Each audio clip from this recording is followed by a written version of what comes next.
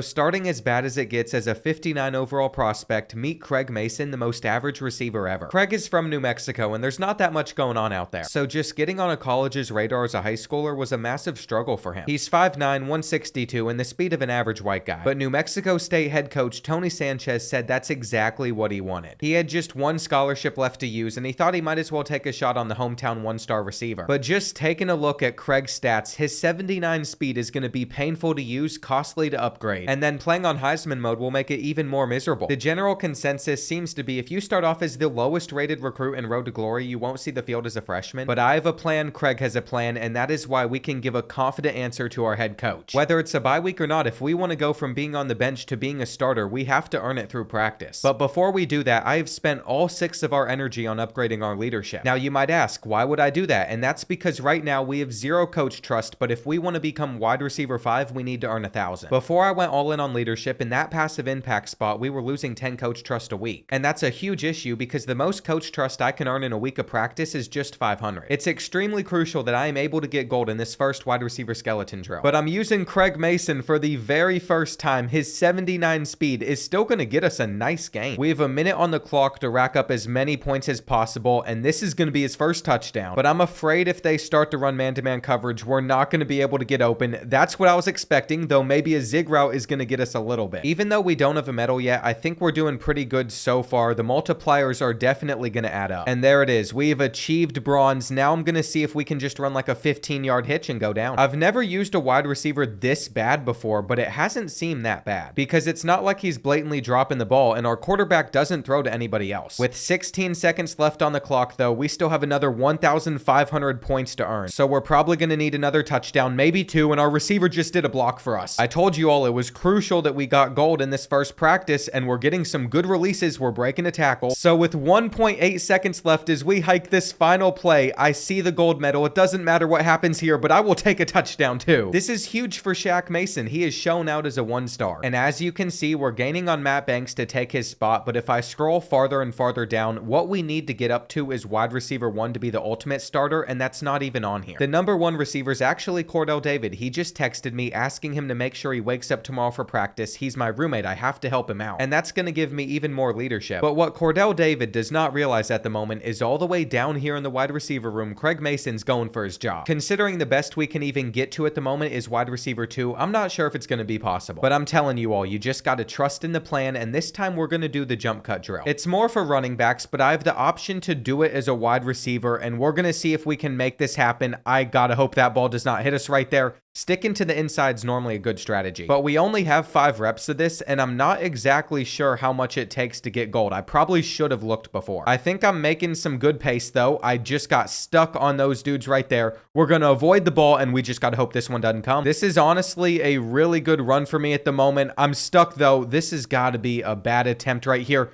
That ball could have hit us. Can we please just get in? It all comes down to this one right here. I think it's 4,000 that we got to get. That was a nice little juke right there, though. And is that enough? It is. If my calculations are correct, we just earned a position battle. And there it is. We have 2 more coach trusts than Matt Banks does. Now I can focus on some other things. We should probably go down the academics pathway. I would love to graduate early because if we make it to senior year, we wouldn't have to do classes then. We should also probably train a little bit. And I don't think I need to heal. There's no way that we're ever seeing the field. If we play against FCS Midwest, I would be shocked because the Aggies are not very good. There's a decent chance we don't even win this. It was not pretty. It was 10-7, and of course, we didn't get in. But I don't really care. My plan to get an early position battle actually worked. Because I've already built up so much leadership as well, I'm going to stand up to the seniors. I don't want to clean anybody's locker, but that did not work, so we'll see how much that decreased it. Then my academic advisors just letting us know what I already said. If we finish with at least a 3.7 GPA, we wouldn't have to take classes as a senior. And I've somehow gotten my first NIL offer. They want me to sign some autographs, but I'm going to decline this deal because I think nobody would show up. I don't want to be embarrassed. I want to be focused on this position battle. And how these work in College Football 25 is you have to win 2 of the 3 drills. We've already done wide receiver skeleton before, and it seemed pretty easy, at least against zone coverage. So once we get this multiplier going and some free releases, I think we're going to dominate. The score to beat is only 2,000, so even if it takes some weird little routes, we are definitely going to get there. And it could even be with a touchdown catch right here, which it's not. Craig Mason, you got 30 seconds to get like 300 more points. We know we can make that happen. And at this point, we'd just be going for anything extra. I've schemed and planned for this moment. It ended up going well. But that's only the first of the 3 drills. Next up, we have wide receiver battle. It's 1v1 versus a corner. This is man-to-man coverage. Oh, we are in some trouble right here. I don't think we're going to create any separation. Even though our archetype is as a route runner wide receiver, I'm not sure I can see that even happening. I think it's more important than anything else that we just get momentum going, because the multipliers in these drills are clearly adding up, and this route is stopped. Using 79 speed, I literally cannot get any separation. But either way, no matter what happens on this last route, we have still gotten our bronze medal, and this is just a disaster. Well, going into this final drill, we've already won the position battle, but it is very crucial that we also show out right here, because there is a huge bonus that you get in coach trust if you win all 3 of the drills. It's another type of wide receiver skeleton. There is no other players out there on the field though, and just getting to 2,000 points doesn't seem that hard. The issue though is I haven't been able to get these multipliers going, and now time is starting to wind on down. I've been going for the big plays. I think I should just start taking the drags, and I'm hoping that can be enough, because it is sad that we only have about 900 points. With 16 seconds left, I can't have another incompletion in my opinion, and that is not good since they've come out with man-to-man coverage. We kind of got open, and that is going to allow us to beat the score that we needed to, but once again, this was super close. I'm not confident in Craig Mason. I feel like I have to run back and forth, but with winning that position battle and winning all 3 drills, we have earned 1,500 coach trust. I'm sorry, Matt Banks, but you're going to have to move on down the depth chart, and the next player we're going for is Woodbury, but we already have enough to challenge him. I guess we just have to be patient for that now. We have Liberty coming up on the schedule, and how I spend these points probably doesn't matter too much, but we are going to go down the academic pathway, and I think I'm going to spend the final 2 energy on training to get us our first skill point. We're still a 59 overall, but now we have the ability to upgrade our elusiveness, our route running, or our hands. And I guess we could get our IQ too, but we'd have to save up a lot more if we want to go into power or our quickness. This is definitely going to be a grind. Now we're doing backfield survival for practice, and with a 79 speed player,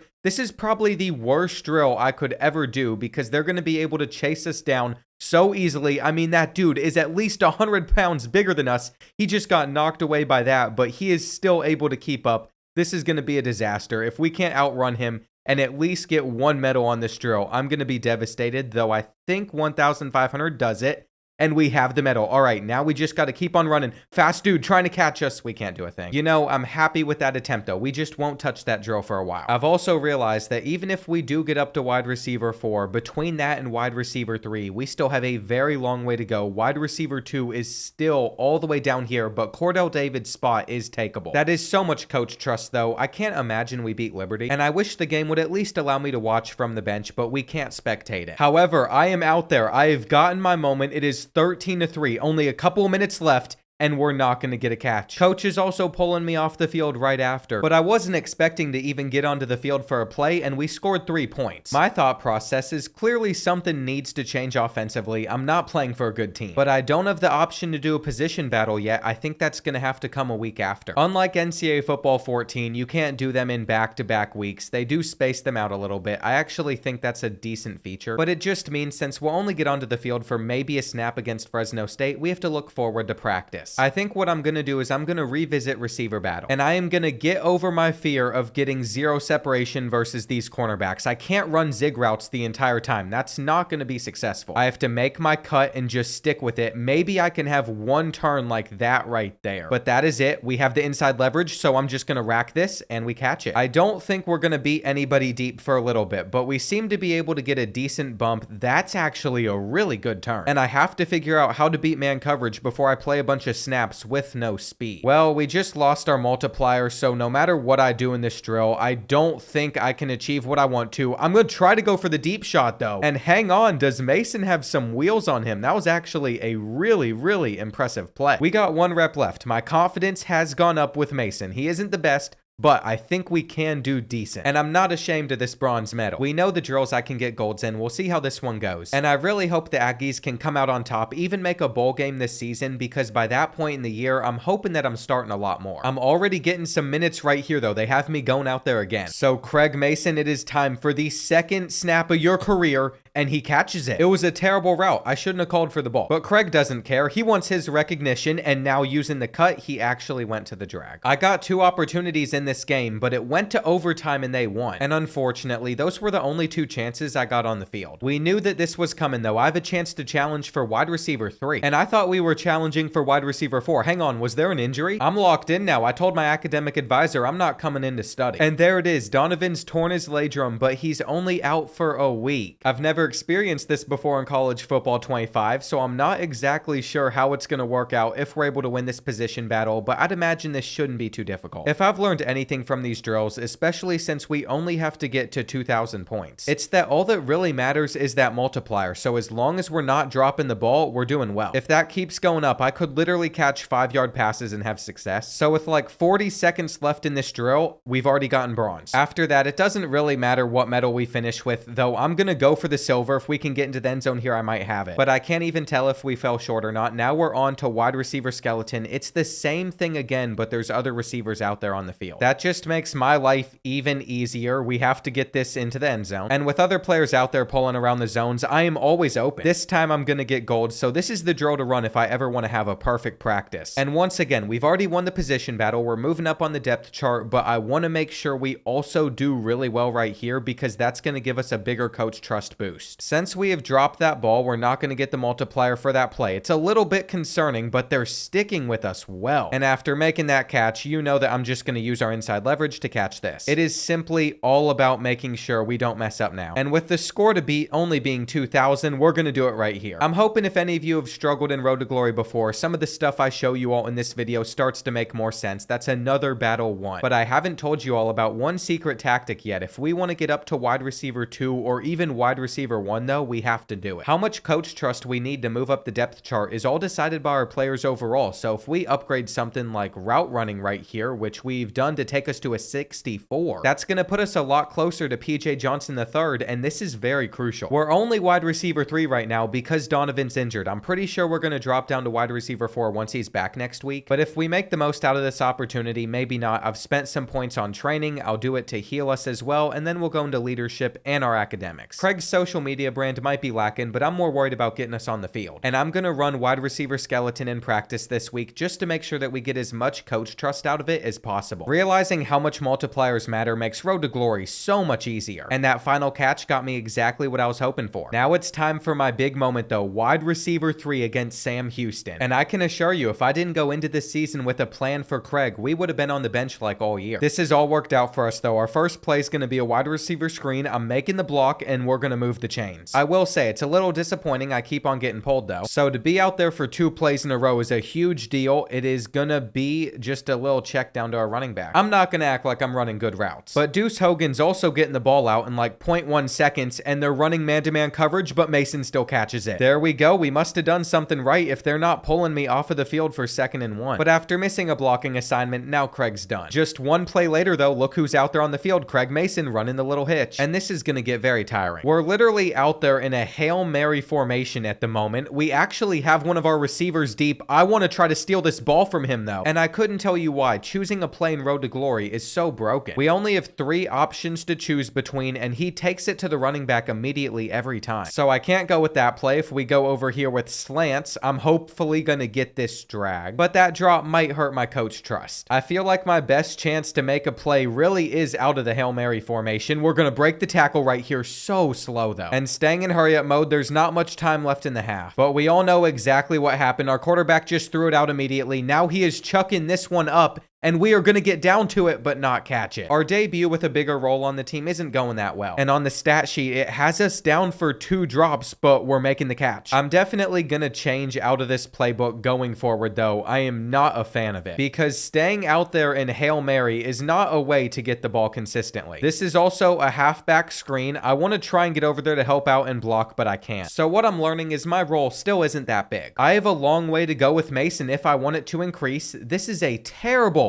Terrible pass. How's it still in the air? How did we catch it? And understandably, I should be taken off the field. Third down though, look who they're relying on. Maybe I could get a touchdown catch. And I've been so focused on my targets in this game, I didn't even look at the score once. I didn't call for the ball there. I promise I did not click a button. So maybe I need to run the route that's actually out there on the field. At least our helmets look cool, as we're going to lose this to Sam Houston. And I can't really transfer out of here and escape New Mexico State because I'm not going to be able to play anywhere else. As perfectly as I started this, the career of the one star is not looking great at the moment, though our last test grade wasn't terrible. And there it is. We're back to wide receiver 4 with Donovan coming back from injury, even though we have a lot more coach trust than him. And if we can beat him in a position battle, I think we'd catch PJ Johnson too. The problem though is that position battle won't happen this week. I have gone all in on academics. Now we can focus on training. And we get to play our in-state rivals New Mexico, but I'm afraid we're just going to lose again. Since coach has moved Craig back down the depth chart as well, I'm just going to have fun in practice and try to get a gold medal on this drill. I've done a lot of mini games in this video, so I don't want to show them all, but as we get down to one final rep, I think we only need like another 100 points, so all I have to do is not go out of bounds here. We get the 200, that's a gold, but I'd also like to finish this one off. Compared to quarterback drills, I'm definitely better at these in Road to Glory. And it's time to be a good water boy rooting for the Aggies against New Mexico. I really don't know where our career is going to go from here. We have a night game though against the Lobos. And at the moment, we're losing this one 14-0, though we could get into the end zone. I could have a touchdown. And of course, after getting stopped short, I'm out. That could be a big part in this game though. Maybe I'm making a difference. This is against man-to-man. And if they have me running a corner route, it's going to be hard to get separation versus man, though I can make the catch. And here we go. Now it's 3rd and 5. I'm still out there on the field. That is 3 plays in a row.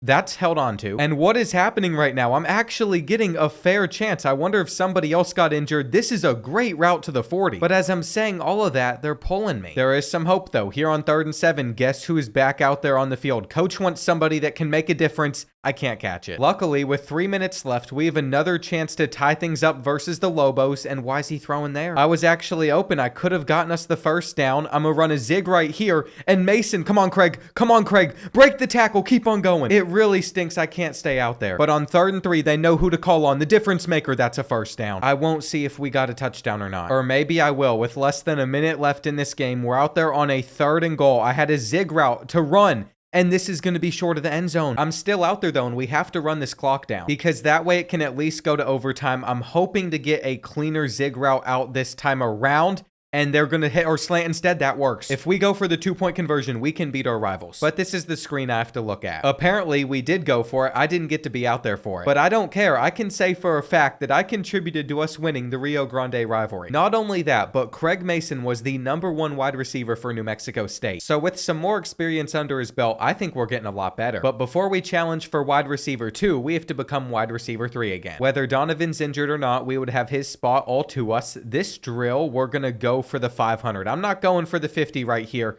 I'm getting stuck though. Come on. That has got to be a great throw. This really doesn't seem too difficult. It's just about timing more than anything else. And there's also a multiplier for whenever you get into the deep zone, so we have to make sure that we continue to do so. We have already won this drill. It's not even close. I'm going for gold. And this is a lot closer of one to catch. We should definitely be able to get this. 3 reps away from perfection now. That is pretty much my goal. I want to catch in all of the 500s. And once again, very manageable route. The deep routes are the ones that worry me. It all comes down to this right here. Can we have a perfect practice, perfect drill with Mason? That's going to be a little bit off target, but it doesn't matter. We won it anyway. Now we have the jump cut drill coming up, and we already know that I'm just going to win this position battle. There's no reason to even be super worried about it. Our score to beat for this one's not even 2,000. It's 1,500. So Donovan Fopple's already lost this position battle, but you know that I want to go for as much coach trust as possible. It'll be super helpful. Of course, this drill's not going to be a challenge for us. If I can just catch a touchdown here, it is all over. But I am using L2 with my routes a little bit more, and it does help out a bit, like you can see right there. The longer this episode and series goes on for, the better I'm going to get. And if you all do have any tips for route running in the comments below, so I don't look like I'm doing doing stupid stuff like that all the time. I definitely appreciate it. Most of our routes just get locked up because of how slow we are. Even though I did upgrade our route running, I'm just glad we won the battle. In a couple weeks, we're going to get to challenge for wide receiver 2 as well. We have flown by PJ Johnson III. And with it being a bye week, we're just going to go ahead and collect another skill point. Delaney's trying to mess up the grind though, and that's something we don't appreciate. I don't want to go to a party off campus. And just looking at this schedule, by the time we unlock a larger role on this team, I'm not sure if the year's even savable. We've definitely started from the bottom and have a long way to go. I'm going to continue to train though. I think that is the most effective thing for us at the moment. And I'm not going to upgrade anything yet, but route running definitely helped our overall. Elusiveness with spin and juke moves could be cool. Hands would help our catching. And then the big one, our speed. I'm not sure how much we'd gain spending 10, but if we even got up to like 83, 84, it would be worth it. It's going to be a grind, but the more we're out there on the field, the easier it'll be to level up and gain more skill points. So I'm ready for this game against Jacksonville State, but more importantly, the position battle that's going to come after it. Being out there for a 1st and 10, I feel pretty special right now. I have to make the most of this moment though. I'm going to try to get a little bit more. And by the time we have driven it all the way down the field, I'm getting another opportunity. This could be my first touchdown, but I was short and now coach has taken me out. I set us up for our first 7 though. We're using Clemson's playbook, which actually seems to be a lot better, but the drops are inevitable. I still could upgrade it. I'm a little disappointed my team couldn't even get a field goal out of that, though we did get open with a slant, so did my teammate. And I'm just happy with all the chances that I'm getting in this one. On 3rd down, they trusted me to come up with the catch. It's really hard to follow how the game's going though, because like every few minutes we get to play one play, but after the next 2 plays went wrong, look who's out there on 3rd and 14. I gotta dissect this cover 3. It's 4th and inches though. We're not going for it. If I had just a little bit more control and road to glory, we would be in such better positioning. But at least that drive ended with a touchdown as well, and the next time I'm out there, I do have a chance to get my first touchdown ever. I'm starting to think it's never coming this season, but I can't complain too much about this game. We won it pretty comfortably, at least by the end of it, and it's time to become wide receiver 2. This is where things could actually change for us and make a huge difference. But first, like expected, our grades on the midterms were good. Anyway, if we can become wide receiver 2, we should no longer be playing limited snaps. It's just the same type of skeleton stuff over and over. So I don't really see a purpose in showing all of it, though I might show the first plays as we win this battle. If I was ever gonna lose this, I would have to try and lose it intentionally, because now that I know about the multiplier and I have the hang for it, we're already done. This is where I get to have a little bit of fun though and just throw up some jump balls and see if we can catch them. Craig has also decided to put his body on the line, but I'm determined to get one of those hurdles to pay off. I don't want a touchdown. We're literally dominating that much. I'd rather go for hurdles than big plays. And it's now the jump cut drill. I've gotten gold medals on this. We can beat 1,500 points without any issues at all. I mean, this first one, we're just taking it in. And you know what? I've never attempted to hurdle these. Is there any way to dodge the ball out of the way? I gotta just experiment stuff. Spin move on it. Oh, that was actually really clean. Oh, we couldn't pull it off though. For the millionth time, as long as we get all 3 of these position battle drills won, we're gonna end up getting a lot more coach trust. That's the whole reason we've been able to just fly up the depth chart all season here. And if we end up transferring at the end of the year, it's important to keep that in mind for the next team we play for. All we need is another 700 points. That's gonna come right here. And I know I'm not normally too good at the game, but I have been so good at these drills. Craig has done it. He is a starting wide receiver. Wide receiver 2 should be on the field for pretty much everything. And our roommate Cordell David's not gonna like this, but we've even passed him up in coach trust. That means in a couple of weeks, we could take the #1 spot. And because of our GPA, we get increased composure gains at home, which is gonna calm us down. What I've realized though is we have to start spending our energy in the leadership tab, because it actually increases how fast you get XP in this game. If we can pair that with a dominant performance versus Louisiana Tech, we should be able to get another skill point. I'm also hoping for the win too though. They haven't won a single game this season. And first drive out there on the field, I gotta get off this camera angle almost immediately. I kinda like it, but it's really hard to see where all the defenders are at. That was cover 2. I should not have called for it, because I had not gotten by that zone yet, but I am just thirsty for catches. This is how I'm gonna make a real name for myself, going off against some schools like this. But every so often, I'm still gonna be pulled. So that drive apparently ended with no points, and if they're running man-to-man, we're in trouble. They do have me on a little bit of a screen play right here though. We'll see if I can get some decent blocks. And my acceleration looks so terrible. It is actually terrifying. Now they are gonna go with man again. But that was my actual route that was out there on the field, and I gotta stop. These are like some Spencer James type routes. They don't look good at all. We are able to snag this though, and I just wish I could stay out there longer. Fortunately, I only missed a play. I think I have a great chance to make a catch here, but it's not gonna come on every play. 3rd and 13, I did find some space space in the zones, but we're just gonna have to trust that our kicker can hit from here. For all we know, a 3-point lead could be all it takes to beat them on 3rd and 16.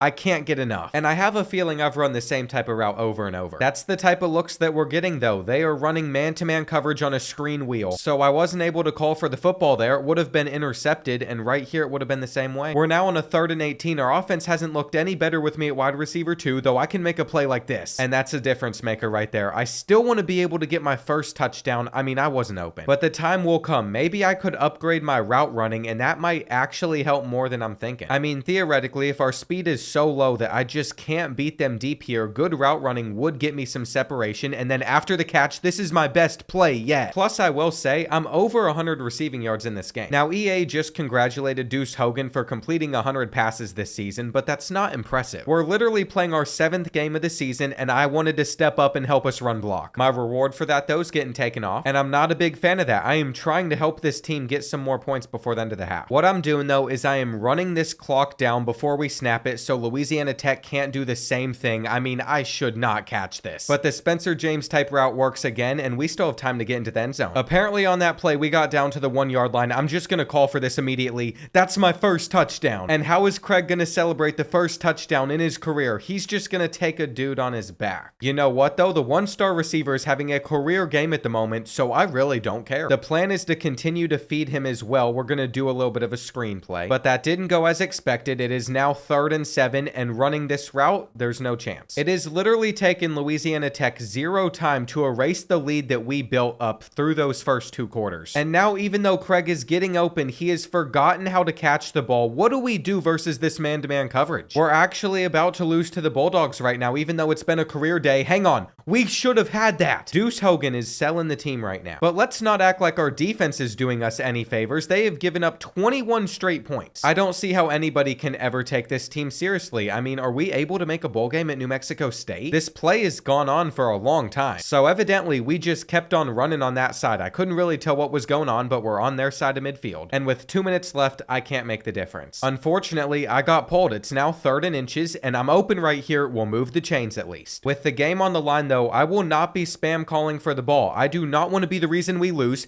Deuce Hogan just throws it straight to that safety, though, and they're also breaking free for a touchdown. We are going to give up 28 straight. Never mind, we made the tackle. That's even worse. This team is so bad. I am transferring out at the end of the season. Because in what would have been an amazing wide receiver 2 debut win, Craig Mason put up numbers like this, but no, we just collapsed. I'm also not going to take this NIL offer. 2 energy up front for 8 weeks is just way too much for those rewards. And look at that. We have won Conference USA Player of the Week. We didn't win Player of the Game, though, which makes no sense. We're now on a bye, so we're just going to make sure that we study. We could also upgrade one more time, and we're going to do our leadership too. By this point, we have enough coach trust to challenge our roommate Cordell David for the #1 spot, and I hate that it's this way, but practice has become pretty useless for us. This is one of the last ones that I want to try. It's the same thing with one-on-ones, except all of these zones are moving a ton. It's very confusing, and I'm ideally hoping this season ends well so I'm able to transfer somewhere else. The only issue with that plan at the moment is I'm not sure I'm good enough to play anywhere else. Like, who else is going to want to take me? Whenever I use L2 to cut as well, the computer just sticks with it even more, and I need some lob passes. As you can imagine, this whole drill has just gone terribly wrong for us. I mean, they're running man-to-man, and we have to do moving zones. So for the first time this year, I didn't get a medal. I do have 5 skill points I could spend, though, and I'm not sure saving them all the way up for 10 is really going to be worth it. I'm still not exactly sure what I'm going to do, but for now, we have to compete for this spot. I don't want to take a risk of sleeping in to skip class. I just don't see how there could be a benefit from it. It's a big day, so I started it right as a student athlete, going to class, and now I just have to make sure that we win these drills. I don't even think I have to win all 3 of them at this point in the season because of how good we're doing. Well, I'm not sure I've lost a single drill in these position battles all season. That kind of shows how simple they are, though. We got clamped. If they're running double man-to-man on me, that's the only time I'm going to struggle, though they got caught, and right here, we should be able to get a big gain. The computer is adapting well, though they're getting a little bit mixed up with all those guys around. And my route tree in this video just continues continues to get worse and worse. By the end of this drill, though, you know that we're gonna win. And let's see if we can beat this double man-to-man deep. That's a great throw. If only in-game Deuce Hogan could get this much time in the pocket to just deliver a laser. And I'm just shown off versus my own defense at this point, getting all of these touchdowns to wrap it up. Wide receiver skeletons, the third drill, it's pretty much just gonna be the exact same thing. And what I've learned from man-to-man coverage is if I don't get that immediate press beat, the best thing I can do is let the computer cheat, run that route with me, and then just turn around. They know exactly where I'm going. There's not much I can do, but we have made it up to wide receiver 1 with Craig Mason, and we're only halfway through the season. I told you all Craig had a plan, but if he wants to take the next step in his career and most likely transfer out, we definitely need to make sure that we make a bowl game. Playing at Texas A&M is an instant loss, so in our other 4 Conference USA games, we have to go 3-1. And this is going to be tough, especially since we are sitting at the bottom of our conference. When it comes to our weekly agenda, I've spent 4 energy and leadership already. I think I'm just going to do one more time. And I'm excited to see how we do here on the road at FIU. I'm hoping that they have changed the stadium name to Pitbull Stadium. And they have, but now it's time to see what we can do with this offense. I'm going to cut across the middle of the field. But Deuce Hogan is such an inaccurate quarterback. It's like anything more than 5 yards and he's missing. Here on 3rd and 3, I'm just going to hope for the best. I didn't call for it. He immediately put it in our direction. And that means we turned it over when we shouldn't have. I remember that being a pretty big issue the last time I touched Road to Glory with a wide receiver, though I had a good route there. And as much as it pains me to do this, I probably need to run the ball a little bit more to keep it realistic. Since I can audible on every single play, it makes it very easy to just call for the ball a ton. But all of a sudden, it's 3rd and 6. They kind of had me out here on an island, and instead we threw it to someone else immediately. Luckily though, due to a turnover from FIU, we have it inside the red zone, and I got a little bit nervous there. That was a rough spot to call for the ball, though. We have a slant. And what are we doing right now? I could have had a receiving touchdown right there. I'm getting open. We've thrown an interception in the end zone, and I am so sick of this kid right here. Deuce Hogan, you make me want to transfer. All I'm saying is if we had a slightly better quarterback, I think things would be much different. But that last play could be on me. I should have gotten open a little bit quicker. Right here, we're going to use a spin move to pick up the first down, and I'm actually really happy with how that play went. Man-to-man coverage, again, we can get open. Drops like that from Craig, though, are so disappointing. I'm going to run a hitch or a curl route, whatever you want to call it. I wanted to make it a 3rd and manageable. I'm definitely seeing a majority of the targets, though, just because I don't trust the other receivers to get that open. I wouldn't see the field for the rest of that drive, though, and somebody must have scored if we got a touchdown. I'll take it. As we go into halftime, we have a chance to have a 2-possession lead over them. I'm hoping I can help make a block, and I'm getting taken off the field at the worst time again. On 3rd and goal, though, they have brought me out there on the field. They want to have somebody like me in there, but that was a pretty embarrassing route. They stuck with us the entire time. I'm glad that we were able to get our field goal. That's a risky read, though, and it's the 3rd interception of the game. Our defense has saved us. I even have a tackle. Call me Travis Hunter the way I'm playing on both sides of the ball right now. I actually could have gotten a little bit of separation there, and I almost wish that we could just chew through a lot of the clock. It seems like the accelerated clock's not working that well for us, though, and that's a problem. We have blown a 2-possession lead in the second half before. We punted it back to them, and our defense held it down, though, so that is some good news.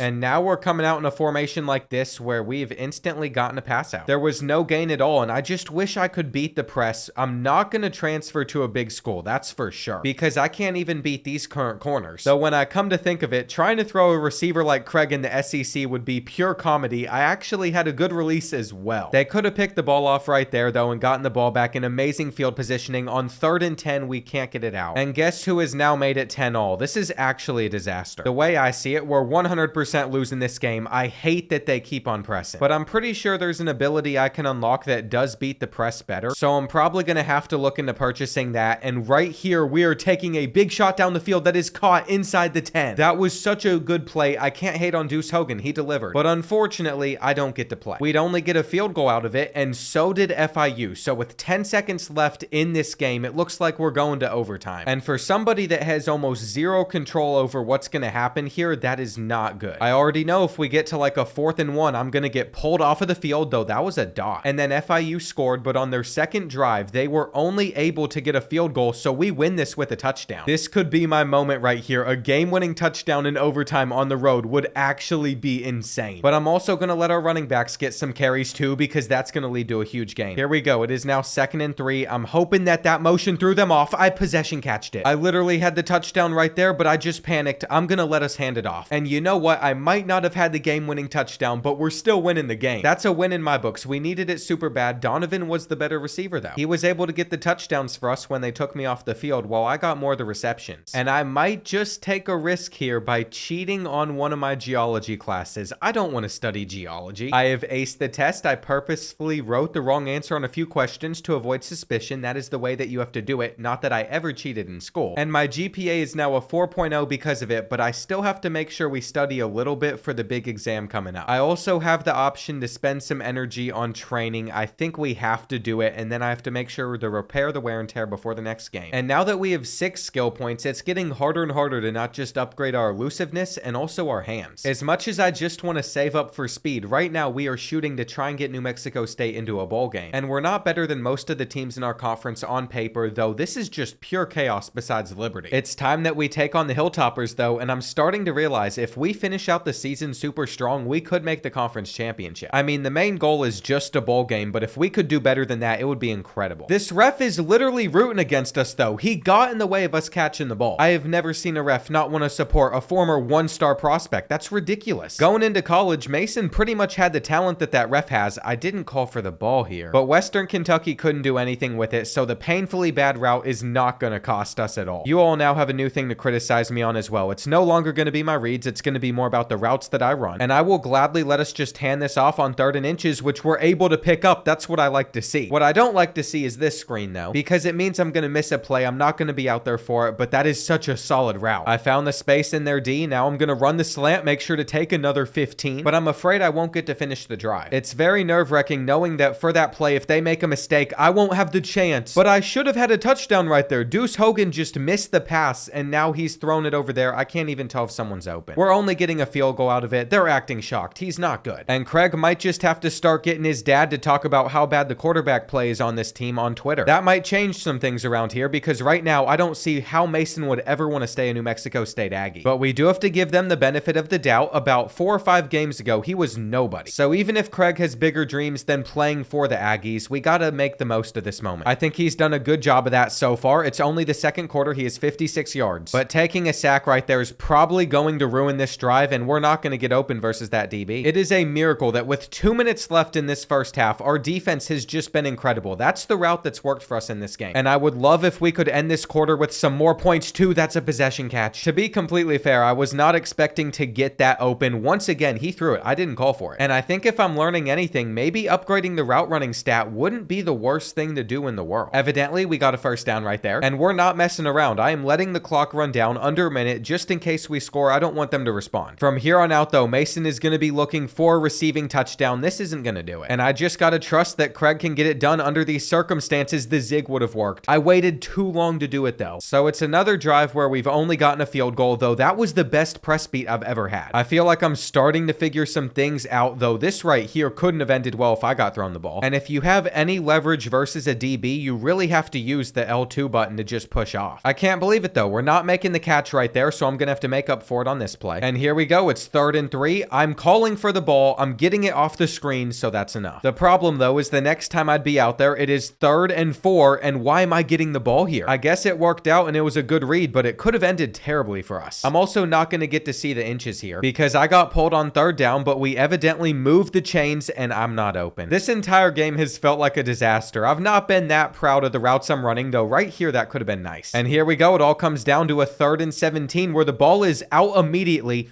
Deuce Hogan just threw it to Western Kentucky for fun, and he's also going to give Western Kentucky the lead for fun. Why would you turn it over without even making a read? I wouldn't see the field again either until the final minute and a half of this game where we are trailing by 5 points. By this time, it is 14-9. I am so disappointed, but this is still winnable for us, and he's just getting it out so quick. I don't even have 2 seconds to get open. That is the biggest issue. I feel like I have to call for the ball right off the rip like I did right there, and that does not lead to success. So I'm getting taken off for the biggest play of the game. Even though we did get a stop, it doesn't matter. We're not going to move down the field in 34 seconds. At least I don't think we will. And we've got to get up to the line fast. There's still about 18 seconds left.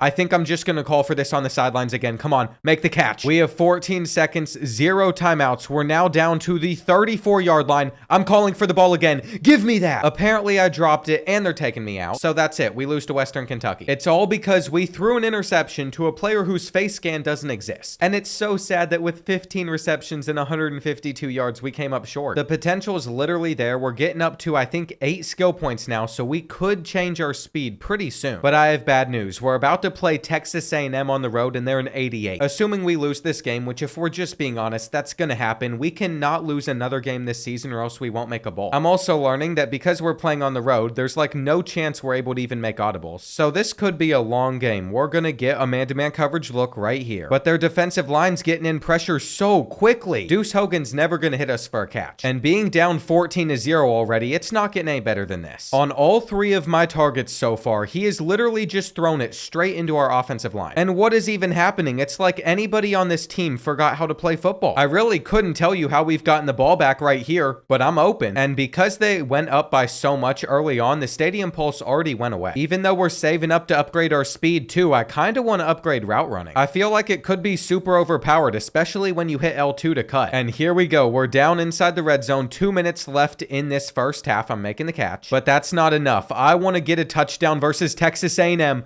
and it could have come here. I can't ever stand playing in the rain on these college games. The players just go stupid. I don't know why I'm calling for the ball. And I've just accepted we're probably not going to hold on to it in this situation, though we're going to make the catch and that's in. I didn't even mean to run that route like that. I cannot believe that worked. And their fans can't either. They are shocked. Here to start the second half, we're only trailing by 7, so those home field advantages are going to kick in. And that pass was something right there, though I'm going to get the separation and I can't catch it. I don't know what else I could have done there. I made sure we had the leverage. But now it's back to being a 14-point game, and I still think that Craig Mason could make it in the SEC now. It might just be because I have a little bit more experience at wide receiver, but he's doing better against these corners than our conference. And that simply shouldn't be the case. We are going to get pushed to the inside. I could have probably called for it, but it's all good. We have that same look that we're hoping for on this third down, so if I have to run a slant, we know we can catch it. If we're somehow able to get a touchdown out of this drive, we're going to actually be in a decent spot. But unfortunately, I'm being taken off. That was a huge 3rd and 2 to miss, but evidently it went pretty well. I'm going to drop the ball though. And maybe instead of upgrading his speed, Craig needs to work on upgrading his catching. I really don't know what to do with those skill points. We didn't have to spend them to earn the starting job, which is pretty special. But that third down didn't go very well, so we've had to wait to get it back again, and that's not on target. If there's any schools that even want me to transfer there, when I look, I'm going to go for schools that have a good QB, because I've seen enough this season. We're running it on 3rd and inches. I'm trying to get a block. And it's incredible this game is not over yet. If we get a touchdown on this drive and then the next, we're fine. Knowing how this game works, it is definitely not very likely, but we could still make it happen. I'm watching my teammates make catch after catch. But of course, because we've started to have success, Stadium Pulse is going to kick in on the 2nd and inches. That's all right though. I'm going for my 2nd touchdown of the day. I couldn't really get open. And come on, coach, let me stay out there. It is now 3rd and 6, and at the moment I have the inside leverage, but every time I've tried to hike the ball and call for it, it just made me motion on over. We threw it to the end zone, and somehow that worked. We are within 7. Apparently, we went for the 2-point conversion, though. We didn't get it. They have a 4-yard rush. They have another 4-yard rush, and they got a first. It then said they kneeled the ball, but we have it with 41 seconds left. I have no idea how this game works. I am not complaining, though. We actually have a chance, and I'm going for the aggressive catch all day. It was in bounds, though, which really hurts. I was trying to stick it more towards the sidelines. That's what I'll do right here, and that is going to be caught. Come on, keep on going, Craig. Because we got out of bounds there, we have a second to chill. I've made sure that everybody is on a streak to the end zone. I can control their hot routes, and that's a great catch. This is actually incredible right now. We have 8 seconds to get in. Come on, come on. Don't be short. No! Coach is also pulling me. What can I do? I think the second I advance this, they're not going to get another snap off, and that's going to be the end. Never mind. We have a chance to send it to overtime at Kyle Field versus Texas A&M. I'm open. I'm open. Catch it. I can't believe what I'm witnessing, and neither can they. We have made it to overtime. I don't like at all that we are getting the first drive, but this is such an insane moment anyway. We actually have a shot. I really don't want to just call for the ball immediately. lately, but whenever I don't, things don't go well. I'm not sure where this one's at. And here we go. It's 3rd and 3. They're running man-to-man coverage, though I was able to get open. There we go, Craig. I feel like if we somehow pulled this off, this would be my greatest accomplishment in college football 25 so far. At least the hardest one I have done. Here we go. 1st and goal. Man-to-man coverage. Give me the touchdown. And that's it. Now we trust our defense. If they get a stop, it's done. Of course, 1st and goal for Texas A&M right off the rip. They are going to probably just kick the extra point. And then on their next drive, guess who got not only the touchdown, but also the 2-point conversion? I mean, what can we do? This has been the best we've performed all year, but I'm not exactly sure what all's been going on. Now it is 3rd and 1. I'm hoping I can come up clutch, make the play right here. I was kind of calling for it. And I think I'm just going to motion myself over and run a slant on 4th and 1. This is the game right here.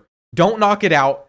That was such a bad call for the ball. I should have ran a zig route. I mean, they're going to win anyway, but this is heartbreaking. Why do they have to take it back as well? They're celebrating. They just beat a team that they should have beat by 40. Good job, Texas A&M. You're really going to do a good job going 8-4 this year. I'm proud of you. With 17 receptions, 180 yards, 2 touchdowns, you really hate to see it. But at least we're still progressing. We have finals coming up. My academic advisor thinks I need to go to this concert to help out with my grades. And that was pointless. My GPA was already a 4.0. I was hoping it would boost my studying for the exam because I want to spend energy on leveling up so we can increase our speed. I think we're going to have enough to do it. We need to make sure that we're fully healthy. And then we also can put 1 in the leadership. That's going to do the trick. We have 10 skill points to spend. And after doing some research, I'm not going to put it into speed. I'm actually going to go over to route running, make ours go up to an 84 release. And this is interesting. We could get improved cut moves with cutter, which I'm going to consider, but I'm also going to spend another 3 on our hands just to bump up our catching a little bit. That's taken us up to a 69 overall, which actually allows us to compete pretty well with the 2 receivers we've passed up. But if we can make a bowl game this season and finish the year strong, we might have enough skill points to upgrade our speed before we try to transfer. We need as many good stats in games as possible though to make that happen, because I'm like 99% sure that where we can transfer and play is very much dependent upon our overall. There's a lot of pressure on us to end this season strong, though we just did well against Texas A&M. Craig also had his catching upgraded, so I thought that'd be an easy first catch. We'll see how the route running looks though, especially because I've started to use L2 a little bit more, and I could have had a chance to make a catch there, but instead our teammates come away with it off the bounce. I know I haven't done anything yet, but so far it doesn't seem like things are that bad, because if anything, this is the most efficient our offense has looked all season, and I'll take it. I don't appreciate that I don't get to finish it out, but you know who's getting the call on 3rd and goal. I'm out there on the field, I'm spam calling for the ball, and we get it. That took Deuce Hogan way too long to see, but either way, it's a big moment for us. We don't have that many receiving touchdowns this year, and that's a tight throw. Even the refs can't believe it. They're reviewing that if Craig got his foot down or not. I know he did, and that's kind of the sweet spot I have found versus zone defense so far. It feels pretty risky though, because if Deuce Hogan takes a hit before he gets the throw out, it's going to be underthrown.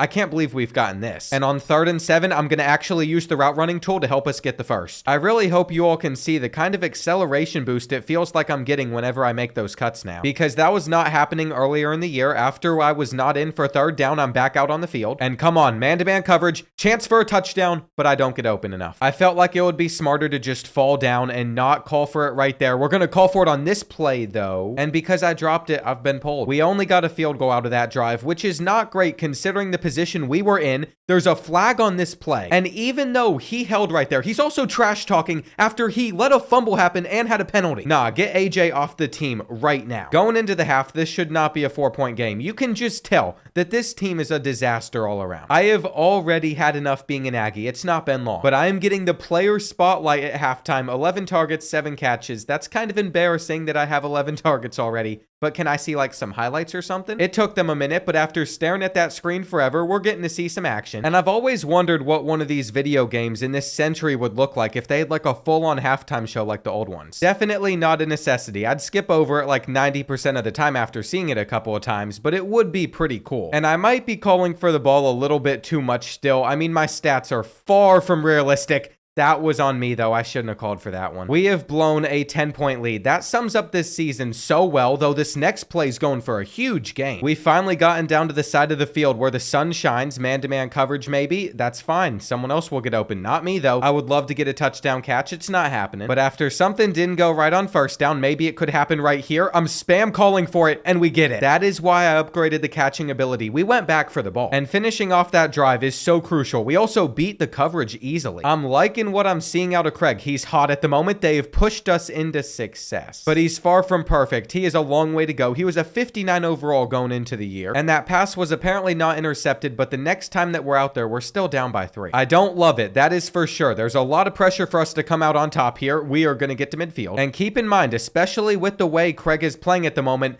making a bowl game is so crucial, but I have to make a tackle. That is why I call for the ball so quickly, because he can't make a read. We also have gotten it on our own 1-yard line. I mean, this is a setup for disaster. Please, just get it out in time. And hang on, Craig Mason, you are the slowest kid around, but this is our biggest play ever. Middle Tennessee State fans can't believe it. I need a little bit of a rest. But just know, as we go into these final 2 minutes, there is one person that we can lean on, and that's going to be Craig. Break a tackle as well. I know we can come up clutch in this situation. We literally have done this week after week. But there's one thing I'm very terrified of, and it's Deuce Hogan's ability to throw the ball to the other team. What was I saying? He literally just did it again. They're going to take it back for a pick 6. I actually hope that they do, so we still have a slight chance in this game. And I am so sick of being an Aggie. I didn't even get to see the field again. We're going to lose this one. And I'm not sure if there's going to be anywhere better for Craig Mason to go, but I can say one thing. It's official, he's transferring. We're continuing to level up, which is a great thing. But I've simply just had enough of this team. I am going to literally blame the entire team. I'm going full crash out mode. I'm saying I'm not sure about all the factors, but it's pretty obvious my teammates aren't playing to the level they need to. This is actually insane. The coaches aren't helping either. I've just dissed everybody. And I don't care that my teammates respect me less and my leadership's decreased. Coach trust also went down. Who cares? I still have almost 17,000 of it, which compared to the next wide receiver is all the way down here at 400. And it was a valid crash out. My leadership didn't go down that much, but I think I'm going to spend some points on training, and I can't do it again. We have just one game left as an Aggie, and then we get to see all the options we're going to have in the transfer portal. But considering I've carried this team to 10th in our conference, we aren't even better than Sam Houston. I'm not sure I'm going to have any options. In order to put the nation on notice in this rivalry, 200 yards, 3 touchdowns, anything less than that, I'm going to be disappointed. And it all starts right here with this first play. I'll be calling for it a ton. I have no shame about it either. Whenever Deuce Hogan throws it to other players, it's either a really impressive catch like that play right there, or it's like a guaranteed interception. I was open on the sideline. Sometimes it takes him 50 years to see it, though these cuts are great. And I'm not sure what he's doing back there. On 3rd down, up the seam, I am open. But Craig didn't hold on to the football. It's okay, though. They turned it over, giving us the ball on the 8-yard line. I mean, you know that I'm calling for that. And this is just the start of this rivalry. I might even try to beat them deep on a route. I've never done that before. We did get around the press, though, but our offensive line couldn't hold up for that, and now we're taking a big shot, which is going to be reeled in. I actually like having some receivers around me that can just dust by the corners since I can't. It really opens up the offense for us, but I feel like whenever we've scored more points, we've still lost. It's really just been a pretty bad season all around. I've mainly focused on Mason's yards, and that's going to continue to be the focus. Right here, I'm going to call for it. We're going to see if I can do anything after the catch, and that didn't really happen there, but this wide receiver screen's always pretty interesting. Going for an incredible 1 yard right there. On 3rd down, getting to the outside, I was there. But that works as well, and we'll see if we can score. Now that it's 3rd and 4, I'm on the field. I missed the last 2 plays. I don't like I couldn't get open right there, and I tried to hurry it up, but it wouldn't let me. Either way, we got the touchdown, so we have a 14-point lead to blow. You know that that's going to happen, and I'm going to take this one in. Even the 6-yard catches have a chance to be a big play if we're able to break the first tackle. But after that play, I got pulled. I didn't get to see the field for our 3rd touchdown of the day, and we don't hold on. I don't know why the rest of the season couldn't have gone this well. I mean, I don't think we've played this good at all. And I'm so confused. It says it is UTEP's ball on the scoreboard right there. That is what that marker indicates, but we still have it on this 3rd and 12. I was so confused if Deuce Hogan threw an interception or not because I couldn't see that side of the field. But I guess he didn't. We really need at least one more touchdown in this game to have the best options possible when it comes to the transfer portal. I don't know why I called for it. That was definitely a greedy move, but I'm just getting desperate. I want to make sure I can transfer somewhere. That 4th and inches ended the drive, and I'm afraid that nobody's going to want Craig, even though he has improved quite a bit. And look at some of these other receivers. Donovan has 159 yards in this game off of 6 catches. That is going to outperform what I'm doing by 100 yards. So other teams aren't even going to see me as the best receiver on this roster whenever I ask to transfer. Deuce Hogan didn't get that pass out in time in order for us to make a play, but he is going to give us a chance to make a play right here. And that could have been so much better than it actually was, but I was able to draw down the zones to get my teammate open. I'm actually proud of that right there. That was a good moment for me. Craig was being a good teammate. He was being selfless, but now we do really need a touchdown desperately. The ball is being dropped time and time again, but I really want to make something happen right here. I knew we'd have the leverage, and it's so weird that we're winning this rivalry this bad after the type of season that we had. I'm able to get open with Craig. We need to make somebody miss, though. I'm also being lined up as a tight end. Not sure how this is going to work, but we're going to try to make the most of it. And here we go. 2nd and goal. I'm a call for it immediately, but I didn't get it. This is so weird because in this game, if anything Deuce Hogan has done, it's proven that he can be decent. Never mind. I mean, that one's not on him. That is on me, and I'm going to help him get their first points. I just wanted more yards right there, but either way, this is a super solid ending to the year. It almost makes me think that New Mexico State wasn't that bad. I mean, we won the Battle of I-10. That's at least something. And Deuce Hogan ended strong as a senior with 5 touchdowns in this one. Since he's gone after next year, that almost opens up the option to stay, though I'm not sure Rob Wester or Brandon Nunez is going to be any better. And the results from my finals were all C's, not good. Check your GPA when you can. This is terrible. The goal was to finish every year the first 3 seasons with a 3.7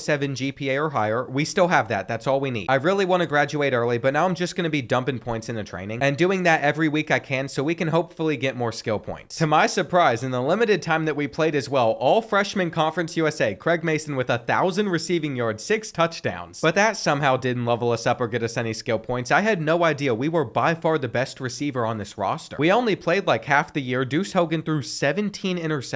And not only did Liberty win the conference, but they also won the conference championship. They even beat Kansas in the first round before losing to Miami, and then Utah won the entire thing. One thing I've noticed though is if you look in the top right corner, we have fallen to wide receiver 3. And I knew it was all based on overall. We have 7 skill points to spend, and I'm just going to probably take a shot at upgrading our route running even more. It stinks, but as a route runner archetype, I know it's going to get us up to a 73. And since that's how we're entering the transfer portal, we might have some options where we're actually going to be the starter. If we come back to New Mexico State, then they're going to make us wide receiver 1. But we can transfer to about any Power 4 conference, and USC intrigues me because of their air raid offense. Since Zach Branch is there though, it'd be almost impossible to ever be the #1 wide receiver. And it would probably be easy to get playing time at Northwestern, Rutgers, or Michigan State, but I want a team that could contend for a championship. That made me go over to the ACC. It felt like a Power 4 conference we could crack into a little bit sooner. But there wasn't any interest in that conference from schools I'd want to go to. Big 12 is a little bit different. There are some that I would definitely be open to attending. It's just not the SEC though. I said I wanted to go to the SEC last season. I wanted to see how a 1-star fared in that conference. And if you recall last year, Craig had 180 yards and almost helped us take down an SEC team in overtime. So Texas A&M is more interested than you might think. They're an 88 overall team. It says we're projected to be a walk-on, but we're taking our chance. Craig didn't want to go too far away from New Mexico, and I think he can see the field here. But in order to get there, we're going to have to go through quite a few position battles. I really think it's impressive though that we're already on a top 25 team as a sophomore. And in order to take Micah T's spot, all we have to do is win 2 of these 3 battles. Starting off with wide receiver route tree, this should not be that challenging. We were able to do this with no issues back at New Mexico State. Now we're another Aggie. And really all it takes is consistency. 3 catches will win. They gave Craig Mason a couple of easy ones. Now we're going for the big shot right here, but he called for it at the perfect time. And anything past this, since we've already won the battle, is just padding up the stats. One thing I've already noticed comparing this to his freshman season is route running is a lot smoother ever since we got that boost that we had at the end of last year up to like an 89. But it's the only category where Mason really shines as a player. With that in mind, this position battle is actually not going well. Mainly because we've had a couple of drops, but if we're able to get that multiplier going, we should be fine. Holding on to that football right there was enough, though I'm worried about facing SEC cornerbacks. But at least for now, we're fine. I want to win all 3 position battles though. Getting backfield survival right here would mean we get a lot more coach trust.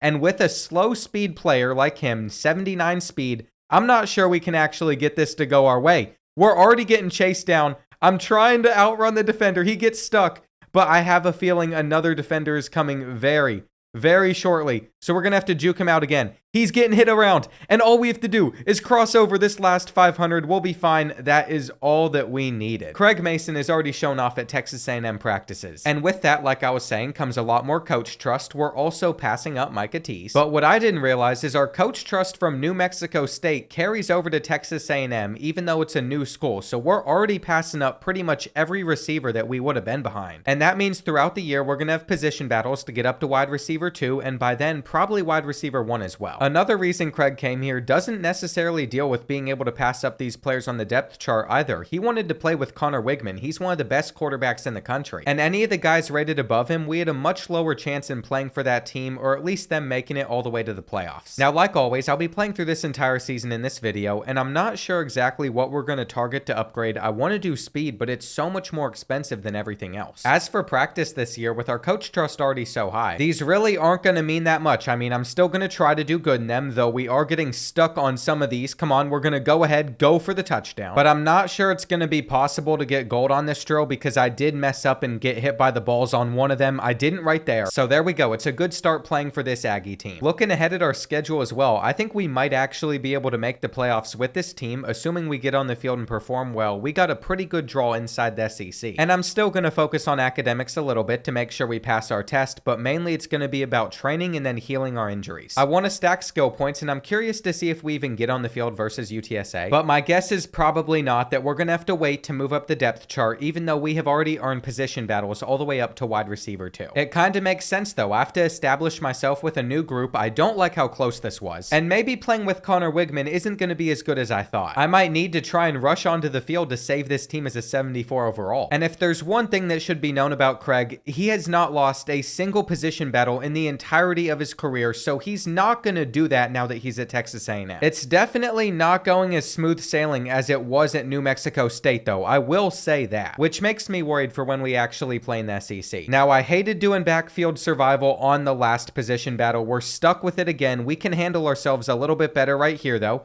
We just need to get that boost that lineman is all over and it's outrunning us. Come on, come on, we're up to it. And now we're stuck. We're stuck. This is it. I have failed a position battle. That might be the first position battle, just like one drill, that Craig's ever lost in his career. It's shocking everybody. But it's all good. It was expected, and this drill is never a difficult one. We've pretty much just guaranteed that we will be moving up. Though I will say, running routes at least versus man-to-man coverage is always very difficult. I'm pretty sure these route running stats have done almost nothing for us, but I guess we're gonna have to test it out. I'm expecting us to see the field versus Utah State. Once again, though, I was met with the harsh reality that our coach just does not trust me to get out onto the field right now. And I don't understand why. I destroyed his team last season. Craig is not going to give up yet though. He got his first opportunity last year because of an injury, and then he just took off from there. He's still better than these players. So he's probably not going to get to play at Notre Dame either, but eventually he'll get to show off his sneaky athleticism. This kid's got a lot of grit. I'm going to try to work hard with him in practice to improve his route running a little bit right there. But I will say, whenever they press in one direction, it's kind of hard to get separation. I think man-to-man in the SEC is going to be a big issue, but it's okay. We'll look out for zone coverage, and we're not catching this ball. A bronze medal is not that impressive, but you know what? We're just waiting our turn at the moment, and I'm not even going to spend any points to heal our health. We might currently have 73 speed, but I'm not expecting to play against Notre Dame, and I guess I just have to hope that from the bench we end up doing well. Averaging 2.3 water bottle fills a quarter, I was able to help my team take down the Irish by 13, and it really bugs me I haven't even gotten to play one snap yet. Now you might wonder, what did I expect playing for an SEC school? And that's kind of a valid point, but this is the first time anybody from my school is even texting me. She must have also transferred to Texas A&M because I have the exact same academic advisor. Now we have to run this drill that we went last week in the position battle. And let me tell you, after having 2 balls knocked out from me, I'm going for a deep pass, just hoping for the best. I might have lost my touch. At the moment, we have 0 points. But knowing how this works, we're just going to keep going to the 50 zone, stacking them up, and dropping that ball right there just ruined the multiplier. I'm actually about to fail this position battle. I'm getting clamped up. This is the last rep right here. I think we have to go over to the sideline and hope that we just created enough separation, which it was. We made the catch, and that's good because now it's backfield survival. I could very easily fail this drill. It's one of the more challenging ones, though we're getting off to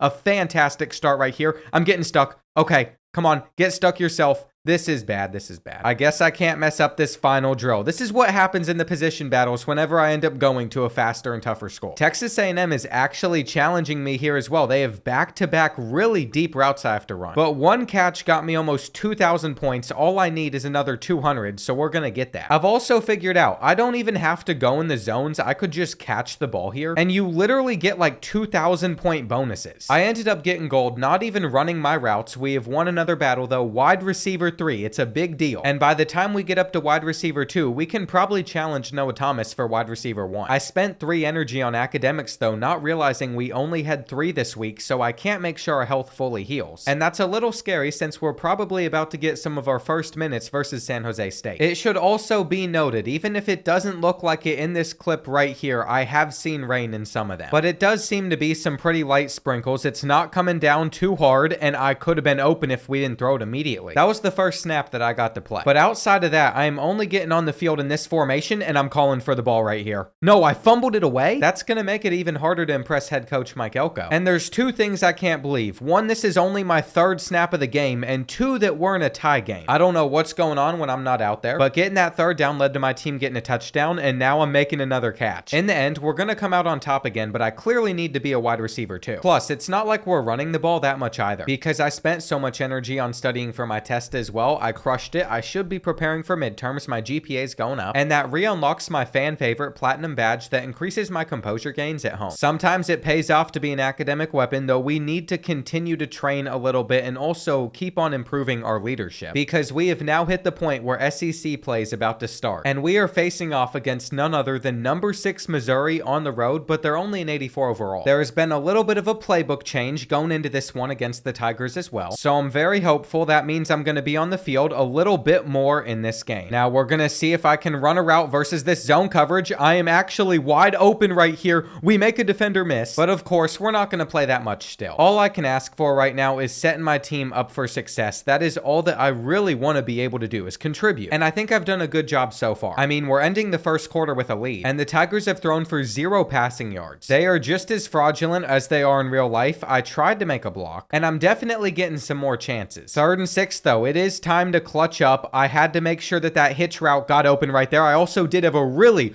good block, and even if it hasn't shown up that much on the stat sheet yet, you can't say I haven't contributed to this team. I'm going for the catch. Considering we already had a 14-point lead, I think I should be able to do stuff like that. We also got it back here again, and that was after a safety, so it is 16-0. I just got pressed into what could have been a catch, and we'll see if I can get open with this slant. It is zone coverage, so I'm just gonna cut, and it's short. Either way, I think I can say this first half was better than previous ones, but what would make this game even better is if I could get my first touchdown catch at Texas A&M right here, and I can't even act like I ran a good route. It might not have happened, and I didn't play much in the last 2 quarters, but I'll take Connor putting up stats like this in a win with my 50 receiving yards contributing. I mean, we just got a road win versus a top 10 team. I now have another position battle, and if you really remember New Mexico State from last season, it took us a couple of games to start building up some good reps with our starting quarterback. The stats might start slow, but they're gonna improve from here. And even if we are holding on to some of these catches, I think if anything, the catching stat is the next one I want to improve. This is literally the first time since coming to Texas A&M I've been able to put up gold on this drill. And after easily winning that position battle, we have the one that is always super challenging. Are we going to be able to get the medal I'm hoping for? We have to wait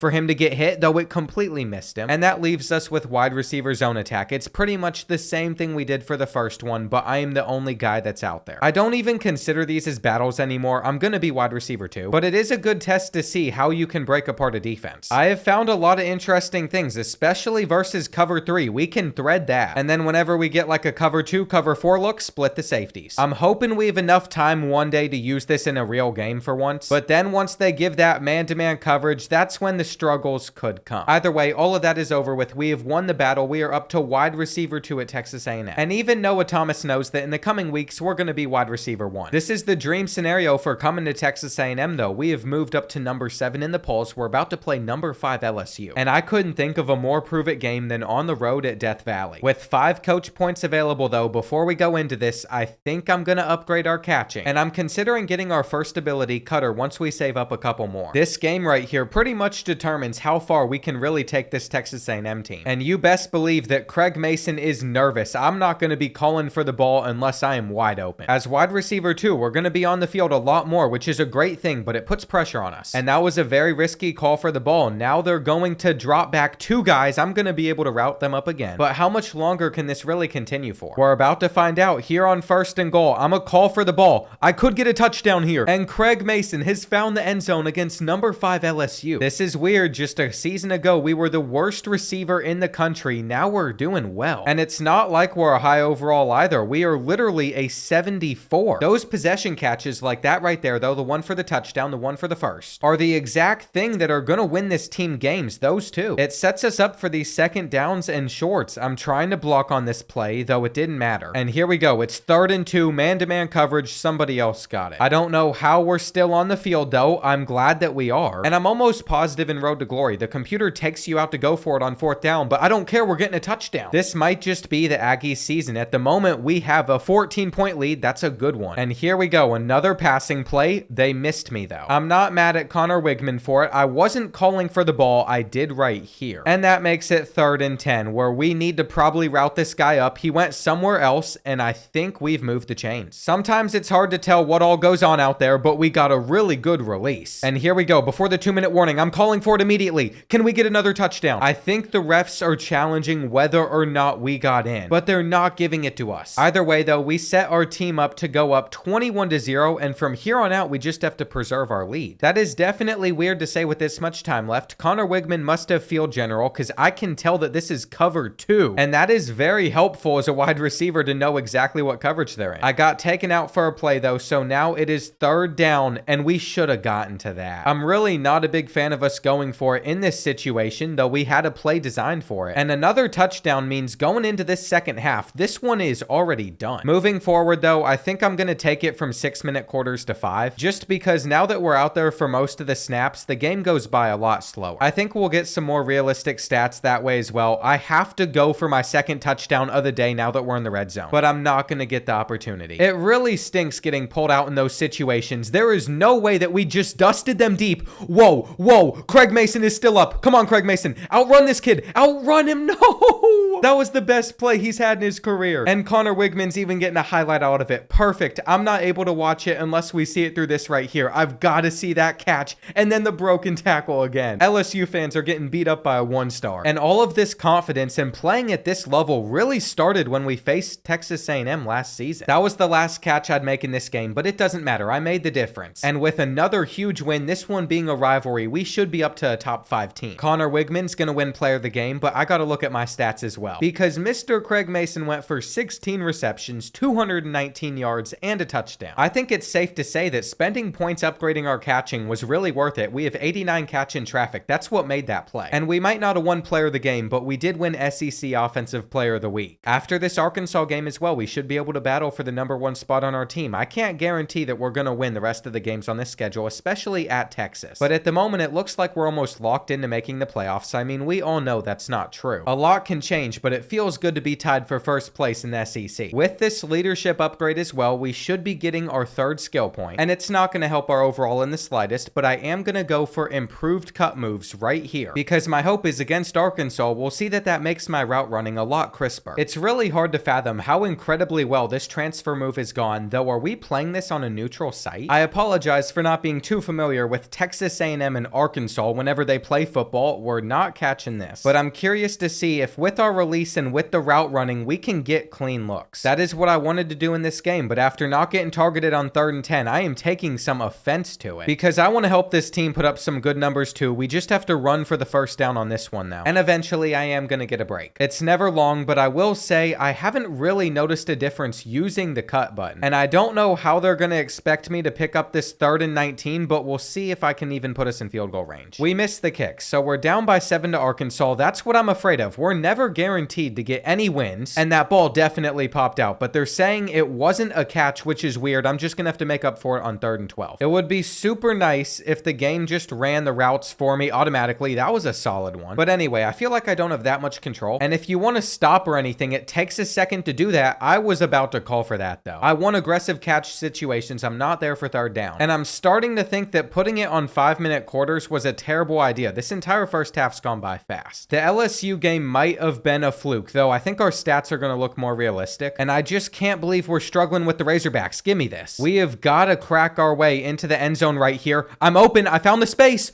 and we threw it too low right to him. Please tell me that is on Connor Wigman and not me. I feel like it is. But now that they've ended the first half with another touchdown, it really sets the tone of the type of position we're in. We have 7 seconds to somehow get into the end zone right here. I know that I did not beat this kid deep, and this is a nightmare at the moment. We should not be losing. We still have plenty of time to move it down the field and such. I did not call for that, but I was able to get in front of the ball, so they were able to hit us, and then they threw a flag. That clearly made a big difference, but I am nervous for this 3rd and inches. I motioned myself over to help us try and pick it up. And whatever we do, Connor Wigman can't throw an interception on this part of the field. Here on 2nd and 3, I'm really not getting that open, though I was able to make an amazing block, and I don't like getting taken off right now. I never know what the computer's gonna do without me out there. I am really not open in this situation, but my teammate apparently caught a pass, and they're relying on me to block right here. Either way, we get in. We're not out of this. And after getting a defensive stop, we have the ball back, but this is not a good spot to be in. We either went for the 2-point conversion or missed the extra point, which means we are trailing by 8 points. That is far from ideal. It certainly doesn't help. Our teammates are literally running in front of the ball. I'm having to call for it on this 3rd and 10 and fighting for it. But my biggest fear is here down inside the red zone. You never know what Connor's going to throw. I have motioned over to get open with this slant. That was a good decision. But after every good decision, I get taken off the field. We ended up getting the touchdown though, so it comes down to this 2-point conversion. I'm open with the zig right here, and that's a big moment, but we need a stop. That is exactly what has happened though. The comeback is still very, very much alive, and Craig Mason almost just ruined it right there. I should not have called for that ball. They are clamping up, but somebody else got open, and because of that, we're basically in field goal range. All we have to do is run out some more clock, and we should be fine. But number 3 keeps on running in front of my routes. I don't know if he's jealous I took his spot or something, and it's driving me insane. We now have to pick up this 3rd and 1 on the ground. I put an extra body into the box. I made the block right there. And why are we the ones calling timeouts? I can't do this with EA right now. I wanted to settle for a field goal against them, but after this play, I am sure that Arkansas is going to start calling timeouts of their own. And wait, I'm so dumb. I just realized it was Arkansas that was taking the timeouts, not Texas A&M. So I was going to apologize to EA, but we're in overtime. I don't know how we missed a field goal from that spot, but I am never settling for a field goal in Road to Glory again. We can get a touchdown to get the win, but it's ridiculous. I got us in the perfect spot possible, and we still messed it up. Here we go, though. This whole ending has been pure chaos. I'm in there to block. Come on, take it in. There we go. That is how you come back in a rivalry. That is how you close out a game. And even if our stats aren't as good, this is a much more realistic one for the shorter catches we're getting. We're clearly wide receiver 1, so it's a good thing we're getting a challenge for it. And there is no way that Bryce Anderson has said, hey, Craig, I'm trying to get my music career up and running. I'm recording a mixtape in my room this Tuesday, and I need some feature artist. I'm a feature on the mixtape. There's no way it's not a disaster, but it says going viral. The mixtape blows up on social media, and you gain 2,000 followers. I don't know if that's blowing up. I also got all B's on my exam, but that's not exactly great. I think that gets us at a 3.0 GPA. I just can't check until we go to position battles. One thing I have been a little bit disappointed in, though, is it said the NIL opportunities at Texas A&M were high, so I was expecting to have at least 1 or 2 so far. And maybe becoming wide receiver 1 is what it takes to get those chances. I think by now we know I'm going to dominate this drill. I've also come up with a little bit of a trick that gets you a speed boost every so often. If it's not man-to-man coverage and you immediately hit L2, sometimes you'll get it, sometimes you won't. I need a good example, but it was hard to get one. We have not done this rack attack position battle yet this season, though. This is actually one of the better ones. You get to try and make one person miss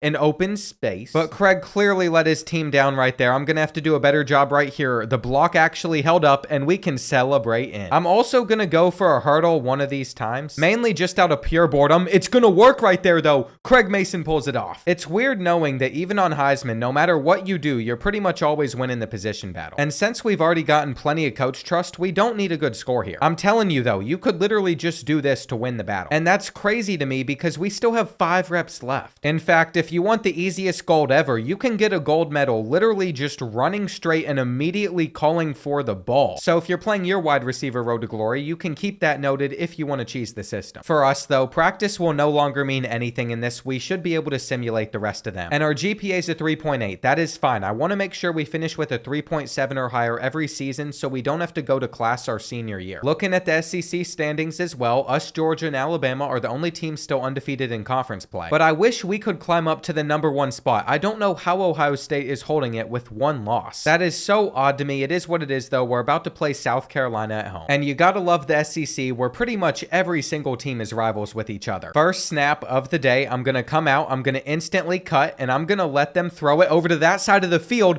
because we're getting a touchdown on the first play. That is how to open it up. Being the #1 wide receiver, maybe I'm just a distraction. But if that happens to get Noah Thomas that wide open and we end up winning more games, I'm completely fine with it. That is literally the only player he's thrown to at the moment. I was open on 3rd and 6. But if our defense is gonna get a quick stop, it really doesn't matter. And where's he going? It's a little weird that going up to wide receiver 1, our targets have dwindled. And I didn't call for it there, but coach didn't like that. He just took me off the field for a second. I'm able to make my first catch. And we better start actually making stuff happen. On 3rd and 12, I'm running an out route, but Connor Wigman missed me. This has been an interesting game, though. We keep on getting the ball back on this side of the field. I'm able to get right by that linebacker. And I really wish that safety wasn't in the picture, though. We're splitting the defense up the middle. If we could just run that back, I might have a receiving touchdown, though. It goes over to the other side. And here it is right here. My specialty. I'm calling for it. I'm calling for it. Pass me the football. Now we're getting pulled on 3rd down. You've got to be kidding. Craig must have taken Connor Wigman's girl or something. That's the only explanation I can think of. Because something has clearly changed from last week to now this week. If he wants to keep on winning, though, he's going to have to feed Craig the ball at some point. That's what he's done right here. And we're definitely going to save up to upgrade catching again. As we go into halftime, it is currently 10-0. And pretty much all of our success has come out of Noah Thomas having that big play off the start. I couldn't get open. But I'll tell you this, we're still having success through the air,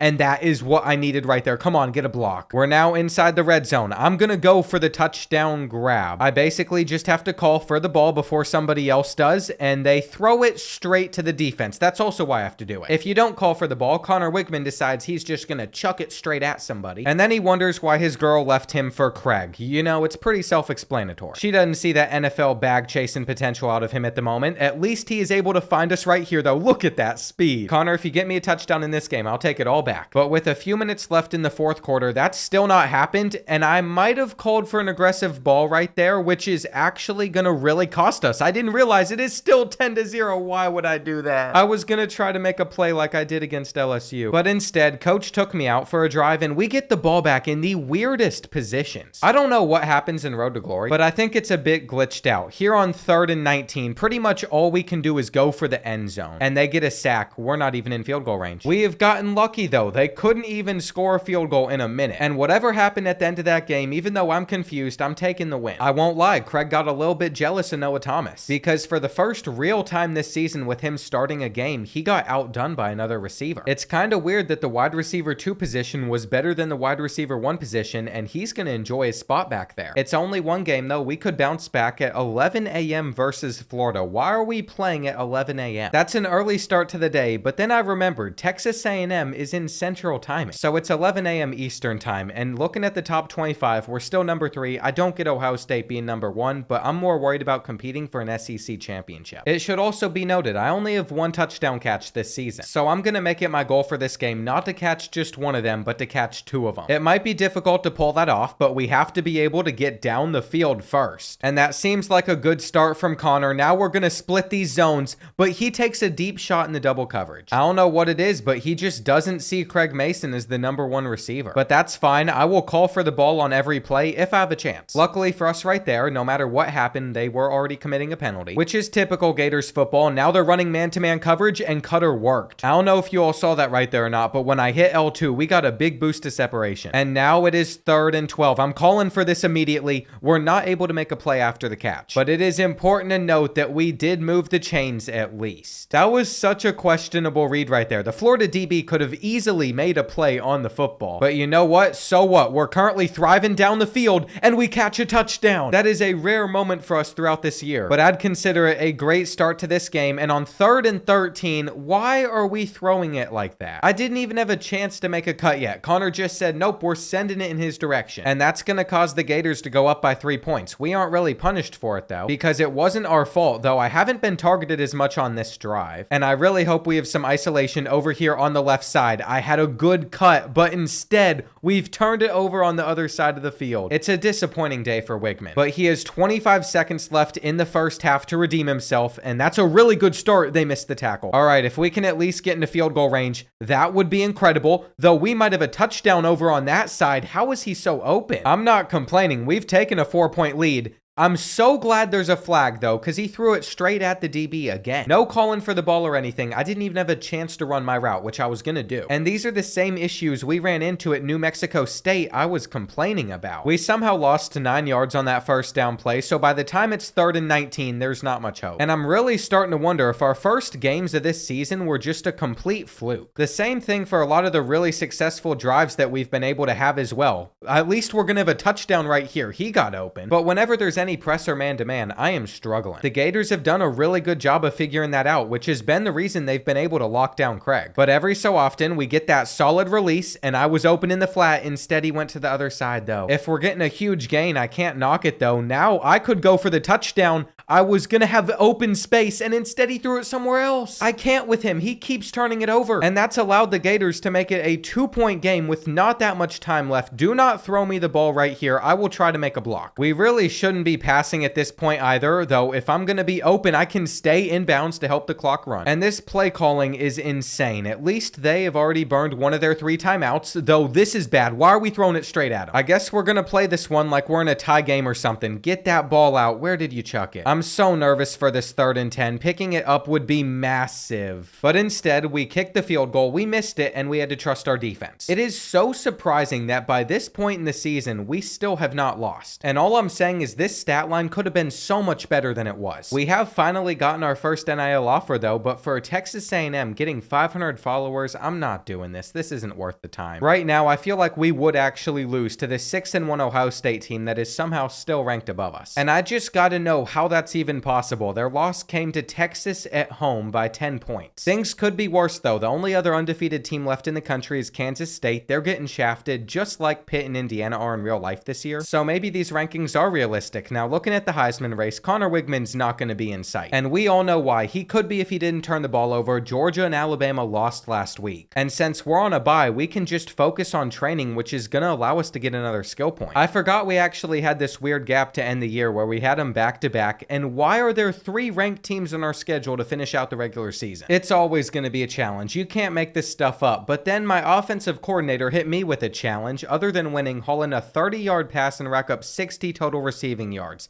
Yeah, that's something we can manage. I'm also not spending 3 energy a week on a 5-week contract just to have a little bit of a reduction to wear and tear, because we can go ahead, train, and then manually heal ourselves. At the moment, we have 4 skill points. I think I'm going to save up to 5 and then upgrade the catching right here. And now the SEC looks a little bit different. Alabama and Missouri are the only 2 schools that have 1 loss. Basically, if we can take down number 17 Auburn at home, we should have an automatic spot in the SEC championship. But I want it to be very noted, the committee clearly thinks our schedule is weak because they have dropped us all the way down to number 5, even though we beat Missouri on the road. Make this make sense. We won at number 20 Notre Dame, at number 2 Missouri, at number 10 LSU, but we're the number 5 team since we're undefeated. It's almost like the rankings know how to factor in. We've barely survived. And a lot of games as well. Now, dropping that second down was not impressive, but we made up for it right there. We've moved the chains and we're catching another. As we get down the field, though, we have to keep it going, and we do. That is really big right there. Again, a good slant. And maybe we're going to catch a touchdown right here. I'm calling for the ball, but it is 3rd and 2. We were short of the marker. That was just a greedy call for the ball, and they're jumping the interception. That one's on me. I'm not really sure what I was thinking there, but it is what it is. Next time we have it back, we've also made some progress, and I've been really impressed in how we always start in decent field positioning, though that one is on Connor for just throwing it straight at him. It's really hard to play Road to Glory, especially starting as the lowest rated receiver you can. I'm so impressed with our defense, though. They are the only reason that we're still in this game. And here we go. It's 3rd and 10. I'm going to call for the ball in an out route, and we've got to catch it. I am really surprised that this game's even close. I'm running it back on the next drive. And as long as they don't press, that should continue to work. I'm hoping we have a first down on this play, because we do eventually have to get some points. They actually had me in the slot right here. And then they're doing it again, so I'm hoping I can help us pick up this 3rd down, which I do. I'm literally getting to play on all sides of the field. If I cut inside, we could have had it. And at the moment, I'm I'm not even thinking about stats. I literally just want to get on the board. It is now 3rd and inches, and I'm instantly getting targeted, which is great, especially since I didn't have to call for the ball, but somebody else better be open. Now, I do recall telling my offensive coordinator I would have a 30-yard pass caught in this game. I don't see it happening, but if it sets up for my teammates to get us on top, that's fine. As we approach halftime, we already have the 60 receiving yards. This could be that 30-yard play, but it wasn't, so we still need it in this game, and I'm gonna call for the ball right here. Come on. That at least sets us up to hit a field goal, but I don't think it counts as a 30-yard catch, so we're just gonna have to keep on trying to get it. I didn't really understand when I told coach that I could do it how difficult it would be, but even if I don't get a 30-yard catch, I don't think he can punish me for it because I've played well. After that drive fizzled out though, we didn't get any points. Auburn was able to score a touchdown, getting it within 7, and I'm starting to get a little bit worried. I'm hoping that I could at least be the one to get open, but I wasn't. The speed is really holding me back here at the SEC level. We're very fortunate there are some other good receivers on this team. I had the block that helped us get closer to the first down marker, but now it's all about touchdowns. I don't want to do anything besides get a touchdown. Now they're saying my feet weren't in bounds there, and they might not have been, but it really hurts because we've somehow missed the field goal. I swear this game just doesn't want to see us win. That was a bad call for the ball right there. I will admit that, but it's now 3rd and 6, and it is looking more and more like overtime every second. We still have a long ways to go. I'm calling for it over here, and that was very risky. I started panicking, though that route should be caught. I'm basically just gonna need somebody else to beat the press on this 3rd down. I would have done it right there, though. Is someone else running down the field? The play's still going, and we have a touchdown. I don't know how it continues to happen. We have been bailed out, and at the same time, I had 146 receiving yards. It was Noah Thomas, though, that had the clutch play, and he also didn't call for the ball a million times and have 50 drops, so salute to him for that performance. Craig might be hurting this team more than helping them. You didn't complete the challenge I gave you. All right, we failed that, but we had like a 27-yard catch. I think we finally studied for the last time, so the rest of the year I am pouring points into XP, and it's so hard to decide whether it's worth it to save up to 10 coach points, upgrade our speed, or just make our catching better now. There would only be 2 tiers after this. I'm gonna send it. We better not drop as many balls. I guess we're not locked into the SEC championship yet, and we're still not considered better than the team that we beat on the road, so I'm not excited to play Mississippi State, who's dropped a little bit in the rankings, because this isn't really a win that'll help us. I think we still live in a world where if we lose both of these games right here, we miss the playoffs the way they're treating our ranking, but that cannot happen. We have too many fans here at Kyle Field that are backing us. No offense to Mississippi State, but they're also not exactly the best team, so my expectation going into this one is we should be able to handle business. I've also noticed we are up on the line for the first time ever, though we were open, so we got to make up for that on this 3rd and 11, and I don't know what type of defense that was. I figured out that if you're the red route on the field, you're pretty much guaranteed to get the ball off the rip, or at least my theory seemed to work until that play right there. We'll see if it remains true right here. I'm calling for it, and we get it. That means anytime that we're not the main route out there, we got to call for it a lot quicker, at least if we want to be involved the way that we have been so far, and that's another catch. Before the next snap, though, one of our offensive linemen moved early, which means we've been backed up to a 1st and 15. I'm going for the touchdown right here, though, and we're in the end zone. It was only a matter of time we got another, and let's see if Craig Mason can do the same on this drive. We beat the press immediately, but over on that left side of the field, we also beat the press, so we'll take the free 6. I'm no longer going to be jealous. These are the benefits of playing a worser team. At least you think there's benefits until Mississippi State's already scored 10 points. I don't care what their ranking says about them. I know that on this roster, they're not that good, and I know that because I had to rebuild them, so they should not be able to stop us. I was hoping to clip 14 to block him. I think I did just enough. So basically, the rest of this game, we can just focus on trying to get better stats, and I had a double team on me, so we went to the other side. Now I'm starting to get a little bit jealous. That's his 2nd deep touchdown, and we've had to work with Craig Mason for his 100 receiving yards in this game, but he's still playing well. Basically, everybody's eating at the moment. That was a bad read, but I'm mainly looking to close out this first half with one more touchdown, and then I'll be satisfied. Just based off of this formation the last time, I had to call for it quick, but that didn't look like it should have been a catch. Did they end up tipping it into a catch? That was a play from Craig Mason right there. Now we just got a block, and I didn't realize that was the rest of the time in the first half. We spent all that time working it down the field for it to not mean much. I also had one of my best routes on that play right there, but no, it's number 3 going down the field. We could still get the touchdown out of that, though. I'm just trying to get the separation, and I think this is going to be our chance. One-on-one, I'm going to cut to the outside, and we're going to have to snag it. Here we go. It's now 1st and goal. They're running man-to-man coverage, and they're saying we got a touchdown, but I'm not sure how. I think the refs are reviewing it, and it is a little bit sad that they took it away, though I'm going to run the zig and get it right here. That's what you like to see out of Craig Mason. He is flexing. And now that we've gotten a little bit of separation from Mississippi State, I'm just going to work to try and get some more touchdown catches the rest of the game. With a minute and a half left in this game, though, it still hasn't happened. They've had a real emphasis on stopping us, and I don't think I'm getting that third tutty. Either way, I'd say it was my second best performance of the season, but a big shout out to Connor Wigman for throwing for almost 500 yards. Everybody on our team ate. I had more receptions, but Noah Thomas is the big play guy. He had more yards. And I've focused too much on academics throughout my career to go and take part in this project as well. I am declining and spending those points on improving my skills. My teammate has stabbed me in the back though. Good news, the project got an A. Bad news, your group told the TA you did nothing. Your GPA's taken a hit. What's a TA? I went to college and never heard of a TA. Maybe that's why I just dropped out. But at least we got SEC Offensive Player of the Week, and I think we have to make sure that we just ace these finals in order to have our GPA rise. In hindsight, probably shouldn't have skipped the project. Now we have to play Texas on the road to end the regular season. And here's the thing, we've probably already locked ourselves into the conference championship, which should be against Alabama. But I'm not sure we've locked ourselves into the playoffs if we lose 2 straight. They're still putting a 1-loss team above us. I guess in the coming weeks, we're going to really find out if we're legit. And do you know how lucky we are to be starting on a 1st and goal on the 9-yard line because our defense forced a turnover? I'm not sure if we're actually going to get in or not, but my route was so clean. And here we go. It's 3rd and goal. It's pressed man to man, and they got us. That's what I was afraid of. We'd only get a field goal out of it. They also were able to score a touchdown on their drive. So I'm not feeling great about this game. We literally had it handed to us on a silver platter, and we still couldn't score. Now my catch is getting taken back because of a holding call. It's just a disaster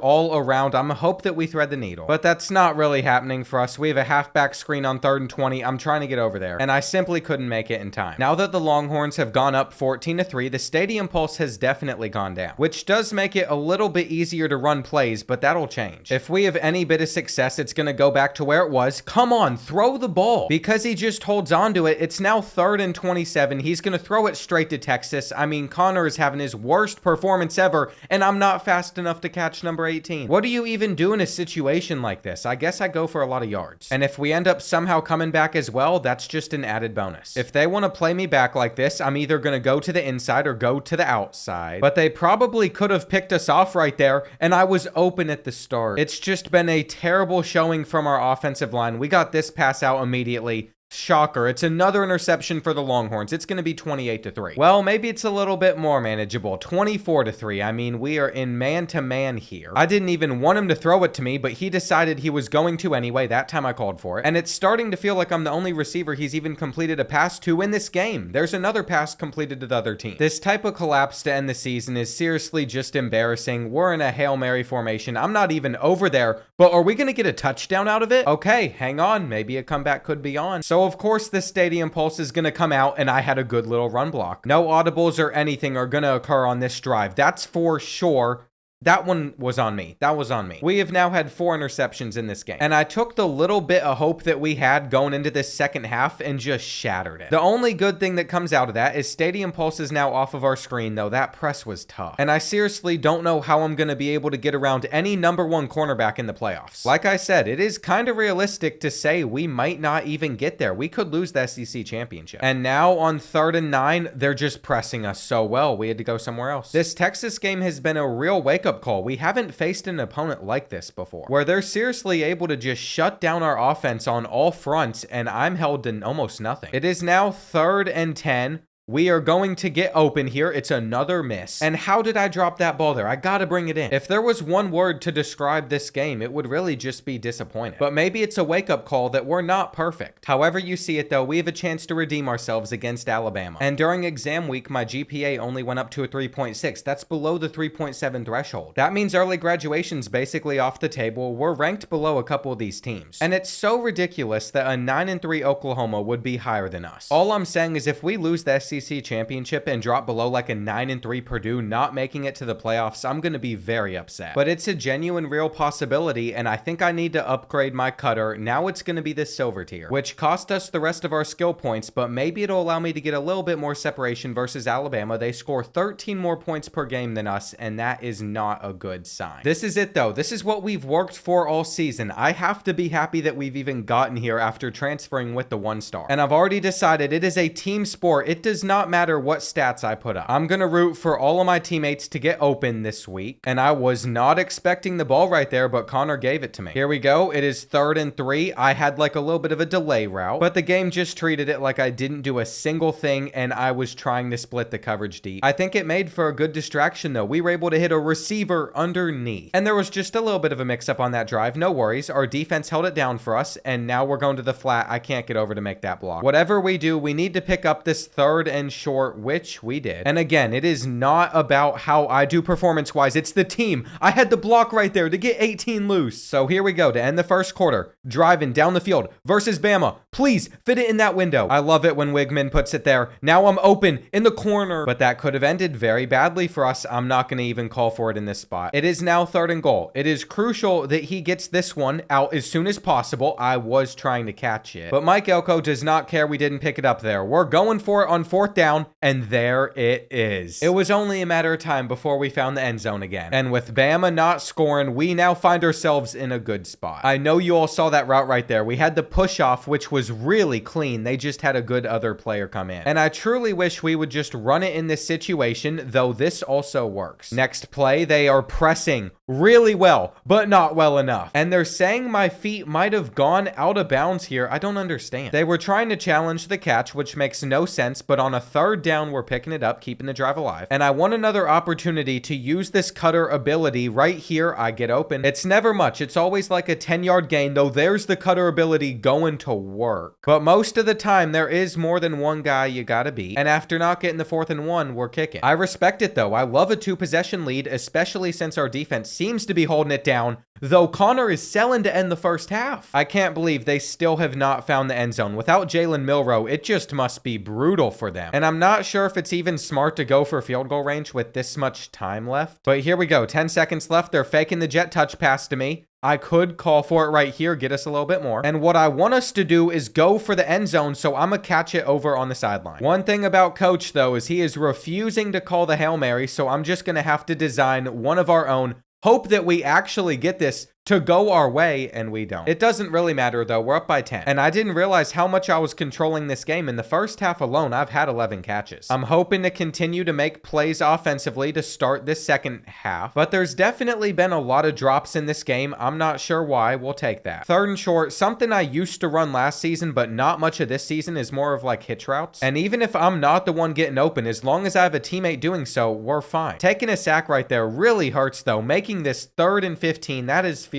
goal range. But there was no catch on the play, and come on, someone's got to be open. Not me. Why would you throw it to me, Connor? What are you thinking up there in your head? I can't do this with him. We're in a perfect position. Alabama hasn't scored all day, but he tries and tries to hand the game to them, so I'm making more underground catches. I wish I could just turn on shoe clock. I was going to be a blocker here, but the RPO was not taken, making it 3rd and 10 where we don't pick it up. It is actually incredible how we never gave up a single point in the championship, and I'm probably at fault for some of the reason that we've struggled just because I call so many passing plays. Coach is going to take me off the field after that first, though, because from there we were able to take a knee, and it's our defense that's going to carry us. It doesn't matter what little Craig Mason does. I mean, he deserves to win player of the game. 14 catches, 117 yards. And there's no way he would have expected an SEC championship when he transferred to Texas A&M this year. I can comfortably say, though, I made the right choice. And I can only assume after a season like this, he could play at any school, though the touchdowns are not that good. I've actually enjoyed using a slower receiver, though. It's not just beat them deep on every single play. Our offensive coordinator won the Coordinator of the Year award, but the Heisman Trophy goes to Cade Klubnik. All right, are we going to have any chance at winning an award with him? No. I had a slight hope, but it is normally based off overall, and we didn't have that many yards. We had few touchdowns, so we shouldn't even be on here. I think it's very important to note, though, they respect us now. They've put us up at number 2, and that means we get a first-round bye, though we might have to play Alabama again. Moment of truth, though. If Purdue somehow pulled that off, I would be extremely impressed. It's the Crimson Tide. All I've been doing, though, is just going through this training. We train twice and then we go and recover. So with that, we have another 3 skill points, and I kind of want to spend it on elusiveness, but we almost need to be fast for that to even be effective. There is something we haven't been able to deal with, though, and that's pressing. So press pro means we have an improved beat press ability, and we are gonna unlock it. I think by now it's clear I'm not saving up a bunch of skill points, spending it on speed. I'm improving about everything else. And taking a look at all the teams left in the playoffs, this could be a struggle. Here on our first drive, they have me on a jet touch pass. I'm not sure I can do much with this with my speed, but it was definitely interesting. Now it is 3rd and 4, and we are going to be able to get open. I'll take it. I'm really curious about press pro though. They're not exactly pressing yet to where I could really see it as an advantage. But once we get a good look, I'll definitely get to test it out. And here we go. 3rd and 5 right here. A bunch of us are running curls. Somebody had to get open. It was just Alabama who we threw it to. They didn't score against us last week though, so I can't really be too concerned. Now we are able to cut up that middle. And whatever, it is what it is. Back to the jet touch pass. Is this one going to work any better? It's getting us a few. We're definitely not quick enough or shifty enough. That press pro didn't do too much, though that last little cut did. But we also only have the lowest tier of press pro, so maybe if I improve it, it would be better. If you're wondering why there are so many jet touch passes coming up, I went to Texas State's playbook just to see if that switch helped us out, but I don't think I'm going to run that play very often, just seeing how many yards we're getting. I might stick with this playbook though. We seem to be getting a ton of looks, which is rare for Road to Glory wide receivers. And here we go. Final play of the first quarter. We are going to have a perfect block, and that gets us the first down. It could have been a little bit of cheating. It might have been illegal, but as long as my team's the one succeeding, I don't care. Michigan loves that type of attitude. Before you know it, I could transfer there. We're getting a couple more. And okay, I might have lied to you all. I might be running another jet touch pass. I wanted to get a touchdown. But worst case scenario, if we don't get into the end zone, we've centered it up for a field goal. I can't call for it on that hitch, but that one works. Our defense finally failed us though. They gave up a touchdown versus Alabama, so it's tied at 7. And we're trying desperately to score before the end of this first half. I actually had a cutter ability play out right there, but I wasn't confident in the route. Now it's 3rd down, and we're definitely short. I can't believe how fast this one is going by, but when we have it here in the 3rd quarter, we could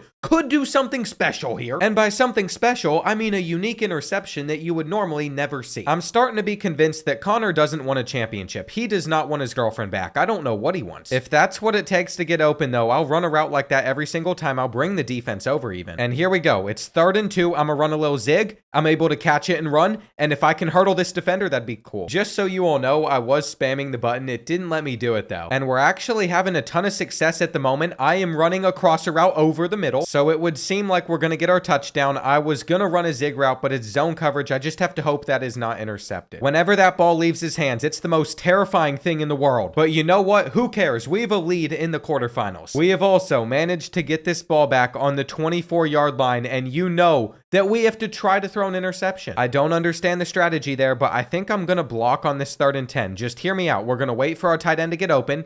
He's going to throw it to him. But since he threw it so late, I couldn't block the one player. I've gotten that concept to work in this game. It just didn't want to right there. What am I doing? This could be a generational choke. There's still 2 minutes left. It is not over. Connor is running into a sack. And Alabama's gotten it within 3. So we have to convert on 3rd down right here. And Mason can do that for us. We are 1 first down away from a win, but there's no options for us to run the ball. This is our best chance. Or at least I thought it was. Now it's 2nd and 9. And we had somebody wide open. Hang on. We're going to the crib. That's a touchdown. We can go ahead and gritty on the Crimson Tide. We should be taking care of them. But let me tell you, they did not make getting this win as easy as I was hoping. That was our first game in a new playbook though. Connor still did well. At least if you eliminate the 2 interceptions. I'm just happy we had 17 of them and a touchdown catch. Now it looks like our next game is against Clemson. They must have beaten Ohio State. And I wanted to play the Buckeyes since they were ranked above us. They finished the season with 5 losses and the other semifinals not that talented. I know Michigan's ranked number 1, but they don't have an offense. We have to get through this game though. They averaged 35 points per game. And through training, I've gotten up to 2 skill points to spend, but we need 1 more. I really want to get another tier press pro. I saw some glitchy stuff with it. But for now, our focus simply has to be on taking down Clemson, and this first route gets us 5. I'm very happy with just getting some consistency to start out the game. We had to avoid 1 tackle there though, and that's going to make this a huge 3rd and 3.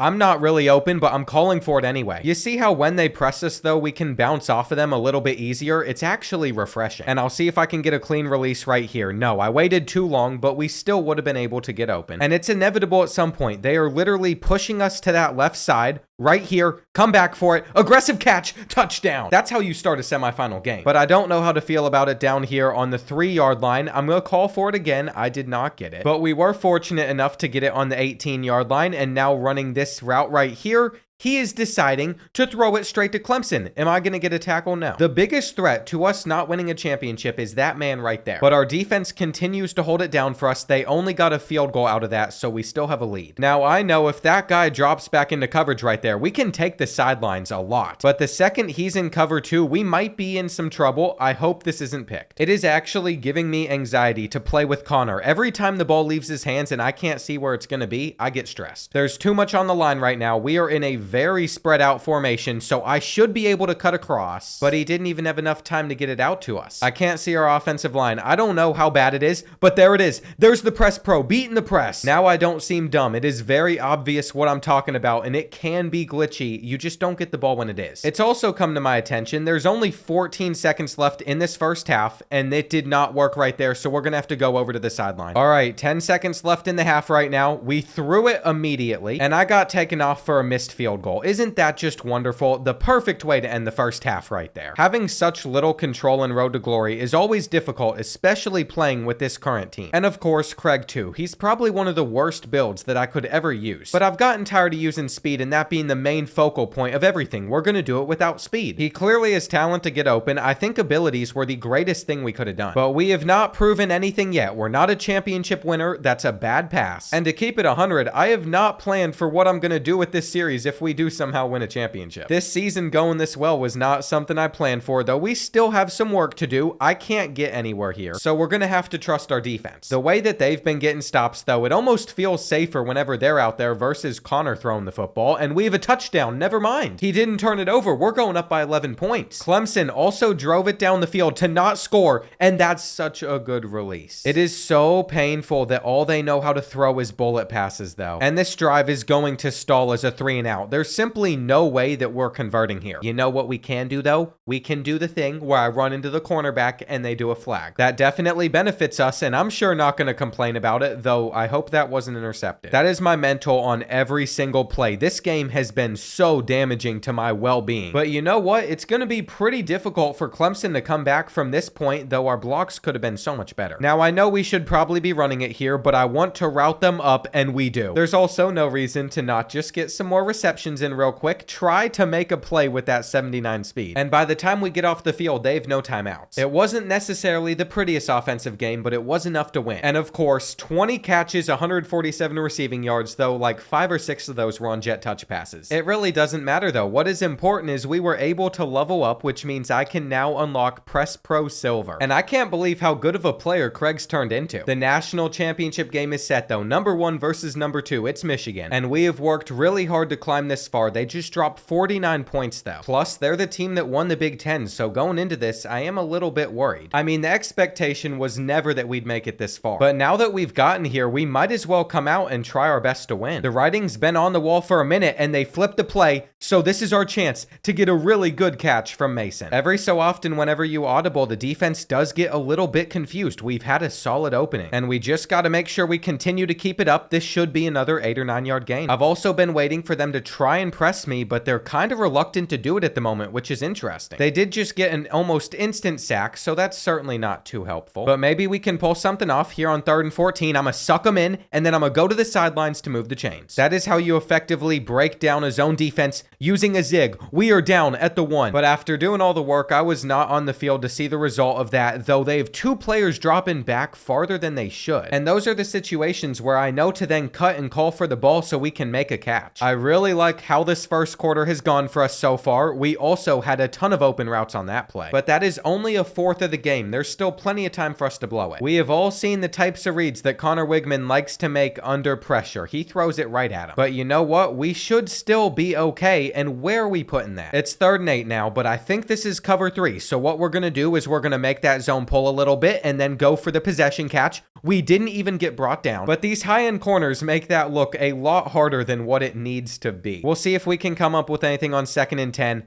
I was kind of guarded, which means it's probably a pretty good thing that my call for the ball did not work, and here I would have to beat that guy. It's really a miracle what our defense can do, though. We have still not given up any points, and that was a pretty good catch. I went for reading the defense, getting past both those players, but they're reviewing if it's a catch. Thankfully, the refs did decide that Craig got at least 1 foot down. We're trying to end this first half in a solid position, and in order to do so, we need at least 1 more first down, which means I cut perfectly for that, and instead we don't get it. I'm not sure where Connor was looking. I'm not happy about it, but our defense still gets it back for us, and there it is. Press pro, but we couldn't catch it. I like that the animation still works, though, even though we are so slow. That was actually a really good cut. Someone else was just open too. And I have called a timeout. If we're going to score a touchdown in 33 seconds, from here on out, we cannot use any more besides 1, but the press pro didn't get us open the way I needed it to. If I'm controlling the quarterback and that's a lob pass, it's going to be a touchdown, but I shouldn't have called for it. And look at where we are starting this drive in the 3rd quarter. I mean, how do you even get the ball in this great of a spot? That was so unexpected, but I'll definitely take it. And we have been going up against #1 corners. The fact that we have done as well as we have on Heisman mode as well, just make sure you keep that in mind. This has all been on Heisman. Feels like one of the most impressive things I've done on college football 25 so far. I'm happy with this. Though, what are we doing? Why are we trying to choke the championship? Can we please not give up a touchdown, Connor? It is always interesting with him as our QB. But something is just clicking defensively at the moment,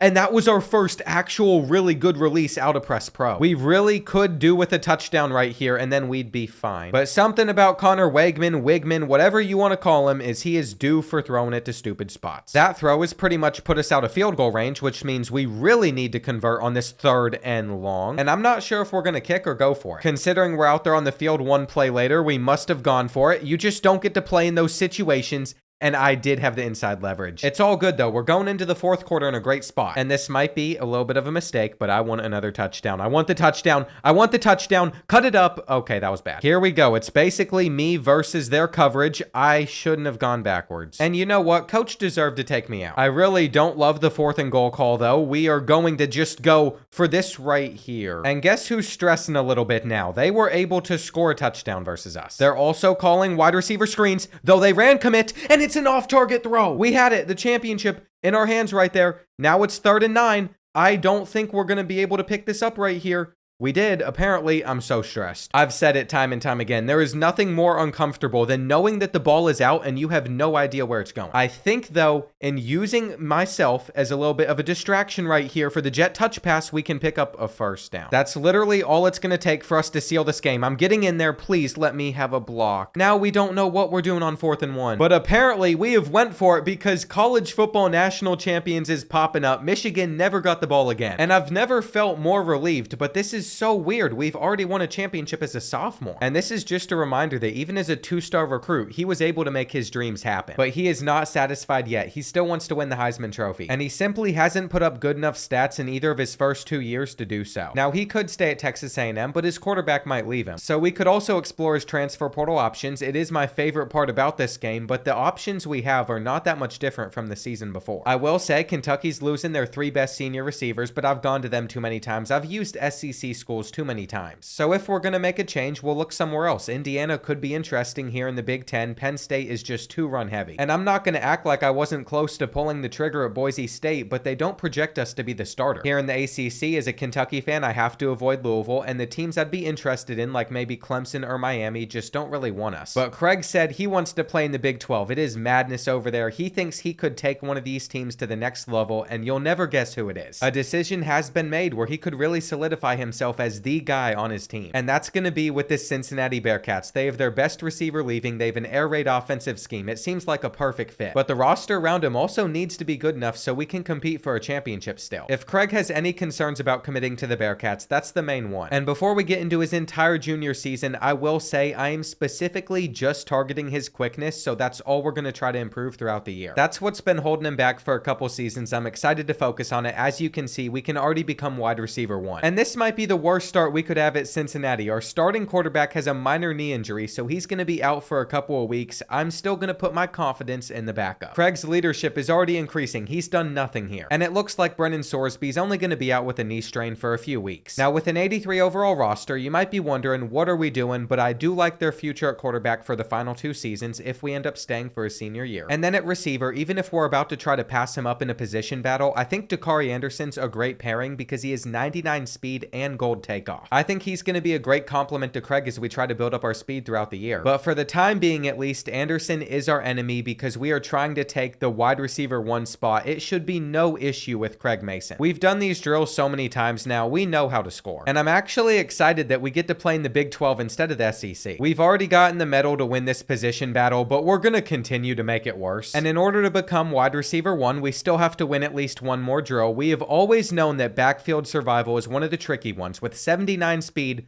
Craig can't really outrun these defenders too well, so we have to get them tripped up. But we have not done that right here, and we're losing. He has never lost a position battle in his entire career. But there's a chance at Cincinnati he could drop his first one. We're going to need him to get some good routes, some good separations versus this solid corner. And quite frankly, even with his cuts and upgraded route running, that's not happening. We're actually very lucky that 2,000 is all that we needed to come out on top. But this does help instill confidence in this team's defense, at least going forward, if he's going to clamp us up. Either way, to start his junior season, he is the wide receiver 1 for a team. And because it's all based off of overall, that would have not happened at Texas A&M. He might not be in the Heisman odds at the moment, but that is the reason he came here to Cincinnati. And it's so helpful Coach already has full trust in him, so we have nothing else to improve on in this category. Saving up skill points to make sure we can upgrade our quickness a few times this season, though, is going to be costly, so we're going to spend a ton of energy on that. And looking at the team schedule, I'm thinking, how do we get to the playoffs? How do we get him in the Heisman running? I feel like we don't have that many difficult opponents on here. I love playing in the Big 12. Time will tell if this was the right move or not for him, but our offensive coordinator thinks we're going to get 1 touchdown reception and at least 100 receiving yards in this first game. And this is our first goal on the path to hopefully winning the Heisman. I'm so ready to get him off that 79 speed as well. I mean, some of his hand stats are pretty good. It's also important to remember he has abilities. Cutter and press pro are pretty solid. So we'll see if all the work he's done grinding as a 1-star is going to pay off as we start our first game with Cincinnati. But before we finish the rest of Craig's career, a word from Prize Picks, today's video sponsor. The college football season is so close to being over. But if you think you know sports, this is a great chance to predict player performances as we head into the postseason. Prize Picks is now available in over 40 states, so there's a good chance yours is eligible. And they run promotions all the time like Taco Tuesday and Flex Friday to keep things interesting throughout the week. Even today for Black Friday, they'll be having some flash ones pop up, and I can get you started out on there with some free cash. Code BOARD will get you $50 instantly on Prize Picks whenever you play with your first $5 plus lineup. But remember, make sure you play responsibly, and now it's time to finish up the rest of Craig's career. Here we are at Nippert Stadium. I actually think this is going to be a really fun place to play. And when I was up at college at Northern Kentucky, you could walk out on this field whenever you wanted. But that's a scary start right there. I thought we got open. We're going to call for it again. There we go. Now, I don't want to necessarily be a target hog with Craig, but we're able to get open off the rip. We also have a great player on that right side. He's getting the first touchdown. And that's why I wanted somebody that's super fast like Anderson. Anytime that we are struggling because they press us and we aren't that good at getting open, he is probably going to come up super big, and we'll see if we're able to catch this slant. We'll take an extra 10 yards. Again, we know the main goals of this game. It's 100 receiving yards. It's a touchdown. We can make it happen. But we need to run a good route on 3rd and 2. I'm just going to stand in the flat and we catch it. If there's anything I'm seeing out of Cincinnati so far, it's that I really like this team. I'm going to try to block right here. I feel like I did my job. But that's not always enough to move the chains. We have to do something on this 3rd and 8, and it's a bad pass from Brady. Fortunately, our defense did seem to get the stop pretty quick, and we are going to route them up on this 3rd down for a big gain. Here's the thing about Craig. He might not be the fastest player, but he's a smart player. If they're going to take our inside leverage away, we will abuse the outside like this. And I think he's fitting into this Bearcat team pretty well so far. He's already come up with 6 catches for over 50 yards. He's about to get another. And I can guarantee if Boston College keeps on putting Craig on an island, they're going to be in trouble, though. This is a great slant from him. I'm really hopeful this can be his first touchdown catch at Cincinnati, though we're going to have to fight our way in. And his first drop came in the end zone. Now it's 3rd down, and we aren't going to get this ball. It's okay, though. The Bearcats are up by 14 points. And if we can maintain just like a 21-point lead at any point in the season, we should be able to win a game. We're able to break that tackle. But Craig's speed desperately needs to go up at this point. He is struggling. I'm not saying he's struggling struggling whenever it comes to stats either. It's just the big plays he's going to have a lot of trouble pulling off, though we're able to break another tackle. And the clock is winding down so fast. There's only about 20 seconds left in this half. I'm hoping we can get into field goal range. That's really all that we need right here. Come on, keep on going. Boston College clearly does not know how to pull a dude down. We are over on the sideline. And I would love to say that this is our kicker's range, but we might get a little bit more first. I think that's going to be enough. It should be 17-0. And it is. I feel like this is a good Cincinnati team. The overall might not show for it, but we could still win the Heisman. We're going to have to make catches on plays like that, though. I'm not sure what Craig was thinking. And he has this press pro ability that sometimes works. If we can get the animation off the jump right here, we're calling for the jump ball, and Craig gets it. Apparently, he didn't come down with it. Never mind. Just based off of how little the Eagles have scored, though, I don't think it's going to lead to our downfall, especially since with 3 minutes left, we're up by 14. But remember, we had a goal in this game, get a touchdown catch. So we still need to make that happen with Craig, but I'm not sure it's going to. It is now 3rd and 16. This is really where we have to keep this drive alive, and we are open. But instead, Brady runs. It's all good, though. Boston College got us the ball back pretty fast inside the red zone, and we had it. We had it. If you've kept up with this series, you would know that Craig's biggest weakness is he just doesn't catch many touchdowns. He might fight his way in right here, though, and that was sweet. We are going to show off here in Nippert Stadium. He's already dancing. It always finishes with a dude hopping on his back, though, and I think I like Craig's new home a lot more than Texas A&M. I'm not sure if he did enough to win player of the game or if it's going to go to Brady. It does, but he also played well. It's just 2/3 of his passing yards were to one player, 15 receptions, and of course that TD. Our offensive coordinator's even saying this is just the start as well. So it's good to have the coaching staff on our side, but I don't think I want to accept this sponsor offer. It's 3 energy up front for a 12-week contract, but it only boosts our stamina. Ours has been fine so far, and we're going to keep on spending all of our energy on making sure that we keep on gaining skill points. So after a bye week, we're already halfway to what we need to upgrade our speed 1 time, and Miami, Ohio is an 81 overall. This is a rivalry in that Southern Ohio area. These teams are actually like an hour apart. And here we are with a night game at Nippert Stadium. We have already beat the press off the rip. Somebody else got open. But you have to imagine if they run man-to-man coverage, Craig should be able to feast all day. That is my hope, at least. They keep on giving it to us, and we are about to get a lot of separation. But it doesn't matter. Brady Dragish overthrows us, and on 3rd down, we ran the same route, which works. I do wish it was a little bit smoother, so we could use that L2 button like we have right here to get a clean release. But until we get our speed up, I think some of the routes are still going to look pretty rough. And with a flag before we could even snap the ball, we're not in a great spot down inside the red zone as we're going to have our first interception. Brady Dragish, I'm going to try my best to not roast you throughout the season. But we'll see about that. It's real easy to not be upset whenever we get the ball back in this position so quickly. We just have to actually do something with it, and we aren't going to be the ones getting this. I don't like how he already has his read before the play starts, but we're going to get the football right here. And I'm happy with the touchdown catches so far. This is what we didn't really get last season, but the passes have been off target. Our press pro ability went to work right there. It just didn't seem to make much of a difference. And I'm hoping it can right here. We're going to slip right by, but so did Anderson. He might be a vulture that gets on my nerves, but at the same time, I do appreciate having some good talent. I'm going to give him a hug. And Craig's all about loving his homies. He is going to make sure that the chemistry on this team's good. Even if we could have already had 2 touchdowns, I'd say this has still been a solid start. That was cover 3. We found the spot. And all I'm going to say is we just need to get that solid release animation, but it isn't working. Like we're getting it, but he is so slow that it really doesn't matter. Our best chance is out routes. So that's why it's been kind of a critical issue for Craig. He has not upgraded his speed, but he had a good little block. If we can end this first half up 21-0, I would definitely say this game is over. But guess who it is getting another touchdown? It's not Craig. Right now, he's beating him out on the season, just 3-2, but there's still plenty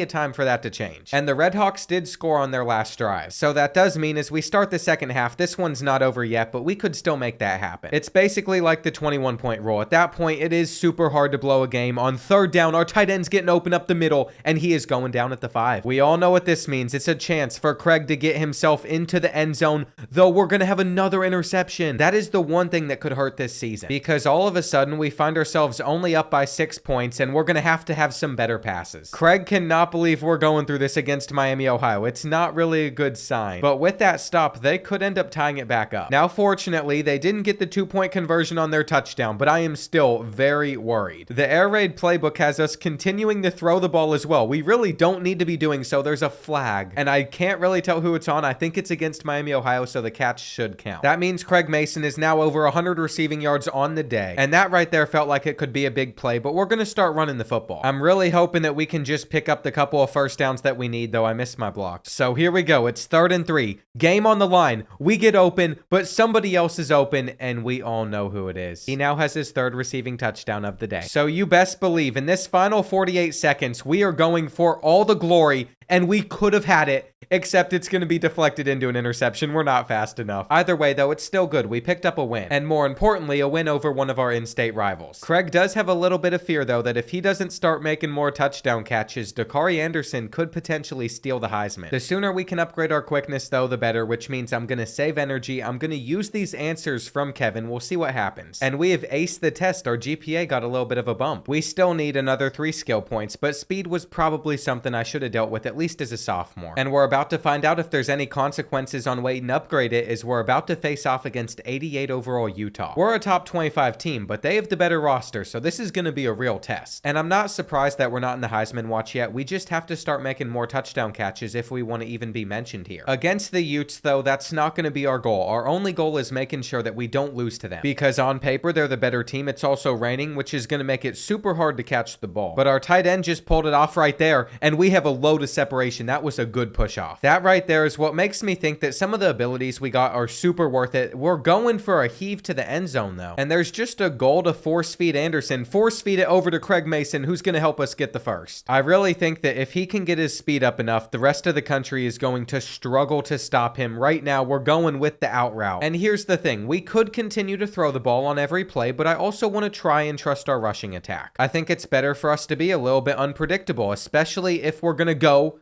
to the sideline. You know, when I called for that ball, I was not thinking about the implications of that dude playing that zone. Now they're going to have a touchdown. We're going down 7-0. And basically, Craig was getting greedy. All he was thinking about when he called for it was his stats. I really do like the separation he's been able to get on some of these routes, though. It's just bad balls. Like, if that wasn't so off target, we would have had a huge gain. Now it is 3rd down, and it's out of reach. The connection's just not there. We might lose to Utah. But at least for now, we're going to trust our defense. I'm going to try to thread the needle through these zones. And it really is a miracle that Brady holds on to the ball that long before trying to force feed it somewhere. No matter what, this is setting up statistically to be a much better year than we just had with Texas A&M. And it's kind of glitching out that they're about to be in cover 2, so I might just spam call for it, though we went to the other side. Apparently, it was a touchdown as well for none other than Anderson. But we can match him right here. We have the ball inside the red zone. I'm a call for it, and we're going down inside the 5. This is really our chance to get the touchdown. I'm going to spam call for it. Of course, they went somewhere else, though. And not only are we not catching a touchdown, but we're not going to take a 7-point lead. This is exactly why, though, in this series, we have struggled to get touchdown catches. I mean, we should be winning. And the only reason we're not is Craig's fault. He shouldn't have called for the ball at the beginning of the game there. It's got to be noted, though, how well he's performing at the moment. He did get separation on this one. Brennan Sorsby just went somewhere else, and I just learned his name was Brennan. I thought it was Brady. I might have been calling him wrong the entire time, though. We're going to call for the ball right here, and he throws an interception to somebody else instead. I mean, they're at the 3-yard line. That could hurt him, but it doesn't. It's still 7-7, and we're going to have to find out a solution for all those bad red zone passes. I don't know what it's going to be. We really haven't, for this entire road to glory, had a solution for it, but it's going to be much harder to win a championship here than it was at Texas A&M. And I just saw a route slip over.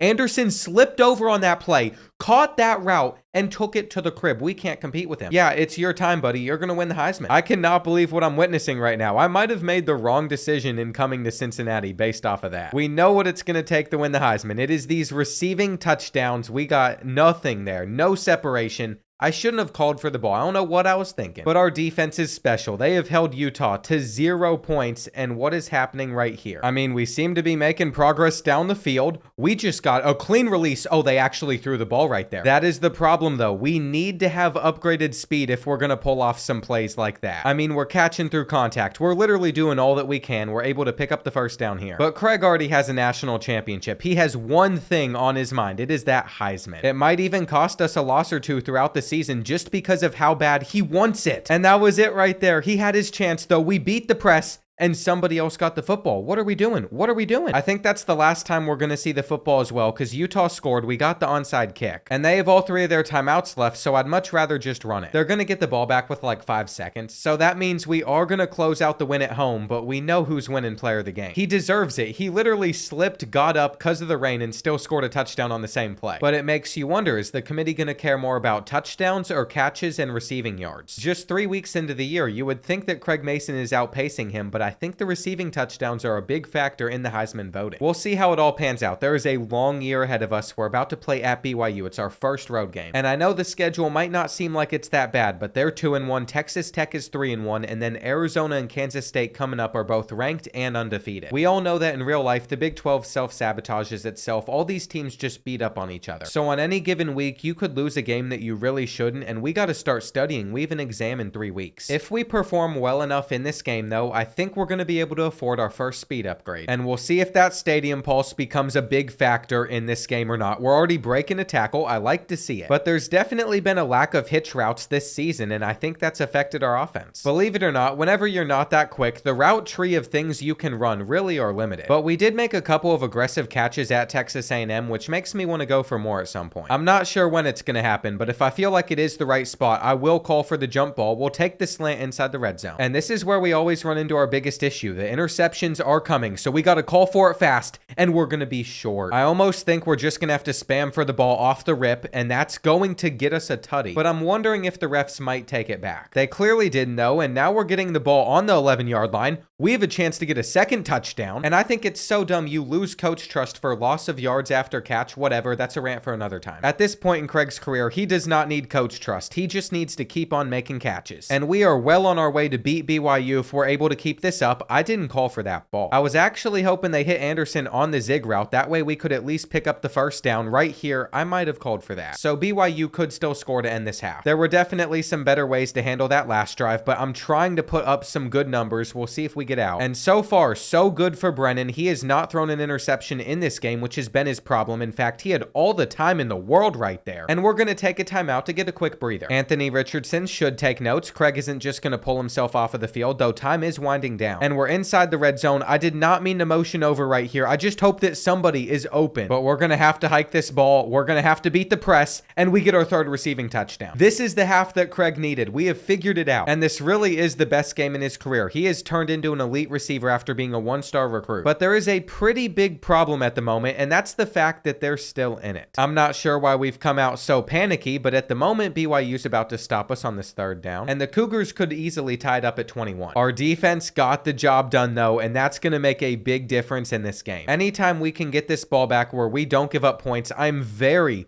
thankful that's not a first. But I'm seeing stuff out of Craig we really haven't seen before in his career, and that just got glitchy. It is no question that there is a magic to this route running button. I still haven't figured it all out. But right now, we are driving down the field against the Cougars, and that's got to be a good throw. I'm pretty sure somebody left a comment on how you can call for a lob pass, so I need to try it. But that is frustrating. We just went from potentially having a touchdown to now being 3rd and 10, and we're going to come away with the slant. We're actually underperforming receiving yards-wise compared to some of the other games, but it's the receiving touchdowns that have been a huge deal. And that's an incredible way to end the third quarter. Craig doesn't necessarily like being picked up and thrown around by another guy, but if it gets the first down, it gets the first down. And here we go. Could he get his 4th receiving touchdown of the day? It's coming right here. This is the Heisman performance we have been waiting for his entire career. And with a defensive stop, it's starting to feel like Craig might actually be able to turn around Cincinnati. I want it to be very clear. The team that we have joined went 5-7 last season. And there's a chance that with a win like this, they could be ranked inside the top 10. Craig, 5 touchdowns, 5 touchdowns. It doesn't matter what mistakes have been made up to this point in his career. He is showing out. And what is so crazy right now is there's a chance we could go for 6. I have a chance for 6. We only have about 30 seconds left, but Cincinnati keeps on getting the ball back. He makes the aggressive catch. And this is a battle of a man that really, really wants the Heisman Trophy. Nothing is going to get in Craig's way. He has done it today. 6 touchdowns. And considering where he started at the beginning of his career, this is the biggest accomplishment I've had on this game, I think. Keep in mind, 20 catches, 6 touchdowns, 200 yards. This is all with 79 speed. And you would think that Craig would take all the credit, but no, he is a humble kid. He is going to credit his teammates instead. I also also want to point out, if you haven't seen other episodes, it's on Heisman. So this has already been a climb to get him up to a 76. I think we started around a 60 overall, and now we can upgrade his quickness to go up a little bit more. With 84 speed, 80 acceleration, that definitely feels a bit better. But that's not that much. I want to get it much higher. I'm also going to accept Craig's first NIL offer. It's going to allow our teammates to eat free. It's only 2 energy up front, 10,000 followers. And I'm hoping this is the start of getting some more NIL deals rolling in at Cincinnati. Our offensive coordinator has given us a tough challenge in our next game, though. A 35-yard plus reception will be hard to come away with. And on top of that, he wants us to get a receiving touchdown, too. He knows what's going to get us into the Heisman race, though. We won National Offensive Player of the Week. But until we start completing some more challenges, we might not get that nationwide respect. It's got to be earned, and there's plenty of teams in our conference that are undefeated at the moment. So I'm not necessarily shocked to see Kansas State up here with us inside the top 10, and then there's some other schools up in this top 25 like Texas Tech, which means even if it is a home game, we have a huge matchup coming up against them. I think in the Big 12, we have room for error in one game. We can pick up one loss this season, but anything more than that, we're not making the playoffs. And most of the time, the Heisman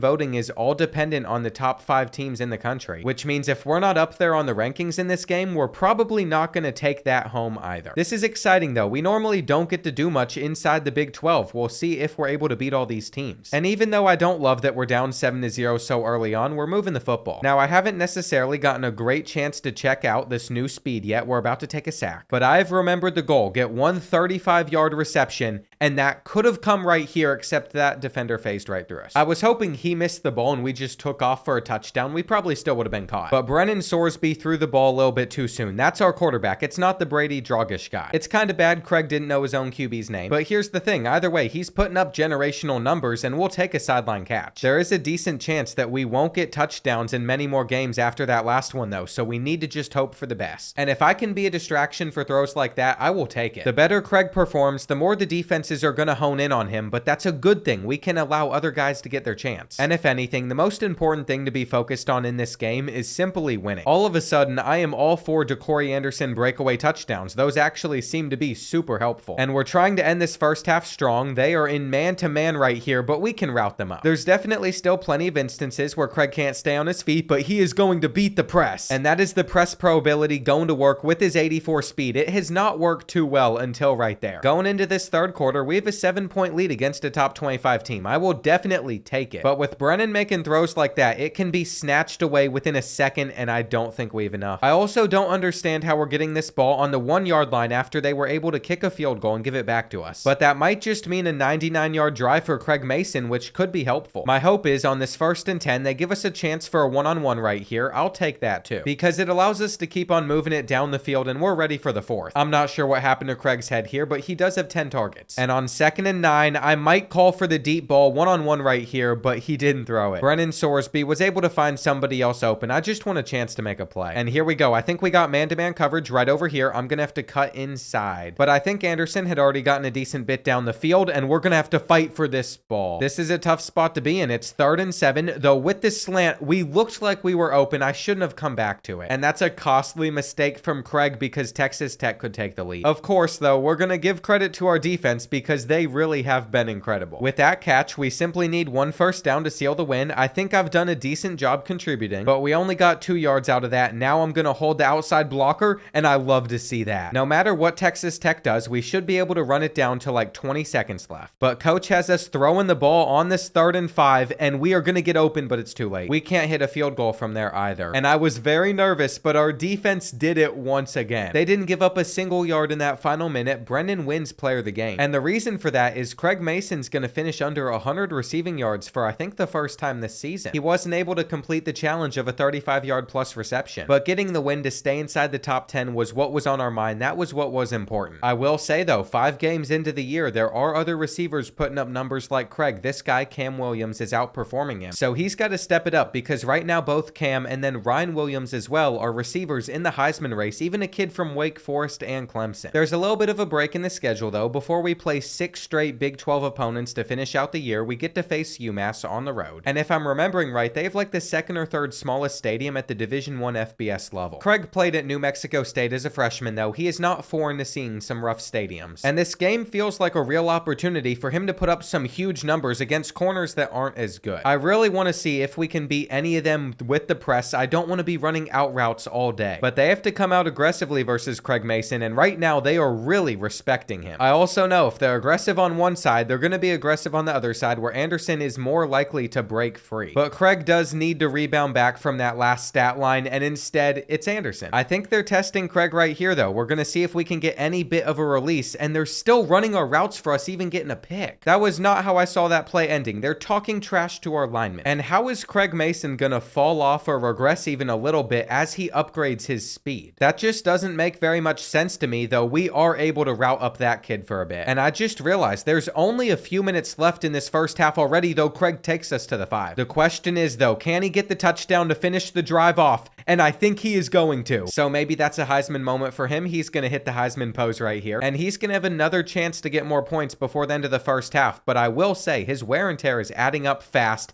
and Anderson just runs under the football. He currently has -3 speed, while Anderson can just cook all of these kids. We're going to have to go for the shorter 10-15 yard gains. And I'm not sure what's made his wear and tear this bad. It's actually really concerning, but he catches another. We've just got to be able to call for the ball a little bit quicker. Running the slant, we are not going to get this again. Craig might be a little bit of a bad teammate. Now we're going to spam call for the slant though. Come on, let him get the touchdown. That's pretty big right there, especially because I'm not sure how much he's going to get to play the rest of this game. I just feel like somebody starting the second half with the wear and tear condition he's in isn't in a great spot. But we'll see how it plays out. If he wasn't so tired, he probably would have gotten a touchdown, and we're going to do it right here. I'm telling you right now, he is starting to go off. And the reason might be that we're facing off against a weaker opponent, but it could also be that he's just getting better. After another deep Anderson touchdown though, we didn't see the field at all in the fourth quarter, and I'm going to wonder which one of our receivers wins player of the game. Never mind, of course, it's the quarterback. Sorsby threw 3 touchdown passes to both of us, but with half the catches, Dakari Anderson had 24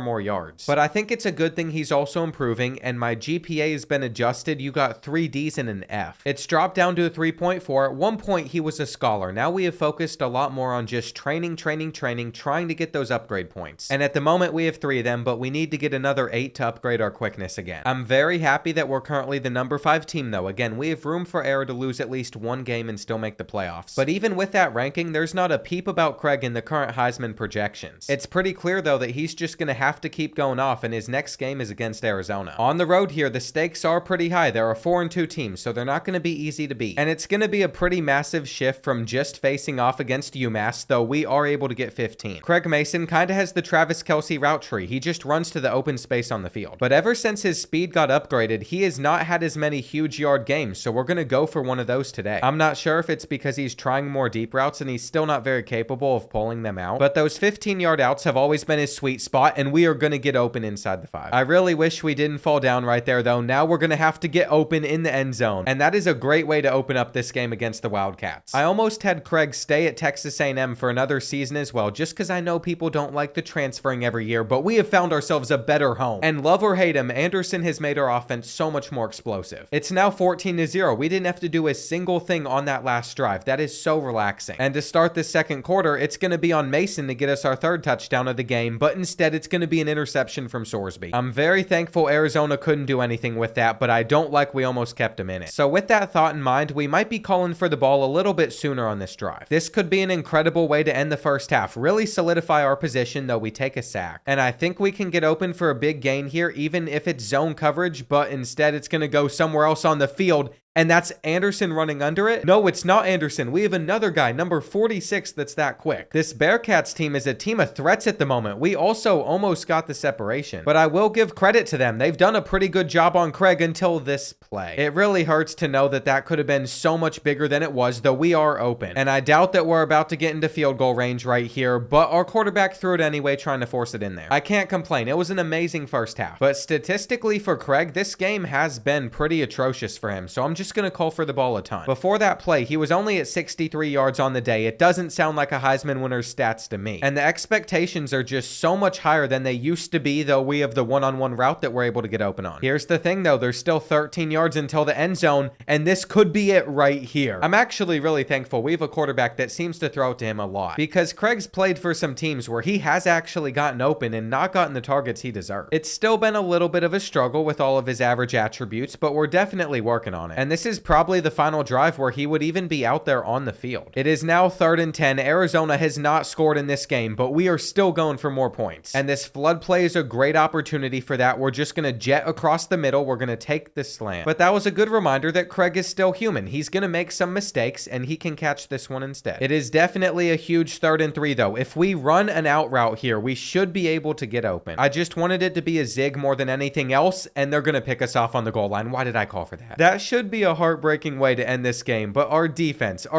has gotten it back for us on the 21. There is still a chance for Craig Mason to get another touchdown catch, and there it is. That's what we were waiting on in this game. That's what we were hoping for. We can even get an extra 15. And I'm not sure if he's going to win player of the game, but he definitely performed pretty well. There it is though, 17 receptions, 3 touchdowns, 166 yards. And it might be hard to tell how big this upcoming game is just based off of looking at the conference standings, but we are about to play a top 10 opponent. Kansas State is coming to Nippert Stadium. They're the same overall. And I'd love to say I don't want to have to deal with them in the conference championship game, but there's a lot of other top 25 teams now that weren't here a couple weeks ago. That means either way, we're going to be facing some tough opponents. It's our first game of the week in the Big 12, and it's probably a good thing that this one is taking place at Nippert Stadium. Just judging off the fact that our defense gave up 7 points in a minute though is very concerning. And I'm not sure why Craig immediately fell down. I definitely didn't do a possession catch. There was a flag right there though. There was holding. That catch won't count. And I don't think you could have asked for a worse start for the Bearcats. We have been so smooth in the way we've opened up most of our games. But when you have a receiver on the other side that can just take the top off of the defense, it is pretty easy to move it down the field. As much as his success might irk me sometimes, Anderson has been a crucial part of this team. But we should not be acting like that kid is Randy Moss. I'm not sure why they just tried to give him the ball there. And what are we doing? I didn't even call for it. Why would you put it there, Sorsby? We're about to be down 14-0. I didn't even get to run my route. It's not like the original one was a slant. So he just decided in the moment to let it fly, and all of a sudden we look pretty fraudulent. This is the same thing that happened to Craig in his sophomore season, though, whenever Texas A&M played Texas. That ball is going to be batted into an interception. It's getting worse. If I could just make them float the ball, it'd be better, but what are we celebrating? I guess that was just a pre-fire for their defensive stop. They saw it coming, though we are about to get a huge gain out of Anderson, and this is what we needed from the 99 speedster. The game has been saved. I'm not even upset he pulled that off, especially because the Wildcats have scored on their next drive. So at the moment, we are down by 14 still. That's a good low broken tackle. But you know what's not good? The fact that Craig Mason has been getting locked up and using his speed, that's a decent play. It's not much, but he got farther than he would have as a sophomore, running a zig right here. If we have just any little bit of acceleration, we're going to take it inside the red zone. And here we go. Craig's starting to get a little bit of momentum. We're going to run like a double move, and he's going to fight his way into the end zone. They kind of just pushed us in there, but he held on to the football in the process. And now we have it back with about a minute and a half left in this first half. It's an immediate throw to the right side, and guess who's gone? Dakari Anderson makes it 21-all. But Kansas State has somehow scored, so we have one final play here, and instead it's going to be intercepted. I swear, if they end the half with another touchdown, we're going to be 35-21. Stop them. Why'd they even throw that? Just take the sack. I guess there's clearly some flaws here in Cincinnati. It's not all going to be perfect. But I can guarantee one thing. If we don't get points on this drive, we're definitely going to be in trouble. I don't know how Craig held on to that one right there. That was a little bit insane, though we've instantly put this one in the air as well. And I love how he just runs under it for another touchdown whenever they press. This might be what officially makes it so Craig is not the #1 receiver on this team, and he can't win the Heisman Trophy. But just the fact that we could tie this game up with this drive is special. I thought we would have no chance. We normally wouldn't whenever you're in a situation like this. We're breaking that one. And it's not like Craig's even playing bad in this game. He has over 130 receiving yards. It's just Dakari Anderson has about 100 more. He has 3 touchdowns as well. Some of these games, he is the #1 wide receiver for this team. We're sending up another jump ball. But that just doesn't work as well whenever he's not the one at the end of it. And on this play, he does catch it. Brennan Sorsby is literally just pre-firing it in his direction, though we should be able to get us inside the 10. And the rain has made it so we couldn't suck that ball in, though we should be able to get it a little bit closer. With the game on the line, I actually think it's more important that we just pick up the first down. And we cannot have him force it into something that is not there. We're going to call for it. Come on, that's a tie game. This is a top 10 shootout. It's the best one we've had all season. And I'd love to say that we would have a chance to win it as well, but right now we're literally just fighting for overtime. The Kansas State DBs are also starting to back off, so it seems like they're getting a little bit smarter. We still threw it up over there. And I wish Craig could play in the slot while Anderson was over there getting these deep balls. I'm not even sure where it's at. It is now 3rd and 15. It's not looking good. Also, why do the first down markers keep on disappearing in this game? It makes zero sense. I have definitely not appreciated that. I'm not sure exactly what is happening to them. But at the moment, there's still 33 seconds left. I'm going to keep on trying to get out of bounds and getting us closer. This has been a very good drive, a good control drive. We are going to get an out of reach pass though. No. Kansas State is going to beat us. They're also returning this for a touchdown unless one of them catches them at the last second. And they're waving goodbye to us on our own field. We got to get revenge for that. There were definitely some mistakes that shouldn't have happened that caused this loss. But even with that, Dakari Anderson won player of the game on the losing team. I think we've learned that if it's a shootout, we can keep up with these other programs. We combined for almost 450 yards. But if we're even going to be a playoff team, we simply can't lose another matchup this season. We might not even make it to the Big 12 championship. At the moment, we're in a 5-way tie for first place. And just when it seemed like everything was going downhill, I've noticed that Tyler Brown is injured and Craig Mason is second in the Heisman watch. There is simply no way Tyler Brown wins it. He is out for 18 weeks. And as good of a season as Dakari Anderson's having so far, it doesn't compete with what Craig's done. It's the same way when you look around the rest of the country. He has twice as many receptions, more yards, and even more touchdowns than any other player. But in order to win the Heisman, there's still a couple things that have to happen. We have to win out. We have to make the playoffs, and right now, these last 4 opponents aren't looking too bad. What could be a problem, though, is after we play Colorado, we have 3 straight road games. Those are always tough. And there's a lot that's going to be on the line as we go into each one of these final 4 matchups. Now, I will say it almost benefited us to get into a shootout in our last game. I didn't call for the ball there. Sorsby's already putting it where it doesn't need to be. And they're even breaking a tackle, so this is about to open up the same way. Just a disaster all around. I'm not sure what it is about Road to Glory, but it feels like as the year goes on, the QB makes more and more bad reads. So that's why you always see me just spamming for the ball like 2 seconds in. But even then, it doesn't always get over to Craig Mason, and going for the inside leverage, they beat us to the ball. They beat us to the ball. They beat us to the ball. They're taking it back. It's going to be 14-0. What is happening? This needs to be a wake-up call right now. Craig tried to run a different route than what he's been running, and he just got completely bodied. We'll take this, though. It was just underthrown. This is so bad that we are trailing to Colorado 14-0, though. We're just going to have to keep on abusing these zones. It also seems like it's time for Dakari Anderson to just go for a huge touchdown. That would save this game a little bit for us. They keep on running man-to-man, though they were able to glitch back underneath it right there. We have now had 3 interceptions in the first quarter. I think the state of panic for this team should be much higher than it is at the moment. Like, how could it get any worse than this? We are actually able to route that kid up, though. Finally, we're getting a huge gain. I've figured it out. The new plan to stop Craig Mason, what the computer's adjusting with at least, is they are biting so hard on the initial cut that if we do any type of double move, we're going to be wide open. That's at least my thought process, though. We need to pick up this 3rd and 6 first, and where are we throwing it? Cincinnati has gone downhill in just 2 weeks. And as we get closer to halftime, it is now 28-3. I don't think this is something that's even savable at this point, though we all know who would save it. And I'm not even sure who's catching the footballs at the moment, but we'll take some sideline snags. We basically have a minute to get down the field, save this season, but even then, we're going to have to play a perfect second half. No matter what, we're currently trailing by 4 possessions, and somebody's got to be open over there. We'll take it. We also have the ball to start this 3rd quarter. We're going to run a slant. That should get us like 15. And it's already popping up that they're in the cover 3 right here, so we know how to break it. We're just going to go for the outside zone. There is a lot of work that needs to be done at the moment,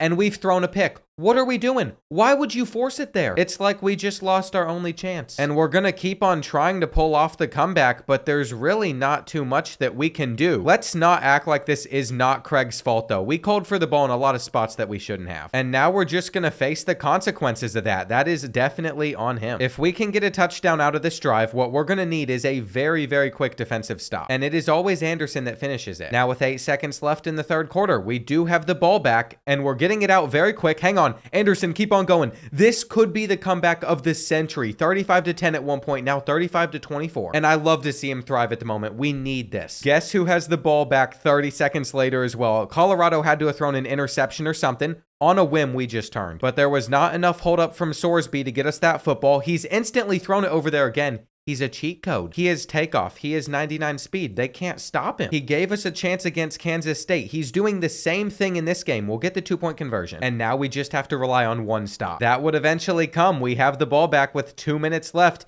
Instant throw to the right side. It's not even like we're making a read at this point. He was on a comeback route. He turned the comeback route into a streak because he got thrown it so fast. And this can't be real. We have the ball back. We're about to win this game. No, he's getting another. He is going to single-handedly ruin our Heisman campaign. But I don't know what to do. All I'm doing is calling plays, and off the first rip, he's just scoring. Whatever cornerback they had on him, 7 catches, almost 300 yards, 6 touchdowns. And since he made the comeback happen, he finished off all those drives. It just dwarfs what Craig did. The more we scored, the more they pressed. I am so shook right now. Accounting test coming up. Who cares? We don't need to study. That is why speed is so important to upgrade. We're still another 4 points short. And I want to say we're coming back to make our conference championship game, but it's not looking too good. The Heisman watch has also upgraded because Craig Mason didn't get a touchdown catch. He's dropped, but I don't see Anderson up here. And there is a legitimate chance that he flips it and still steals it from us because now he has a 2-touchdown lead. I'm really just stunned. We have a few road games coming up though. We cannot have any bad calls for the ball. And I agree with the fact that there have been some pretty rough calls for the ball during this season. But at the same time, I think there's been an equal amount of missed passes and just balls thrown when I don't call for it. That was one of those situations. I was actually trying to get a zig route off because those have been performing well. And it's like anytime Anderson gets thrown the ball and he isn't on a streak, he won't catch it. The route tree for Craig is starting to expand though. You're seeing a little bit more flexibility from him. He was able to draw that zone down. And here we go. Down on the goal line. We have beaten the press immediately. We're in. They didn't even get a hand to hold Craig. He just immediately took off. And what has gone wrong with Mountaineer football? At the moment, they are just 2-7. I am a little thankful that they're struggling though. We needed somebody like this to face off against, and you know who's catching it. In a quarter of work for Craig Mason, he can erase that entire deficit in just one play. And I truly think our own teammate's going to be our biggest competition for the Heisman Trophy. Here we go. It's now 3rd and 3 on the 20. Not even enough time to run a route. And I guess it means we're settling for a field goal. At the end of the day, though, without a bad start, this is going so much better until we throw the interception. Why would I jinx it? I've got to learn to not say what we're all thinking out loud. That is so disappointing. And that stadium pulse is probably going to start to pick up because they've had a little bit of success. The release that Dakari Anderson's getting on some of these plays, though, is truly impressive. And here we go. It's a big 3rd and 11. We'll see if we're able to pick it up. He is going to do it himself. So there's a benefit to having him on the team. Now we're going to run our out route and just go down. They're saying that they're about to come out and cover 3, so I'm going to run a slant underneath, though that went somewhere else. And it's time to use our first timeout. We don't have much time before the end of the half. I'm going to try to split those 2 DBs. It did not happen, but we still routed him up, and we just got to fight our way in. The zig routes, the stop and goes, those are what we want to do. It's just getting the technique down that's been a little bit tricky, and why are we getting thrown the ball right here? I just got so lucky that I was hitting an aggressive catch. It could have gone bad, but we have fumbled it. West Virginia's picked it up, and they're also running it back, so their defense is going to keep it close. The last few weeks with this team have just been so disappointing. I'm not sure when we got this reckless,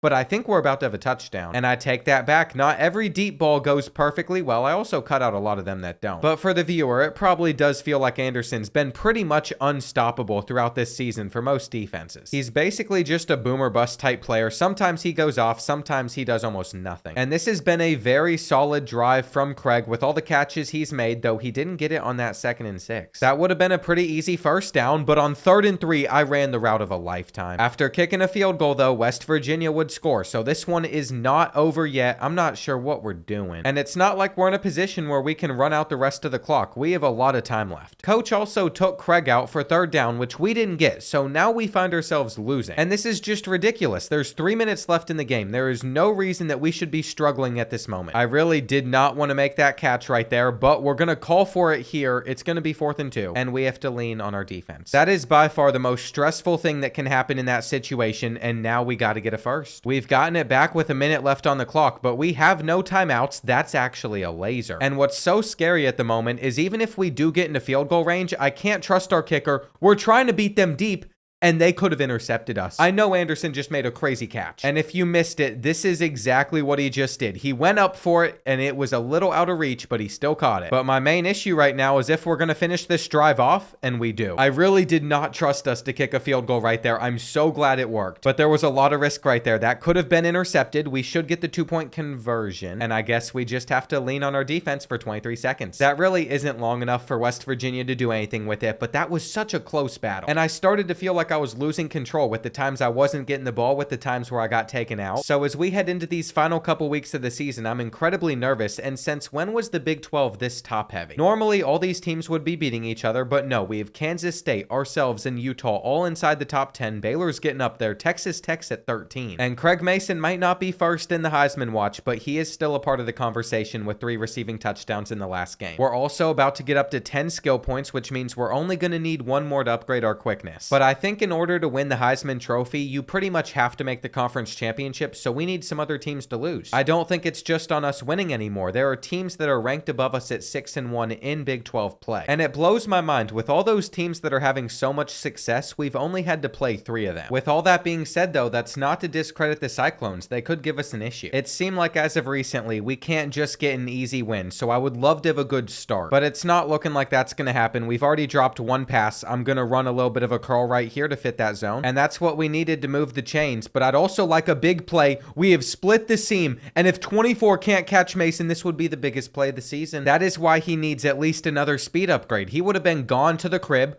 We might even have a lane right there to make a catch. But even if we're not the one getting targeted right there, we seem to be having success, and there it is. That was an amazing way to open up this game. And we'll see if we can do anything on our second drive that would add to it. I think we're able to split those safeties again. That's the look that we have been trying to get. We've got to keep on trying to get something like that happening in the future as well. We're about to start the second quarter in a great spot. But there's no guarantees we get the touchdown here. We're just going to have to try to get open quickly, and we are in. This is the response that Craig has needed if he wants to win the Heisman. And I already know his quickness is going to get a boost. Did we beat them with the press pro right here? I don't think we did. I still haven't figured out the lob passes. I hit it right here with holding L1, and we just didn't even get the ball. So for now, my focus is just going to keep on going back to running the right routes, getting open, and we have moved the chains. Even if we can't get super well-placed lob balls, we're doing fine. And it looks like they might start double teaming Craig. At least that's what I thought going into this play. It is now 3rd and 22, back-to-back sacks. This is a time where Anderson would come up clutch, but since it didn't happen, we have to hit a field goal. We didn't get that either though, so I am happy to say we got the ball back without them scoring at least. That could have been intercepted. And we just need Craig to maybe go up for a jump ball or 2. I mean, that's a tight read. I want to see him get 3 touchdowns in the first half. That'd be incredible. Even if it has happened before, it would be massive for his Heisman campaign. We beat the press, and we fight our way into the end zone. Who is this kid? When has he been able to do all of this? I thought I possession caught that ball as well, and I wasn't going to get anything out of it. But the problem with having such an incredible first half is the second half probably won't be as good. We also better start using some of our timeouts. I mean, this ball is going to be placed to the right side. Could we outrun them? We do. Anderson is going to make it 28-0. And I guess I'll just be trying to pad some stats for Craig Mason throughout the rest of this game. This is setting up to be our biggest blowout, our biggest win of the entire season. They keep on giving up this seam. And I'm not sure if that's been there all season or they just run a lot of cover 3. But the deeper you get into a season, the more you remember, the more you can figure out, and we are going to have a chance to split the zones. I remember doing that in a lot of the practices though. We just never had that much time to get the ball out in a game. But against Iowa State we have. They must not have a very good defensive line, and that's got to be a catch. This might be the Heisman Trophy performance right here. I mean, nothing else has come close to this.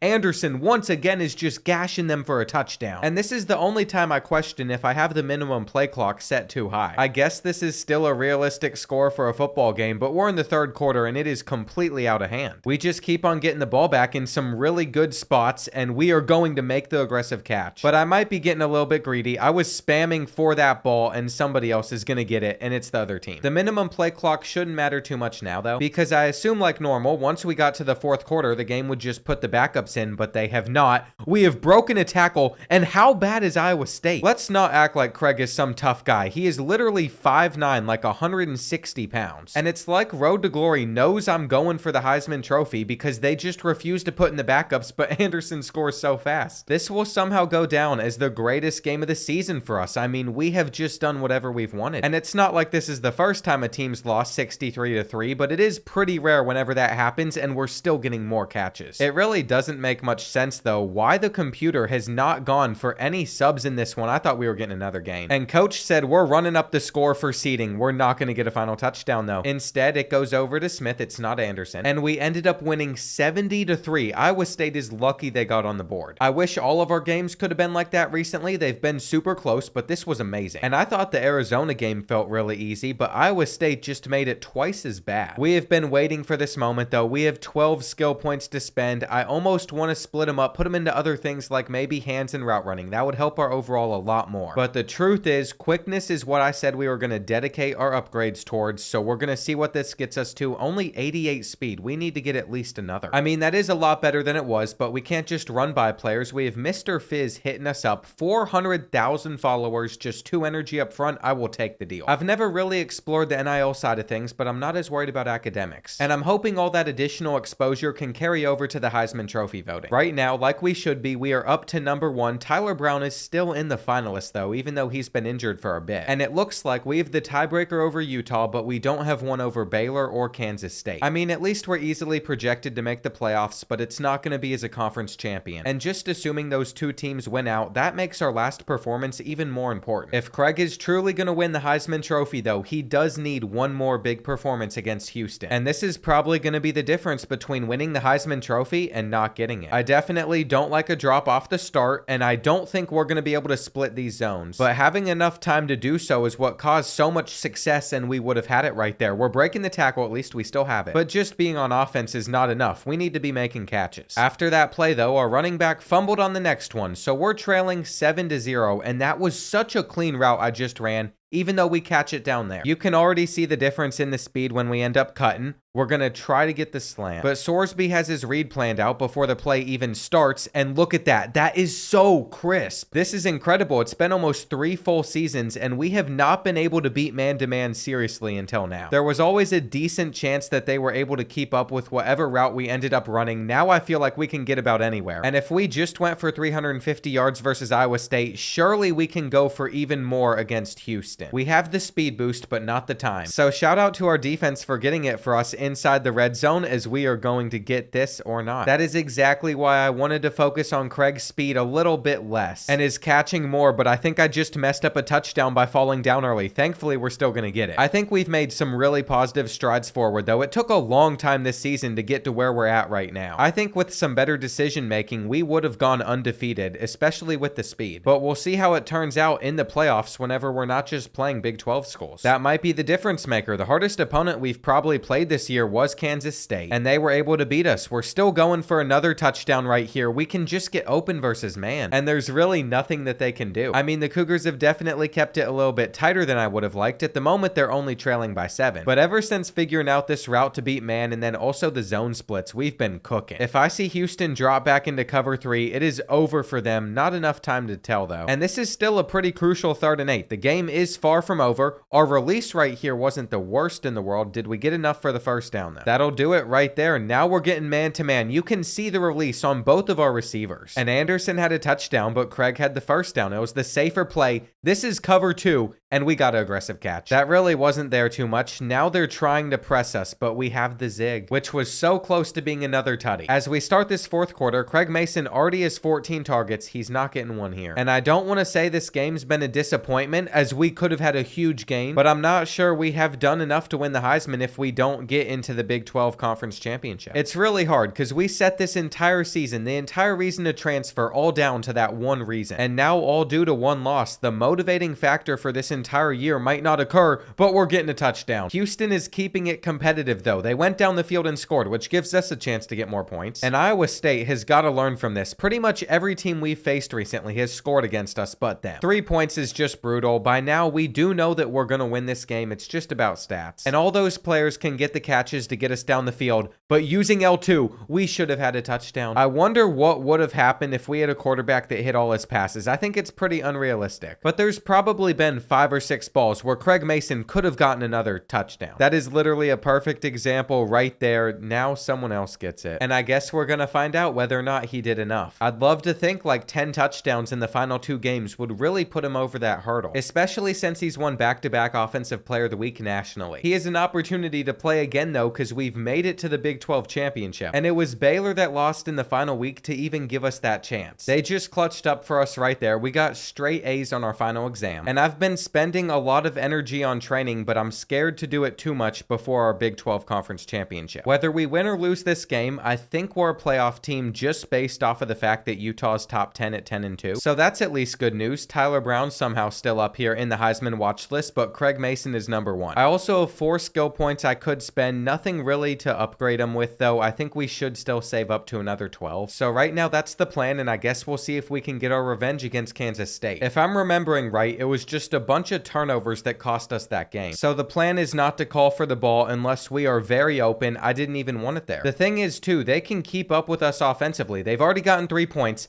I am not calling for it. And why do we do this against good teams? We have been on the field for 2 plays. The first quarter is already gone. We're losing 6-0. And I'm not sure what to think of this Heisman performance. If we don't start doing something good, this could actually hurt our chances more than help. And we have made it too far with Craig Mason to mess up now. We're open, but we're taking a sack. I just need enough time for that to develop right here. I'm hoping we can beat them deep. You know what side we got to go over to. But Anderson was out of bounds. Kansas State might actually just be our kryptonite, though I saw the cover 3 splittage, and they got over to it. They actually have good safeties that can react to it in time. Great. The fact that they've gotten 3 field goals instead of 3 touchdowns, though, makes this so much different than what happened the first time we played. I'm able to split the zones, and it could be 21-0 right now, so this isn't as bad as I was thinking. I mean, as long as we reach the end zone right here, we are going to be able to get it within 2. And if we can get a clean release, we should be able to go straight to the crib, though someone else did. They responded back, though, with 9 seconds left in the first half, so basically we have no time to do something ourselves. And we'll see what happens in these final 5 seconds. I'm going to try to get us a little bit closer. But I think we're going to go into the third quarter down by 9. Why did we throw it fast? It is a Hail Mary play. What was the point of that? You can already see the salt, and we are not even halfway through with this game. That is not a great sign. I'm going to try to hurdle both of them. And this is where we really need Anderson to break free and do something for us. He's been getting handled pretty well this time around. It's actually on Mason to make the big plays. And like expected, if we have the time, we are going to be able to split the defenses. It's just blocking for that long. I'm never really sure what our offensive line is capable of, though we are lasering to the crib. And after getting a stop, here we go. We're only down by 2. Man-to-man coverage right there. Not enough time to get open. There's the interception. It's just another one. You never know when they're coming. Sorsby is selling the conference championship right now. He's hurting the Heisman odds. But guess what? We got another stop to hold him to just a field goal. And that's a very quick throw. Craig is simply just doing all that he can. We actually had a chance to get a very good release, but they pressed us so well right there, and we're going to end the third quarter at the 20. This is big for Brennan Sorsby. What he can't do is throw an interception. He can't force it somewhere that it shouldn't go, but I have to be responsible in that as well and not calling for it unless we're able to get open. I'm also completely fine with being taken off. If that means running the ball in, so be it, though it didn't work on either down. So now it's 3rd and goal. The pressure is really on, and with the slant, we catch it. That's a Heisman play right there. We have a lead. But you know what we desperately need? This 2-point conversion. If I have enough time to zig, we'll get it. Now all we do is just wait. And guess who has the ball back with a lead in this game still? You've got to be kidding. No. I was open, calling for it. I'm telling you, the computers just decided we are losing this game. And you could argue that we should have been running there. That is a very valid point, but we have the ball back immediately. This is literally great. Just a second after our interception, they threw one as well. And here's the thing. All it takes to win is 1 first down, but they're going to run commit because they thought we were running, so we are able to get Craig Mason all the way in himself. It's a little bit greedy, but it's for the Heisman. And it also means I don't have to sit there trying to run out the clock for as long, because by the time we have it back, this game's over. They used their final timeout. We're going to take a knee, and we have officially gotten our revenge against Kansas State. It has been quite the season for Craig Mason. I'm sure he's winning player of the game. There it is, 2 touchdowns, 200 yards. And I was a little concerned at first when I chose Cincinnati. I didn't know if we could do all this, but we we have. That's going to make it 3 straight National Offensive Player of the Weeks as well. So after this bye, there is no question in my mind that he should be winning the Heisman Trophy. The results are in though. We're going to see Coach of the Year. I don't care about that. I'm glad we could elevate you, Coach. I want to see the Heisman Trophy, not Player of the Year. The stats are clearly insane. Did we get the Heisman with Craig? Craig has done it as a junior. Additionally, he won the best receiver. He's going to be first team All Big 12, probably first team All American, just the stuff that you would expect for someone as good as him. And when it came to the top 2 receivers in the country, both of them played for Cincinnati. Dakari Anderson did not put up as good of numbers though. This also means Sorsby threw for the most passing yards, but he also had 31 interceptions. Yes, he was that bad. I'm not a huge fan of the bracket either. There's a chance we have to play Kansas State for a 3rd time. And I guess we just have more energy to spend on training as we continue to upgrade. I will say, we've gotten lucky. We don't have to play the Wildcats for a 3rd time. But Boise State could be pretty tough. I've noticed that we graduated early because of our GPA. You love to see that. We have also gotten up to 427,000 followers. But this might be the end of the road for Craig, which almost makes me want to start spending and trying to upgrade these abilities a little bit more. I didn't expect this season to go so well. I thought we'd have like an average year, and then as a senior, he could try to win the Heisman. But he found his footing quickly, and there's still a chance that we also win the national championship with Cincinnati. This has been a dream run so far, but we know what happened the last time Cincinnati made the playoffs. Plus, I think I mentioned I was considering transferring to Boise State, so the roster they have out there is really good. We're definitely not facing a weak team, especially since we have not scored in this first quarter. They could have picked it. And this is where upgrading Press Pro could be huge. We aren't getting the look I was hoping for. So we've been strapped down by Boise State so far, but we've only had 1 possession and we're down 10-0 now. They have controlled the clock almost too perfectly and they're sacking us. So this is where we need one of our players to just start running straight. We all know exactly who it is. But we could also make catches like that and keep on moving it down the field. There's still about a minute before halftime. We're about to have to start going hurry up offense just so we can keep this team out there. Because with the recent update now, if you go back to the huddle, it's going to take some time off the clock. And we have a touchdown. They were so close to scoring to ending the first half though, so I'm very thankful that they didn't. And what is even happening right now? We have not suffered through stuff like this all season until this game. I'm not sure if it's nerves or what, but Cincinnati better start playing a bit better. And the offensive line just doesn't believe in blocking at the moment. We've got to get loose. You break that tackle right there, you have a touchdown. Instead, it's 3rd and 7. And they ran the route for us. I was about to cut back and get wide open. He just read it too soon. He decided to assume I was going to be in that spot. But the computer is doing something wrong because they did not manage to score. And that's what I was hoping to do on the last one. There's still 2 minutes left in the 3rd quarter. We actually had a really clean release right there, but so did Anderson. I'll let him take it to the crib. No complaints from me. I already have the Heisman. You can run up the score. But there's an issue. Boise State did score, so now we are the team that's down. And I didn't mean to call for that. Oh no. That was actually me calling for it. I'll admit. The bailouts are kind of crazy, by the way, because we have it back, I think a play or two later, the same way against Kansas State. I don't know what happened, but just a second later, fumble recovered. So maybe EA also keeps you in these Road to Glory games, because I definitely feel like we have been handicapped with some of the comebacks we've had, but that was a beautiful route. Words can't express, though, how nuts that is. It looked like we were about to lose, and all of a sudden, we're in a decent spot again. So we really have to make this 3rd and 4 count, and you know that we're open, but it's off target. We're also being taken off the field. We're going to miss the field goal. Never mind. We made the field goal, and 20 seconds later, we have it on the 28-yard line. Okay, this is starting to not make much sense. How do we keep on getting such great spots? It's a halfback screen. I can't even get over there to block. But from here on out, we can just run the football and settle for a field goal. I don't really trust the computer, though. So as we approach this 3rd and 8, I'm a little bit nervous. I'm going to call the timeout. We ran to the side, and this is where they're probably going to miss the field goal. I have seen it happen. I have zero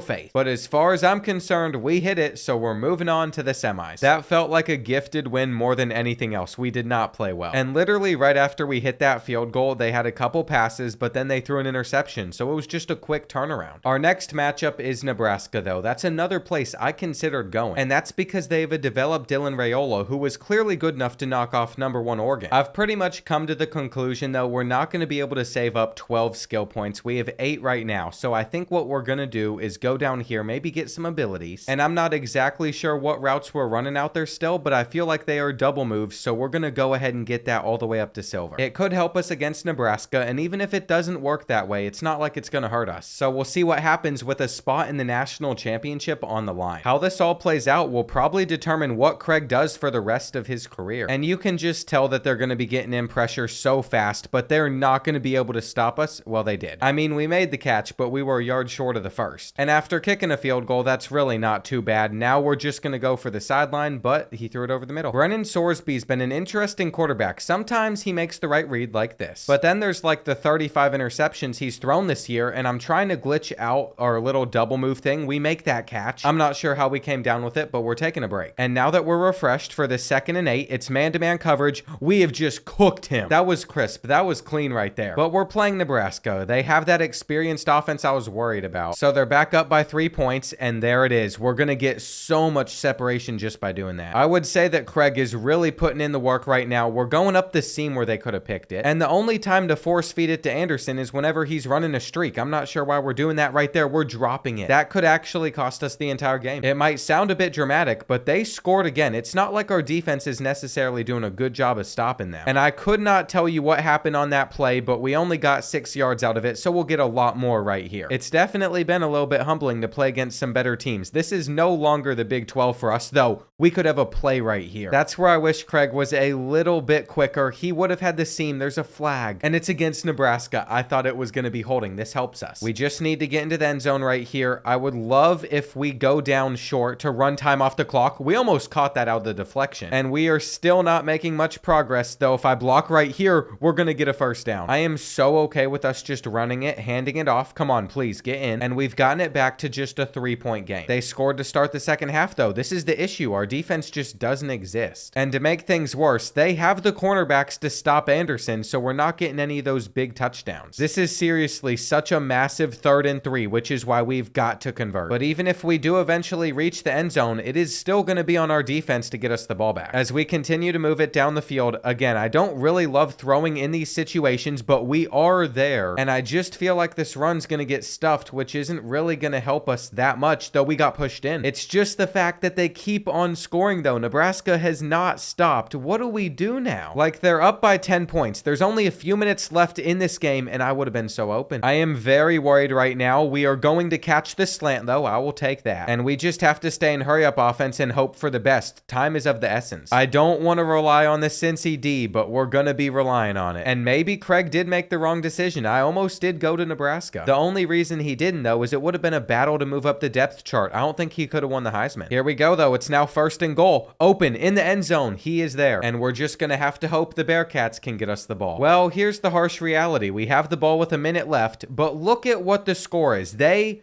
are going to get the interception. That's going to do it, but they already had scored again. This is the struggle I've found when trying to win championships with receivers. And I was surprised that Craig Mason pulled it off as a sophomore. I know Texas A&M was good, and he was also solid. But if your defense doesn't step up, it really doesn't matter. It seems like there were a lot of inconsistencies. This is really sad, though, that this is how our season's going to end. And it wasn't even Dylan Raiola that went off. It was Daniel Kalen. As for Craig Mason, though, he did his job. It was our defense and Dakari Anderson even. He did not have any breakaway touchdowns. And we literally just let an injured Nebraska offense drop 45 points on our defense. They couldn't even beat Tennessee, who won a national championship. So that's going to be it for his junior season. He keeps getting more receptions every year, more yards, more touchdowns, but it's always for a new program. And all he wants to do is get the Bearcats a national championship, especially because he's apparently already graduated. That means with the weekly agenda, we can pretty much spend all of his energy on training. But the first obstacle in his way is a schedule with number 2 Clemson on it and also at number 8 Kansas State. NFL scouts also say the 5'9" receiver isn't athletically ready for the league yet since he only has 88 speed. But that's not stopped him from getting better and better with each season that he's played. I thought for sure he'd be a favorite to win back-to-back Heisman trophies, but he's not even in the running. So Craig has a lot to prove as we go into this first game against number 2 Clemson. We're only an 83, but we have an 87 overall at quarterback, Brady Dragish, and also Dakari Anderson on the other side at wide receiver with 99 speed. All I'm saying is Craig has achieved everything that he's wanted in his career so far, and that's why I have full faith in him to achieve his final goal as a senior, winning a national championship here at Cincinnati. I really like how our defense has already gotten a stop, but that was not a good throw. So if that's what we're working with all year with Brady Dragish, we might be in a little bit of trouble, but we got enough separation. Or maybe we didn't. It is now 3rd and 10. Craig Mason struggling so far, especially since that catch was short of the marker. Coach apparently went for it though, and we got the first down, so we're still out there on the field. I'm not even calling for it, which means Brady Dragish is simply staring down Craig, and that could be very good. These drops though are catching me a little bit off guard. He didn't have to deal with that last season. We have to block for our running back on 3rd and inches, and we could still finish off this drive right here. We're going to take the inside leverage and get us inside the 5. We don't need much more to take a lead against Clemson. It is hard versus man-to-man coverage,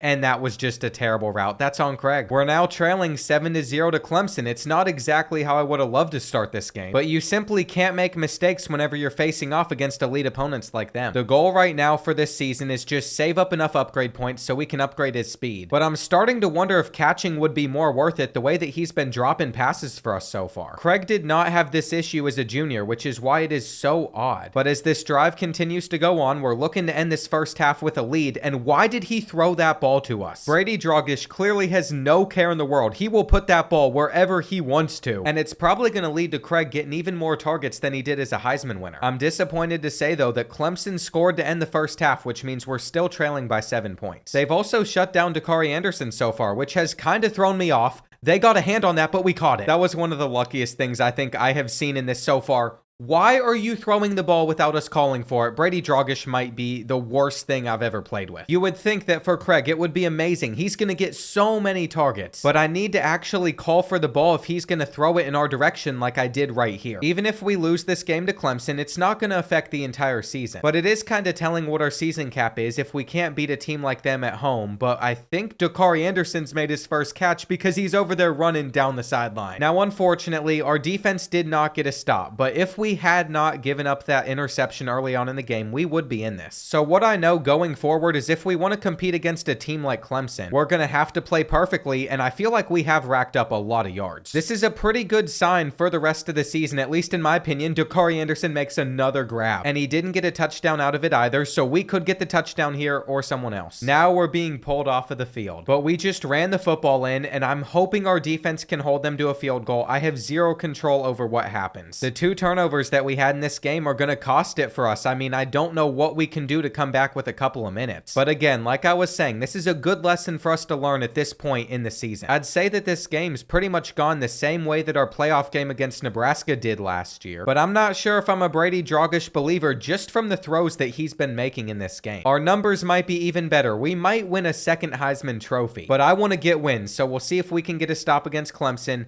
They are going to have a penalty, 2nd and 20, 3rd and 18. We're getting the ball back. This is absolutely massive. Our defense has done it for us. Where are you throwing it? It is very scary whenever that ball comes out as fast as he just put it out right there. I'm going to try to get out of bounds. And we are 30 yards away from taking a lead against Clemson. Where is that one being thrown? It's intercepted. The Tigers get the stop. No. We all know that this was a very winnable game. And what this performance does from Brady for the rest of the season pretty much means we have almost zero room for error. We can only lose maybe one more time. That's why I said playing Clemson was an obstacle on our schedule. I also have Jackson Anderson, our coach, inviting players out to hang out for the day. I think this would be good for me to get to. We need our coach trust and team chemistry to increase a bunch. And then I got this NIL offer, which would increase our route running permanently for just 3 energy at the end of the contract, so we're going to take a deal here too. The loss to the Tigers really didn't affect our ranking either. They know it was a good loss, that it was a close game. We only dropped down to number 11. So that's reassuring to see, but now we have to travel an hour to try and beat our rivals Miami, Ohio on the road. This might be a little bit more challenging than you would think. We'll see how it goes. And first play of the game, we're just going to run this route to the outside. We're going to use it a bunch. Depending on what look the defense gives Craig, that is exactly what he decides to just take. And we are flying down the field at the moment, running across it. We're now going to make our 3rd catch of the game. This is so much better than playing against Clemson. We have even beaten the press. We might have a touchdown 4 catches in a row. But how on earth was that marked as us getting in. The refs ended up reviewing it, and it wasn't awarded as a touchdown, so now we have to get it right here. What are we doing, Brady? He just threw that ball in the air like he was throwing a cornhole. But I know for a fact that if they're pressing Dakari Anderson, there's no way he's not going to get open sometime soon.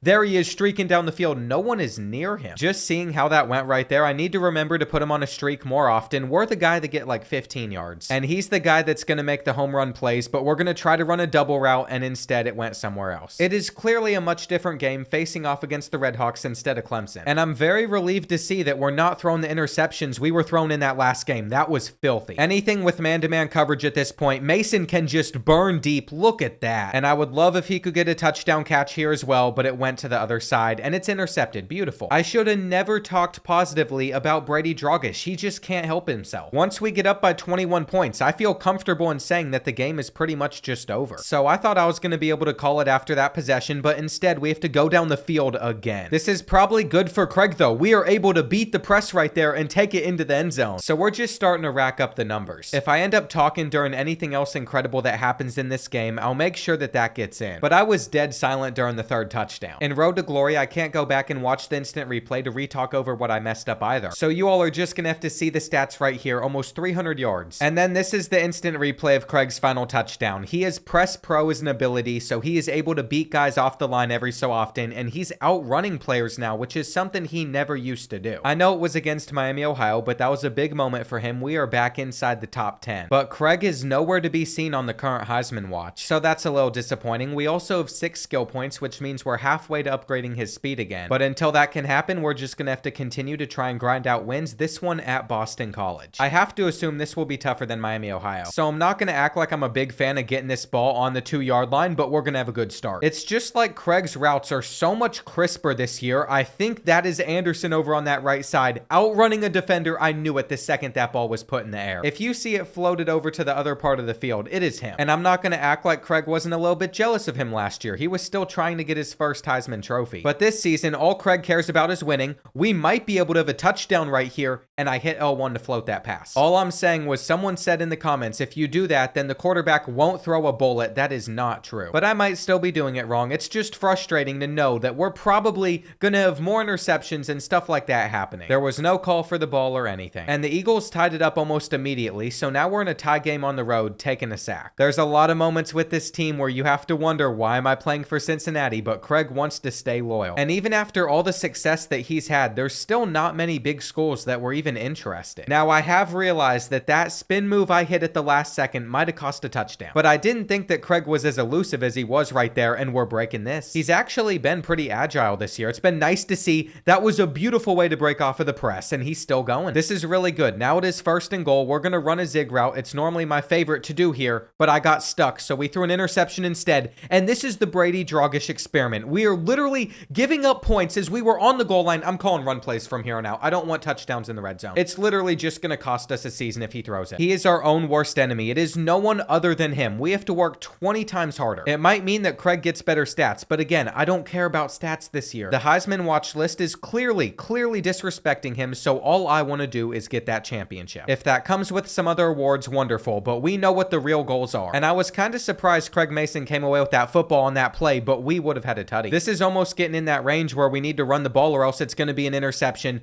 I'm going for the jump ball, and we have to be careful. We only have 2 timeouts left. I think we're going to have to burn one right here. Never mind, we've audibled over to a run. I'm motioning over just so we can get an extra blocker in that gap. But of course, our running back missed the hole. We didn't even make the field goal, which was definitely centered down the middle to end the half. So what was the point of that? The frustration's starting to get to Craig as well. Me raising my arms right there did not cause that incompletion. And we just have to keep on pushing it down the field offensively, hoping that maybe Dakari Anderson can bail us out over there. He is bailing us out. Wait, I'm actually really confused right now. It's 21-14. I caught the ball there. And apparently our defense got a touchdown with Manny Cover returning a fumble for 22 yards. That is incredible. It helps us out a bunch in this game. I'm not sure who's getting it on this play. Oh, it's Dakari. And he's going to have all the stats at wide receiver. There's nothing better than a 14-point lead in the 4th quarter, though. That is definitely worth it. From here, all we're going to do is work to close out this game, and then we're going to get a win, though we fumble it when we try to run the football. That was pretty embarrassing right there, there, but in the end, we still closed it out. And Craig Mason might not have won player of the game, but with his 13 receptions for 184 yards, he still contributed. It is about time that we start Big Ten Conference play though, and this is where we got to be locked in. We have a couple of home games at first, but then we start to play more and more teams on the road, like number 14 Baylor, number 15 Kansas State, and our first Big 12 matchup here is against number 20 TCU, so it's not like it's going to be a breeze. Winning games like this though is what proves our ranking, proves that we deserve to be a top 10 team. And my only hope is Brady Drogish doesn't start this one off with an interception. No, he's going to find Craig Mason late. We're basically just running circles over there, hoping for the best. We got the animation of beating the press, but there's a safety back. And I've definitely wondered if it would be more worth it to upgrade some of our abilities when it comes to that, but they throw a pick. I didn't call for the ball. He had Anderson open. And now we have it on the 1 yard line. You all know what my favorite route is in this situation, just to get us out of it. But Craig Mason has gone through every struggle as a wide receiver, doing road to glory on this game. What makes it so impressive though is he's also overcome it. I don't know why we got thrown the ball here, but it's just another catch for this season, and we are going to try and take this slant for a sizable gain, not a first. We came very close, but it's 3rd and inches, so we're running a zig route, and he threw it over there. Brady Drogish might have the worst decision making I've ever seen, and I can't even be upset that we're currently down 7-0 due to his mistakes. We really need Dakari Anderson to just start going off. That's what makes the difference, and as I'm saying that, we throw it up to him, he catches it. He is such a difference maker. He was one of the reasons I said I would transfer to Cincinnati, and it truly elevates this offense to another level because Craig isn't going to get open on every single play, though they tried to go to him again. He clearly is also not capable of outrunning the defense on every single play, but I got in the way of that catch. That is how we're going into this 3rd quarter with only 7 points. He's going down. And I'm starting to notice that Brady doesn't handle the pressure too well, but he is going to help us pick up a first down. I would not have called for that ball right there if he didn't just immediately throw it. So sometimes it can be a good thing. And I guess we just have to trust his judgment, though right here we're running the hitch route for the first down. It's off target. I really don't want us to settle for a field goal, so I'm going to secure catch it. And that might be seen as a mistake. We probably could have gotten more yards. We need to get open on this 3rd and 5 though, and we do. This is where we have to question whether or not we should be throwing the football though. That's going to get us to the 1. And I'm not even going to interfere with the run by trying to block. I'm just going to see if we score or not. We do. Being in the 4th quarter now, it was much more important that we just clutched up right there, having a hard time getting separation, but we get the ball. And I'm somebody that really doesn't like when we hand it off a bunch, but it seems to be working for us right here as he just bounces to the outside. Dion Reader read the defense like a champ. The only thing that we can't have here is an interception. And all Craig needed there was about 2 more seconds to have a chance to break and get open. Here on 3rd and 1, I'm just going to run over in that direction. It's Brady picking up the first down. And we might have gotten pulled after that, but we were still able to score. So now we're in a spot up by 14. Our defense got a stop against TCU. And now I feel comfortable trying to make Craig Mason's stats a little bit better. We still have to see if he can win back-to-back Heismans. But more importantly, just the fact that we beat number 20 TCU like this is a huge deal for us. It was the first time Brady Drogish could actually win player of the game. But it doesn't make sense for him to get it over Craig Mason since he had like 75% of his yards. There should be more opportunities like this though to improve certain stats for games. Apparently there's going to be heavy rain in the next one, so we're going to agree to come. And like I guessed, it means our attributes going to be increased. We're going to have +5 catching for that one. It's against 1-3 Oklahoma State. We get to play it at Nippert Stadium, so we shouldn't necessarily struggle. But I'm not taking any chances because if we drop another game, we're probably going down to like number 20 in the polls. It's also important to note there are other wide receivers up in this race besides Craig, and I'm not quite sure how because right now he's averaging even more yards per game than he did last year. My guess is that might change throughout the year, especially if we can afford to upgrade our quickness. But we need a few more skill points, and you only earn those skill points whenever you play super well on the field. The rain prediction was also correct. That is completely fine though. We prepared for this moment by getting +5 catching. I need to try and make a block for the tight end. And the Cowboys already have us to a 3rd and 11. They're going to push me to the inside, so I'm going to call for the ball right here, but Brady's deciding to run instead. All I can say is if he gets injured, I'm not sure if it helps or hurts us. We're finally getting a target. And as our drive down the field continues, they're doing a pretty good job over on Craig. There's definitely some noticeable struggles whenever we play against a corner that's much faster. But fortunately, after kicking a field goal, we have gotten it back inside the 30-yard line. So at least our defense has showed up for this game, and we are going to be open, except they get up to catch it. That was actually a really impressive interception. I shouldn't have called for it. I can't even blame it on him. And I don't understand how we always end up getting the ball ball back on like the 30-yard line against another team. Something weird must go on behind the scenes whenever you sim in Road to Glory, though we are out of reach. And I'm not sure why that pass was lobbed in the air and not a bullet pass. With all these offensive struggles, right now we're going to go into the half losing. They're going to get an interception against us as well right after scoring. And there's the typical read from Brady. 17 seconds left in the half now, trailing by this much, though that route is beautiful from Craig Mason and it puts us in field goal range. We still have 10 seconds to score a touchdown as well. Maybe we can also make that happen. Please, please don't be an interception. And after then completion, we're going to kick our 3. Now, I'm happy to say that we hit that kick, but playing in the rain has clearly not been good for this team. It is really bugging me how terrible Craig has looked in this game, even if we pass it well with other players. And on a huge 3rd and inches, I'm wide open, but he just missed. It is now 4th and inches. We are not running the football, so we're just going to run a zig route, hold on to it. And I find it very concerning we're still trailing in this game. Why are you throwing the ball right there? They're also breaking to the sideline, and I think they're about to get a pick 6. We didn't get the separation. He clearly just clamped up Craig. And whenever I say we don't deserve to be in this one right now, I mean it, but we did beat the press there. Brady Dragish has currently thrown 3 interceptions, no touchdowns. I can't do it. I just can't do it anymore. This is ridiculous. Even the fans can't believe it. Pull him out of the game. There's no call for the ball or anything. It's just, let's see what happens if I chuck it at the opposing team's defensive backs. And our defense has saved us. If it wasn't for them, this one would have been over a very long time ago. And I'm so disappointed that we're dropping the ball in that situation. Surely somebody else is open here, though. And there wasn't, so we're going to punt it on 4th and 2. We keep getting it back, though, with no success. That is what's so odd. Oklahoma State is so bad that they can't just put us away. And here we go, 3rd and 10. I did not beat them with the press, but we do have Dakari Anderson. Dakari Anderson is going to single-handedly save this season. It was an instant throw. I had no clue where it went. And I'm really hoping I can get open on the 2-point conversion right here. I'm sure. If the refs reviewed that, we wouldn't have gotten it. But apparently we have gotten it back, tied up at 17, minute left on the clock. And of course, they've already gotten it out over there to Dakari Anderson. We know that he's going to be streaking down the field. He is saving this season. I can't get too excited, though. Look at the score with 5 seconds left. Oklahoma State is going to send this thing to overtime versus us. I can go for the jump ball. Oh, it's another interception. If they return this right here. No, we're losing. We're losing. Why? Why would I call for that? I have no words at this point. They really just beat us like that. They really just beat us in the worst way possible. This one kid had 4 interceptions, and Brady threw 5 of them himself. When it came to receiving, Craig Mason didn't have that good of a day. And Craig is so disgusted, we're just going to cuss these guys out as they offer a terrible deal to us. I wish you could actually do that in this game. We have dropped down to number 20 in the polls, just like I predicted. If we somehow lost, we did. And here are the stakes for the rest of the year. If we want to somehow make it to the playoffs, we cannot lose again. There clearly needs to be some lessons we learn from this. I don't know what it is. It's Brady just throwing a bunch of picks, but we're going to have to win on the road at number 8 Baylor, at number 9 Kansas State. And the only good thing that we have going for us right now is Craig is getting a lot closer to being able to upgrade his speed. It is time to lock in. There is zero room for error the rest of this season. And first play off the bat, Craig Mason cutting over to the left side is going to get us 20. That is how we need to open this one up. They have a sold out gold crowd all around us. And I still cannot believe that we lost that game to Oklahoma State. It was such a bad one to lose, but there are good teams that lose games like that every year. And they had a really solid corner on Craig. Arizona State's not. That is the first time there that we have not had success offensively in this one.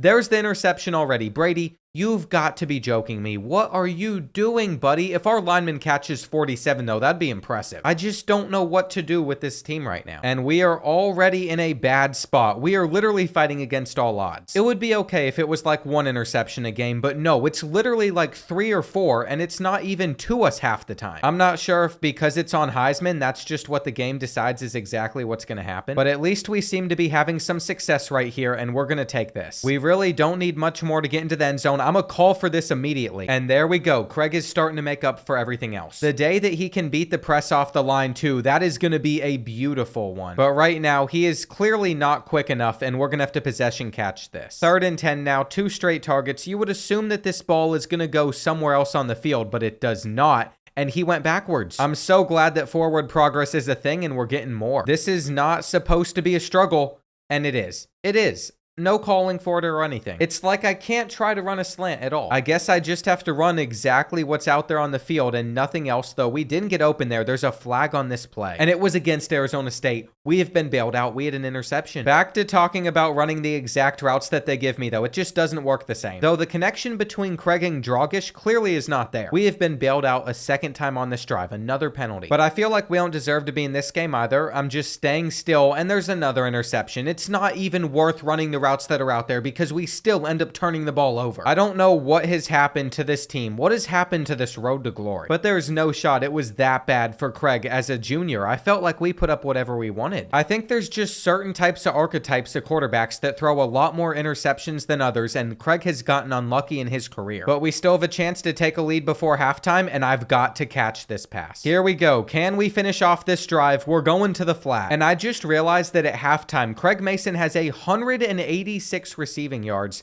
Another interception, though. Another interception. You're kidding me. This is actually the worst thing I've ever played against. We didn't catch it. Our own worst enemy is our own quarterback. I thought we were going to be good. If we somehow win a championship with all of this happening, that would really speak volumes about Craig. But I think going into next week, I have to try switching up the playbook or something. You can see the reads that Brady Drogish is making, though. They're not good. And we've been taken off on 4th and inches. I'm not sure why Road to Glory subs us out for big plays like that we were clearly going to go for, but who has the ball? At least the drive stayed alive. It is 3rd and 7, and I think we got enough separation for inside leverage. The route running button really helps with that, and I can't act like we're out of this game. We're about to take our 3. But we could also score a touchdown here if we pick up this 3rd and 5, and I got hit late. Arizona State hit another field goal, so we are still trailing in this game, down by 3. But I believe in this team. I'm not sure why I believe in this team, but I do. This is where we need Dakari Anderson to just come up big and have like a 60-yard touchdown. And I feel like things have just gotten worse for us. 4 interceptions in this game. It was not that bad earlier in the year,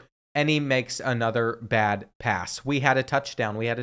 I've pretty much just given up. But Craig Mason does not give up. We have the ball back. 2 minutes on the clock. A chance to score. And we're just going to have to make the most out of this opportunity, I think. If they're not going to press us, if that guy drops back, we should be able to take all the open space. But I feel so defeated still. The fact that we're even at this point in the game. Brady Drogish is probably going to throw like his 6th interception. There was a flag, and it's against Arizona State. It actually was better for us to just decline it. I'm a call for the ball right here, but there was no urgency to get it out. Now it is 2nd and 16, and we're gonna burn our first timeout. I really don't want overtime in this game. I'm afraid it's gonna happen though, unless Brady Drogish runs and he goes down to the 5. Hang on, you might just have to let him cook right here. I'm open, it's caught, and we're gonna take a lead versus Arizona State. They had no response after that either. Of course they didn't. There was like no time left, but we have done it. We have survived another game with Brady Drogish, and Craig Mason definitely deserved to win this. I'm still really hopeful though that the playbook switch is going to help us play a lot better, have less interceptions. And we currently have 11 skill points. This is going to give us 12 so we can upgrade our speed. I have been waiting for this moment. I think we're still going to be able to upgrade it one more time before the end of the season, but at least right now, Craig has 95. And if we can beat people off the line, that might be the saving point of this season. As you can see as well, the Big 12 is wide open, so we could still make the conference championship. But we have some work to do. First play of the game, they're flipping their defense off the rip, and Craig Mason is gone. That is beautiful. We audibled. They flipped their defense. This is how we need to open it up. I don't care if it's cheese or anything. Brady is going to throw like 10 picks. And it's not like I intentionally did it. It just happened to happen. That speed is already going to be lethal to use.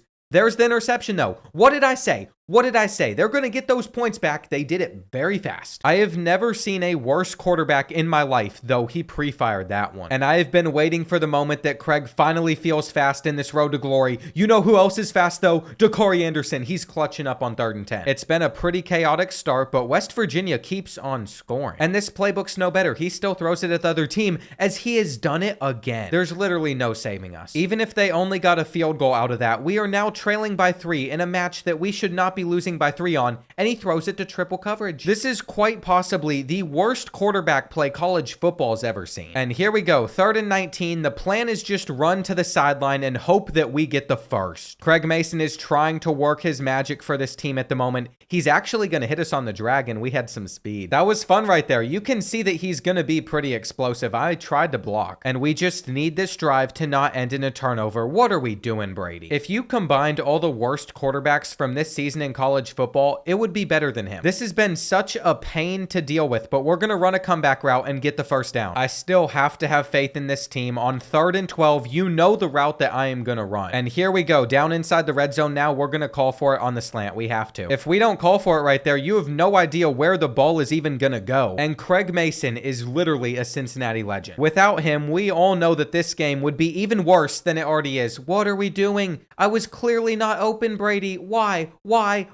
Can I say that Craig is actively rooting for his starting quarterback to get injured right now? Because he definitely is. I'm not sure how we're going to close this one out at the moment. We have gotten open right here, though. Catch and run. Come on, Mason. You're going to have to make a guy miss. We cannot. Those are the types of looks that we're hoping for, though. Man-to-man coverage. And come on, we're so fast. We just needed a little bit more there to turn the corner. I really don't trust this team inside the red zone, even if we're scoring. And how does West Virginia, 3-4, have it in them to keep on responding back like this? The defense on this team was actually improved from last season. It was a reason I wanted to stay. But even if their overalls went up, they certainly have not played like it. We're continuing to fly down the field, though, and there he is, Dakari Anderson. We got the 2-possession lead. We got the football back, so I think from here we can hold on and win. I can confidently say, though, we will never, ever be using this playbook again, even if it seems to be going pretty well. The audibles out of it are terrible. He threw an interception on a lot of plays, and somehow we're up by 17. This win feels so good, but Dakari Anderson does deserve this. Even though Craig Mason had over 100 more yards, he had more touchdowns. And I feel like a lot of the NIL deals I've been getting just haven't been that good. They definitely drain your energy every week, though. Even if it says they're up front, it is every single week that we're losing 1 energy. But it's okay, because in a couple of weeks, we're going to have 98 medium route running. There is also some back-to-back Heisman chatter starting to happen. Craig Mason is popping up here, and we have moved up to 3rd in our conference. We're probably going to play some of these other teams throughout the season, so I'm not feeling as down anymore. There's definitely a lot of pressure to have to win out, but there's only one ranked team left on our schedule, Kansas State on the road. I think Baylor was ranked at one point, but they lost. And our last 2 opponents are both 1-6, so we really just need to get through the next 3 weeks. The pressure is definitely on. The playbook switch did not work, and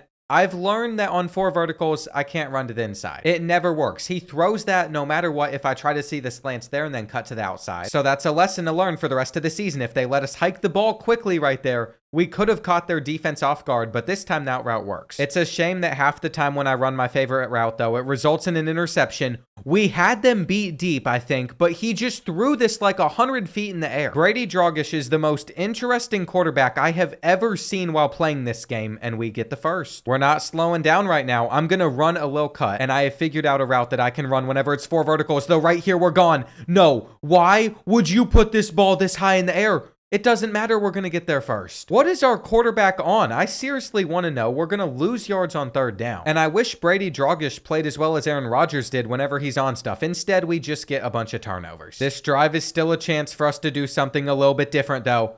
And I wasn't even on a slant. I was on an out route. What are we doing? Why are we throwing that ball there? He just pre-fired it. He pre-fired it. I can't run any double routes with Craig Mason. That's what I'm starting to realize, even though they've been money for seasons. If we don't cut him out, we are literally not going to win another game this season. We caught that. But it's so risky to do. I think I just need to run like straight slants or something. Whenever we had like 79 speed, it really worked. It was our only way to get open. But now it just seems like it does not work the same, and we're going to have to catch this, though I fell down. I can't believe that Baylor's offense hasn't scored a single point. Our defense has been good. But again, it is the offense that I am so concerned about. Please tell me that's Dakari Anderson on the end of it. Perfect. We're going to tie it back up. They might have gotten a field goal, but that's not the end of the world. We could also get a field goal before the end of the half, and we just keep on throwing it over there. That's why I wanted Dakari Anderson as our teammate, though. That is exactly what I was hoping for, and they're going to get the interception. I called for it, hoping that safety wouldn't play the ball. That was on me. If our lineman stops him, though, that would be clutch, and he is going to bring him down. We could have had it all tied up at 10 going into halftime, but there was definitely some greed from Craig Mason right there, and we threw it at him. I feel like that is just a reoccurring experience for us, though. No way. No way. I guess we're now just chucking it 50 feet in the air. You can't do that over the middle of the field. Hang on, Craig Mason. Find the open space. We'll go to the 45. That is some good progress right there. You love to see it. There's a flag here, though, and it's holding. We have not had a holding call in so long. Is it a legit one? 1? Probably. Is it still super frustrating? Absolutely, though we do get the first. If we can get that one-on-one look over and over, I will continue to call for it. And I have no shame in that at all, though it's not open right here, so our tight end's gonna have to get it. Now, it is very crucial that Brady Drogish does not throw an interception now that we're down on the goal line. I've called for it. I'm gonna get the first. But part of me just wants to call straight running plays, and against this zone coverage, I'm gonna get open. That was a very big moment in this game, though what are we thinking? He just keeps on putting it 50 feet in the air like I need a bullet pass from you. I promise I've lost at least a year off of my life just filming this road to glory with him as the quarterback. I don't think there's any other way to put it. Stress levels through the roof. Championship hope still alive. Baylor has gotten a field goal though, so it's a one possession game. It's not like we're in full control of this one. I like what I'm seeing right here though. As long as we don't have an interception, that would be beautiful.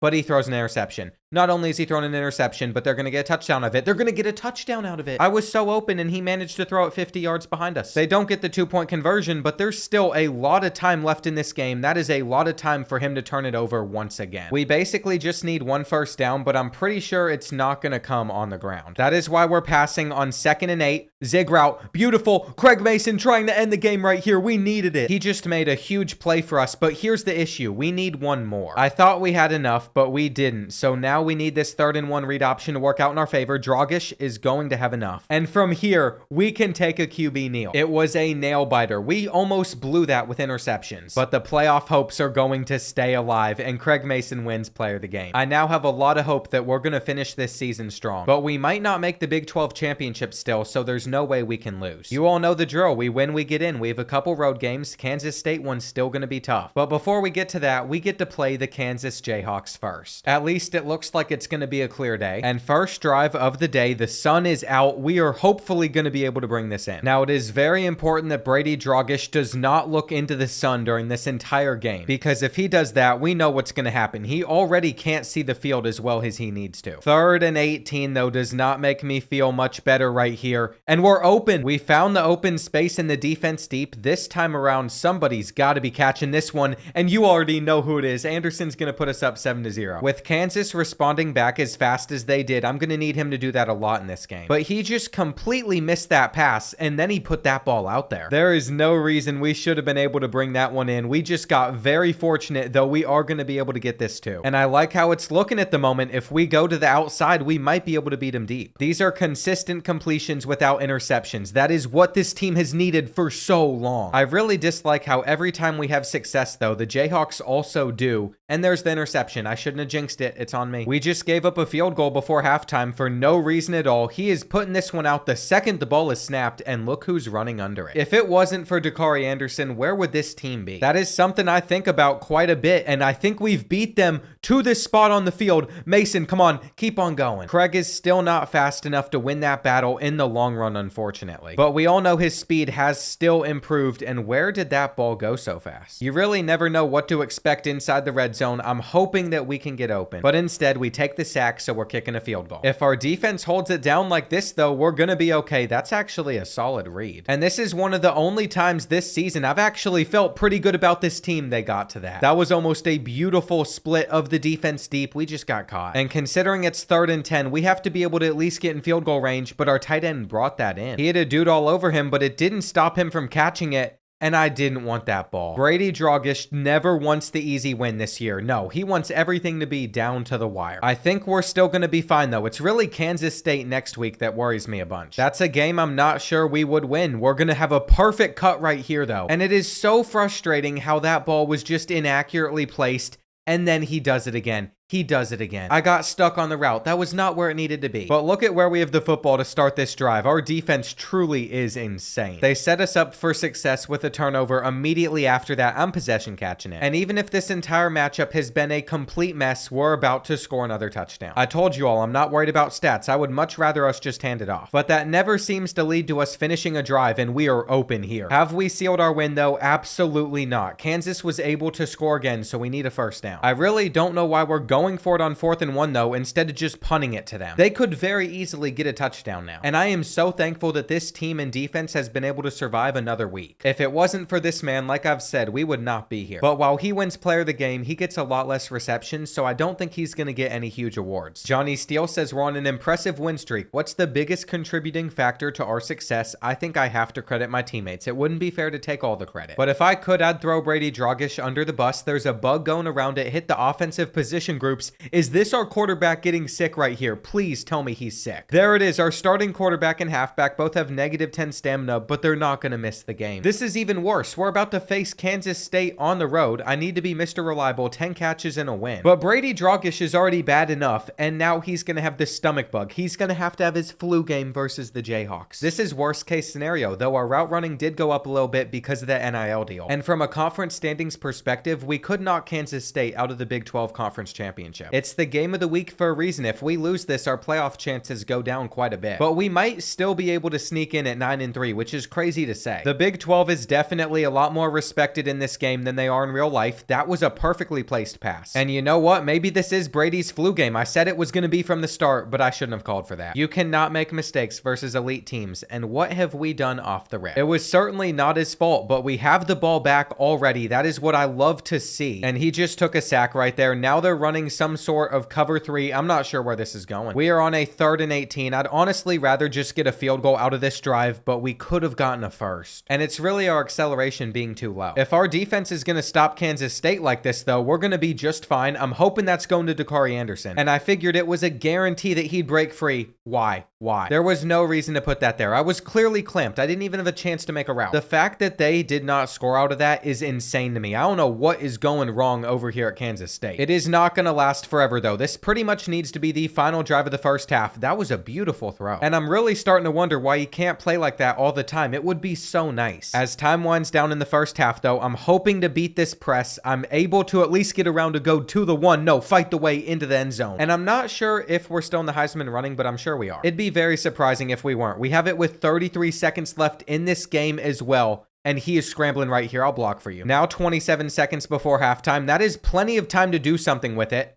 Though, you all know what he's going to do. We were on a slant. That was our route for that play, a slant. And instead, he gave them free points. Now, I don't know how Kansas State manages to mess up that field positioning. I'm going to assume that their field goal kicker is terrible. Because we have done everything wrong in this game, and we are still up by 10 points. If they're truly this bad, maybe this is a team that we want to play again, especially in the playoffs. And here we go. 1st and goal. I'm going to run the drag underneath, and we're going to get in. They finally figured out their offense, though. Unfortunately, that means we're only up by 10. But Dakari Anderson just took the top off of their D. They responded back in a minute, though. I'm not sure what all changed. I'm seriously at that point in the season where I would rather us just run the ball and try to take the clock down. But we can't. It's now 3rd and 5, and I'm not sure where that went. It's 4th down. This is where the choke could happen. But you best believe our defense wasn't giving up anything stupid right there, and because they started run committing on the next possession, we're just going to run straight by them. I'm really hoping that they do that again. I would love to just run by them for another touchdown, and that's what we're going to do. This would help in the Heisman race a bunch. That was way too clean of a release for it to be the press pro ability, at least on the first one. But guess what? We are going to win player of the game with Craig because of those late 2 touchdowns. I'm also going to agree to go to a concert with my teammates. We have good chemistry going. But that was a mistake. Stomach bug. -15 stamina for our next game because I was around other sick players. I've never had that happen before in Road to Glory. It looks like I took over the game though, so we're going to increase our coach trust, which doesn't matter. Because basically since Craig arrived on Cincinnati's campus, it's been maxed out. With 2 games left in the season though, it's looking pretty good for us. Because we're a top 4 team in the country, he could still get the Heisman. And we get to play against Houston at home, who is only an 82 overall. I feel like this is a game that we should be able to cruise through and put up some really impressive stats, especially if we started off with a touchdown here. But the main goal for Brady Dragish should simply be not throw an interception. I've called for a run right here because I simply want us to get into the end zone. But that's not good enough for 3-7 Houston. They have scored, even though they've probably barely scored throughout this entire season. I really miss being able to get blowout wins. It's been a pain. And we're just going to stay pushing it down the field right here. I did not call for that. Considering that was 4 verticals, I should have known a lot better than the run there too. What's important though is the drive seems to be staying alive. We don't get the 3rd down. And this is a huge 4th and 1 for us. I'm going to possession catch it if we get it, though we stood up. For being so tiny, Craig Mason can actually break free from a lot of stuff, surprisingly. And here we go. We're flying down the field. A little cut to the outside, touchdown. We also have the ball back on offense after Houston did not score, which is really good good news. The question will be, though, can we do something with it? And I think I've split the defense deep.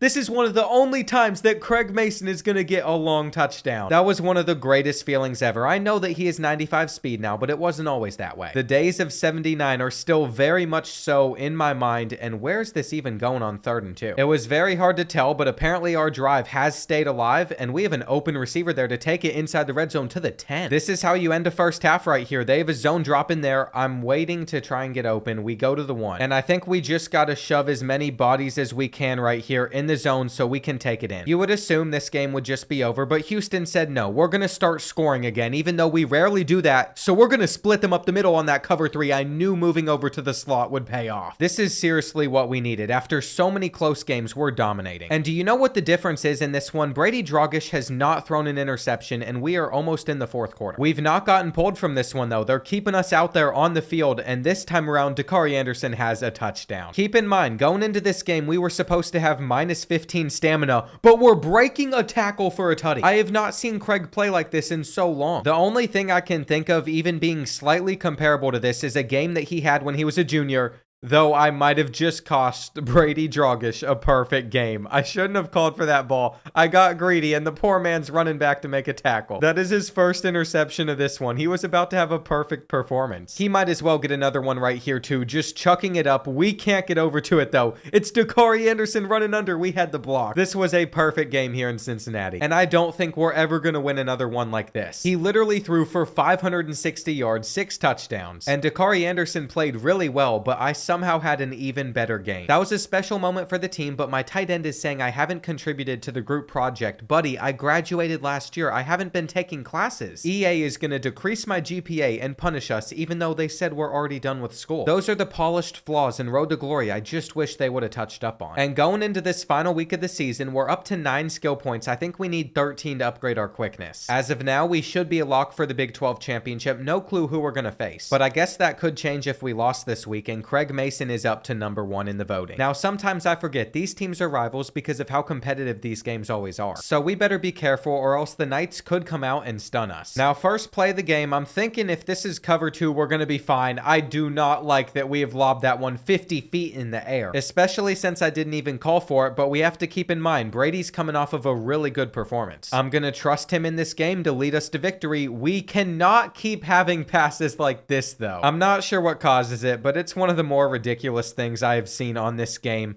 And are we seriously staying up with Mason? It took a lot of Craig's wear and tear to pull that off, but that was incredibly impressive. We still have a little bit to go, though. Before we've reached the end zone, we're getting another catch. And we're currently just running up the numbers versus UCF. I've routed up that corner right there, but he caught us. You would have thought we'd get a touchdown out of that. We should get one here. And Craig Mason is basically just the entire offense for us at the moment, though somebody else is finally making a catch, a touchdown. It's no surprise. It's Dakari Anderson. And our defense keeps on getting us the ball back in these incredible spots on the field. I want to get over there and help block, but I can't. Which means we're going to face a 3rd and 5, and you know how we're going to route him up. Whether or not Craig gets the touchdown right here, though, it really doesn't matter. I just want to go up by 21. And those early turnovers for the Knights are going to make it incredibly difficult for them to ever be in this game. We'll see how the first half ends, but I'm pretty sure this one's just already over from this point. And that's a little bit crazy to me, considering there's still a few minutes left in the 2nd quarter. Do you see in the bottom right corner who's in at quarterback, though? It is not Brady Drogish. Something happened to him on that last play, and the backup's missing throws. If that affects us long term, it's going to be a problem. And as much as I've complained about having him as our quarterback, I might realize I'm going to regret doing so. We're going to get a huge gain. And apparently he is back out on the field. That feels like it's good news just with the way he's played recently. I'm hoping that we can send up a Hail Mary on the final play of the half here and make a catch inbounds, but they swatted it. Either way, though, our quarterback's healthy. We're up by 17. And we should be able to close this one out, but we're still going to have to make some plays. If anything major happens, I'm hoping that I'm talking while it does. I almost got loose here. And they're running press coverage off of the line. We don't have the best release in the world, but this ball is put exactly where it needs to be for a touchdown. I just don't think these corners have what it takes to stick with us. We're going to go for another one. Why not? We dropped the ball. That is so disappointing right there. Now it is 3rd and 10, and we're going to secure catch. By the end of the game, though, we're basically basically just looking for one more touchdown. That would really add to the stats. And we will see if we can get open off rip right here. We're going to run with it, and they're in. If Craig Mason has not emerged as the Heisman favorite after the last couple weeks, I don't know what else he has to do, because he somehow just brought in that ball right there even, and we're going to go for another touchdown, but it's going to be intercepted instead. Either way, we're going to get the win. It's not even going to be close. And I can promise that we're ready for the Big 12 championship. It is kind of sad to get this text though. As Craig's career is coming to a close, how do you reflect on your college experience? I think we really have to reflect on all the growth that we've had, because in this time frame, he went from a one-star recruit to one of the best receivers ever. The winning cannot stop here though. Now we have to take down Arizona. And if we get a couple more skill points just by training a little bit more, we're going to be able to upgrade his speed. During that bye week, we have now gotten this same NIL offer twice. And as we spend more of our energy, it's becoming very apparent that we are going to have to make sure our health is right for the conference championship. But we should be able to upgrade our speed after it, and we'll see if we can beat Arizona. Looking back on our schedule, we lost to undefeated #1 Clemson and Oklahoma State, who finished ranked inside the top 25. So I can't say that either of those losses were that bad now. And we just have to make sure that we don't choke against the Wildcats. Even though neither of us are even ranked inside the top 5, this was listed as game of the week. And I think it's because of how chaotic the college football world has been throughout this season. I mean, we have 2 losses and we're a top 5 team. That says a lot about everybody else. Because normally a Big 12 school like ours would not be ranked as highly as we are with that scenario. I can't remember if we've played Arizona this season or not though, so we're just gonna see how we do in this game. I have no previous track record. And that means as we end this first quarter, I'm gonna hit him with the little zig that I always run inside the red zone. But it was not held onto, so now we're just gonna have to catch a slant, but that was so off target, there was no shot. That is not what I want to see out of Brady, but he might be able to hit us for a huge gain right here, which would have been incredible if he didn't take a huge sack on the next play and we're still getting it back. Now the real question is, will Brady Dragish throw an interception at this point on the field again? And I really want to assume that he's going to learn from his mistakes, but he has to hit us. There we go. That is exactly what we needed right there. Now they're running some form of cover 3, but it also could have been match coverage. It was super hard to tell, and we just routed that kid up. It hurts my soul that Craig stepped on the line right there, but we are going to beat the press. And I think we have a quarters look right here because it says cover 4. That is normally not anything other than quarters. If Arizona is going to scream like that against us though, we're just going to have to get it out quicker. They knew where we were going. And that means here on 3rd and 16, we have a goal of getting in field goal range, but I don't know if it's enough. Well, we simply just missed the kick. There's no other way to put it, though we were open on 3rd down. That would have been a great start to the 3rd quarter. And just the fact that this is where we're getting the ball back is so crazy. Our defense is seriously carrying us at the moment. But I should have never said that, because then they gave up a touchdown, so we're back to only being up by a possession. They only ever seem to get stops when it's a close game, and if not, they want it to get closer by letting them score, but we're about to get in the end zone again. Take a wild guess at what happened though. Arizona was able to respond back. Why are we getting thrown this? There is still 3 minutes left in this Big 12 Conference Championship that we could blow the game. But I would like to assume that we wouldn't do that in this situation, and that was close. We all know that he loves to throw it, even if I'm not calling for the ball here. Please don't be an interception. I saw it coming from a mile away. I was actually calling for it too. They could go down the field and take the lead. But you know what actually happened? Our defense got it back to us immediately, and that's not good. It is now 3rd and 21. It seems like Arizona is going to get that chance to respond back,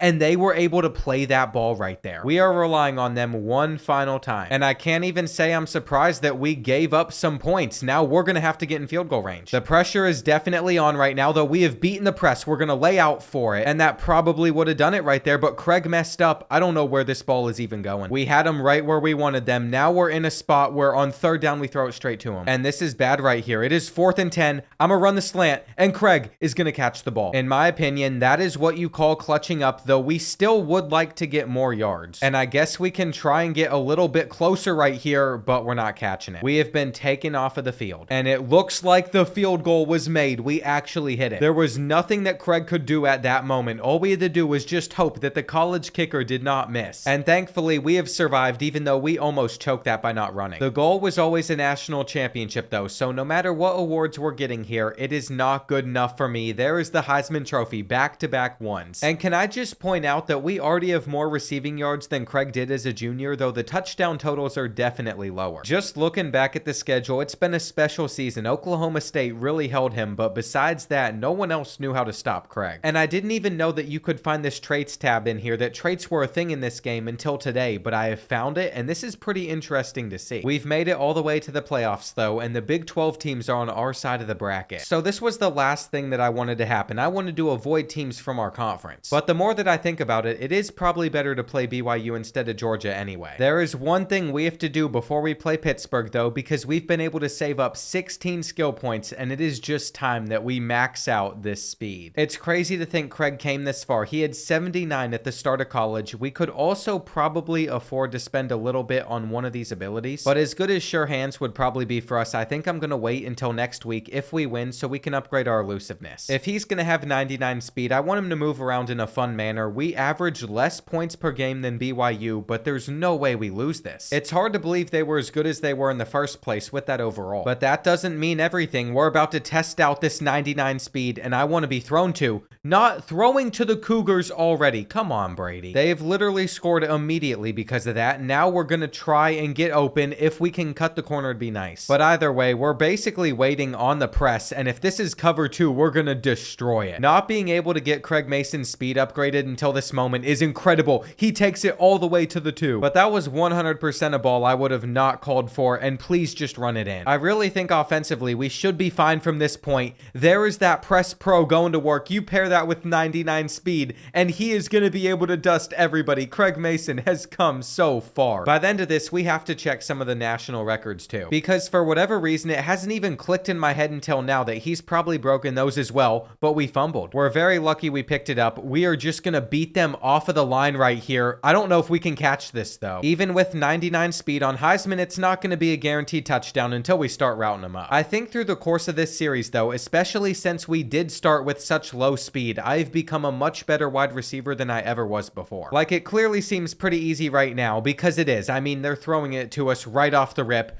though that is how it could go wrong for us. And I still don't think we're going to blow the game. But anyway, if we can blow by this corner, it does not bug me at all, because we struggled for what, like 50, 60 games in this, and now we're finally being rewarded. There's really nothing they can do to stop Craig Mason. And I could save up for the press pro ability that means we'd beat it every single time, but I'd much rather make him a more rounded player by upgrading his spin move, his juke move, any type of agility, maybe even a hurdle. I think we're going to be able to confirm that we can win this game though, as long as we reach the end zone one more time. He is still going. I don't even know what I'm experiencing right now. It has never been this easy for us. It might not be that way versus every team though. BYU is not a very high overall. Now I think for good measure, I am going to try and go for one more touchdown. That would at least give us the chance to get the best stats ever, though this was lobbed in the air. And we caught it. Okay, yep, Craig is just unstoppable now. This almost feels more overpowered than the perfect wide receiver video I made a couple months ago, because we have a good team around us. It's not on the worst team. And we gotta be done with this game. I am a little salty though that we got pulled in the fourth quarter, because Craig Mason already broke any record there could be, but he was 6 yards short of having 500 receiving yards. I don't think our next opponent's gonna be as easy though. Pittsburgh is the number 4 seed. And looking at the rest of the bracket, the teams ranked in the top 4 have made it to the semifinals. When it comes to the college record books though, I have to point out Craig Mason has the most receiving yards ever in a career, the most receptions, the most touchdown catches, but on a game-to-game basis, he only has the most receiving yards in a game. He never broke the receptions one, and he just tied the touchdown catches one. Then from season to season, he's of course going to dominate. He even got last year's quarterback Brendan Sorsby into the record books. But I forgot to check our team season stats. At the moment, Brady Dragish has 55 touchdowns, 39 interceptions, and we ran the ball like 40 times total this season. Receiving wise, you know that Dakari Anderson put up numbers that would probably win the Heisman if I wasn't on this team. All of that aside though, I said I would spend these coach points, so we're gonna pour it into elusiveness. And we are finally ready for our semifinal matchup against the Pittsburgh Panthers, who average a little less points per game, but they're a higher overall. This is the point where Nebraska ruined Craig's dreams just a year ago. But this time with a championship on his mind again, I'm really hoping he can get the second in his career, But why do we have to start the game bad? We're fortunate they only got a field goal out of it, but we're getting thrown the ball when we're not calling for it. This is terrible. Even though we're as good as we're ever going to get, we're still struggling. And I think the goal right here has to simply be toast them deep, call for the ball, but we're not outrunning this kid. It's another pick. 3 turnovers in 3 plays. They're already waving goodbye to us. No, we're going to have to get back for that. I can't believe what we're witnessing. They're backed up, so we're not going to get any easy looks to beat the press. And everything from Dragic has just been inaccurate. Our first points of the day have come off of a safety, not our offense, a safety from our defense. It is unbelievable that they're having to bail us out right now, but we're now inside the red zone. And if Brady Dragic decides to throw an interception right here, I'm gonna lose my mind. But that's on me. That is completely on Craig Mason. I shouldn't have called for it. We have hit full panic mode in this game. I'm not sure why either. There's still plenty of time left. We can't get too worked up. I just wish they had the same defensive scheme as BYU. It was so easy to outrun them. Maybe they watched the film though, and that's why they're playing us so back in this game compared to what they did. This is a time for us to not call for the ball in stupid spots though. We'll do slants instead. I think that's the better option, though I didn't even call for it. No. It's just collapsing. He's thrown, what, 4 picks, 5 turnovers? I don't know. I mean, it was only a matter of time before Pittsburgh scored, and I'm hoping that we can send it up. All I'm going to say about Dakari Anderson is he has not been doing what he was doing for us earlier on in this year. And we need some serious help or else we're going to be down 24-2 at the half. It just doesn't even feel real that it could be that bad, but we know what happens whenever he just chucks it up. He has done that again. Can we even get there in time to disrupt the ball? It is honestly incredible that we've even bounced back somewhat this season and had a decent year. He has returned to his prime form that was causing so many issues. That was not the read that was open, and they're forcing us to punt it on 4th and 3. As we get the ball in the 3rd quarter, though, Pittsburgh has tried to press us, and we've gone somewhere else. I need Brady to give us enough time to outrun them deep, but it's simply not happening. Please be Dakari Anderson streaking to the end zone. That's a big plus for us, but the last time I ran this route in this situation, he threw a pick. We've also gotten it back with a minute left in this 3rd quarter, though I'm not too excited about that, because I know I can guarantee that time is going to go by so fast. It doesn't help that we had a touchdown right there, and we're going to have something similar again. But he just missed it the first time around, and I'm calling for this. We got to take it. We have not gotten it back in the best of positions, though. As you can see, he's literally just giving it to them. Why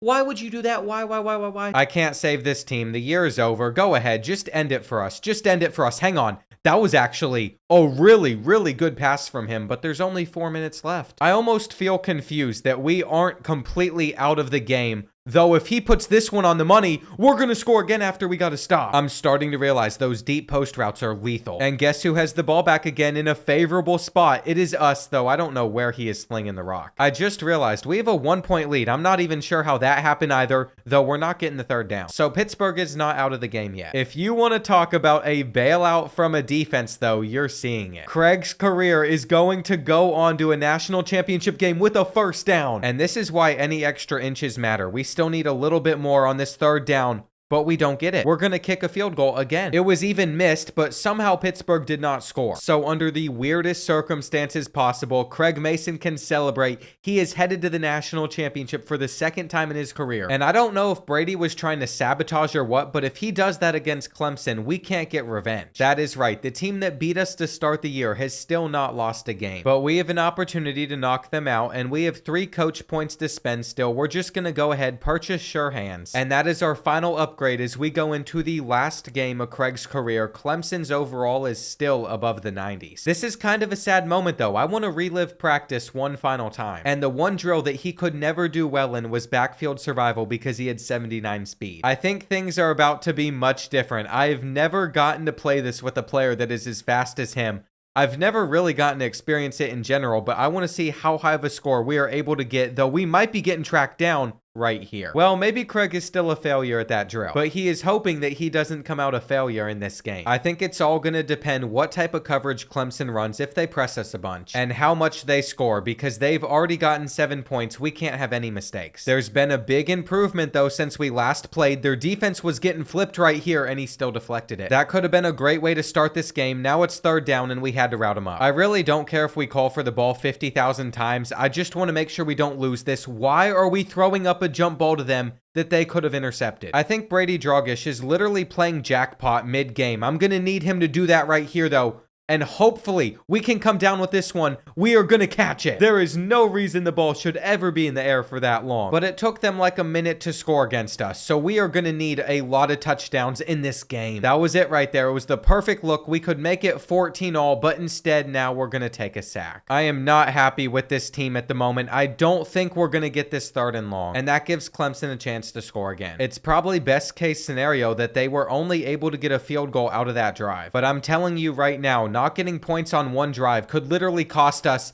and now we're having an interception. Brady Dragish does not throw it to the players that are open. He throws it to the other team. And our defense is currently working overtime for us. We are still in a 10-point game, so I'm very thankful. We need this to continue, though. We need to be able to make this a 3-point one. So my hope is before the end of the first half, we can crack our way into the end zone. That was a bad route. That was a bad call for the ball right there, but we should be able to catch this. And it was very key that we moved the chains in that situation. We're starting to have a little bit more success here. We're going to beat them off of the line, and that will give us a touchdown. We also get the ball to start the 3rd quarter, so it's all looking pretty good. The hiccups in the first half are not going to be an excuse because we're going to have our chance to redeem ourselves, and this could be a great play from Craig. We've not had many of those where he just takes a drag for a lot of yards, but I guess we could now. And there's still times where they press us pretty well, though that route right there might do it if he had a little bit more acceleration. It is not the free touchdowns that we saw versus BYU, unfortunately. Clemson's defense is a lot better, and it's another interception from Brady. We're going to have to bring him down. Dakari Anderson is just getting clamped up by that corner right now. That's 2 picks from him. But our defense is doing something I was not expecting. We've gotten it back immediately. Now I am petrified of the type of read that he's going to make down here on the goal line, and that is why. That is exactly why. I can't believe he just threw it straight to him. It's just turnover after turnover. It really doesn't matter if we keep getting it back. I just know he's going to have another bad read sooner rather than later. I'm actually very relieved he was able to find somebody else right there. But most of the time when he does target somebody else, it leads to an interception, so we got to step up. We could end this 3rd quarter with a lead, even though it has been a very rough second half, and that's what we're going to do. Craig Mason just needs to finish this one strong. But with Clemson scoring, he's going to have to come up big right here. Where's that ball going? With a championship on the line like this, I am going to be extremely, extremely nervous. And I think one of the better things that we could do is try to make sure this is the final drive of the game. The problem with that is we are using the air raid playbook, and that can be bad. There's like 0 runs in here, and he is guaranteed to force the ball where it shouldn't be. I ran off from it. This game should actually be over. I don't know what I was thinking there, but we have it back with 52 seconds left, and Craig Mason has beat 40 from the 6-yard line. He's gonna have a 94-yard touchdown here. Do we run around or do we just take it in? You know what? After that interception that I thought cost us the championship, we relied on our defense, so we'll do it for 41 seconds. Keep in mind, even with the mistakes, 18 catches, 380 receiving yards, 4 touchdowns, and now it all comes down to if we can hold Clemson, which I think we have done, and that means Cincinnati is winning a national championship. This feels like one of the greatest achievements I've had on this game so far, because with how we played offensively, I don't think we deserve to win in the semifinals or the finals. There is no other way to end this series than thanking each one of these defenders that stepped up when we needed them the most. There are overalls that are super low in here, but they still outperform their expectation. And that, alongside the greatest receiver ever, got him a national championship at Texas A&M, a Heisman Trophy with Cincinnati, and then a Heisman Trophy and a championship in his final season here. There will truly never be another receiver like Craig Mason. He went from 79 speed, a 1-star recruit, to the best receiver ever. And now he has no other option but to go on to the NFL and be a monster.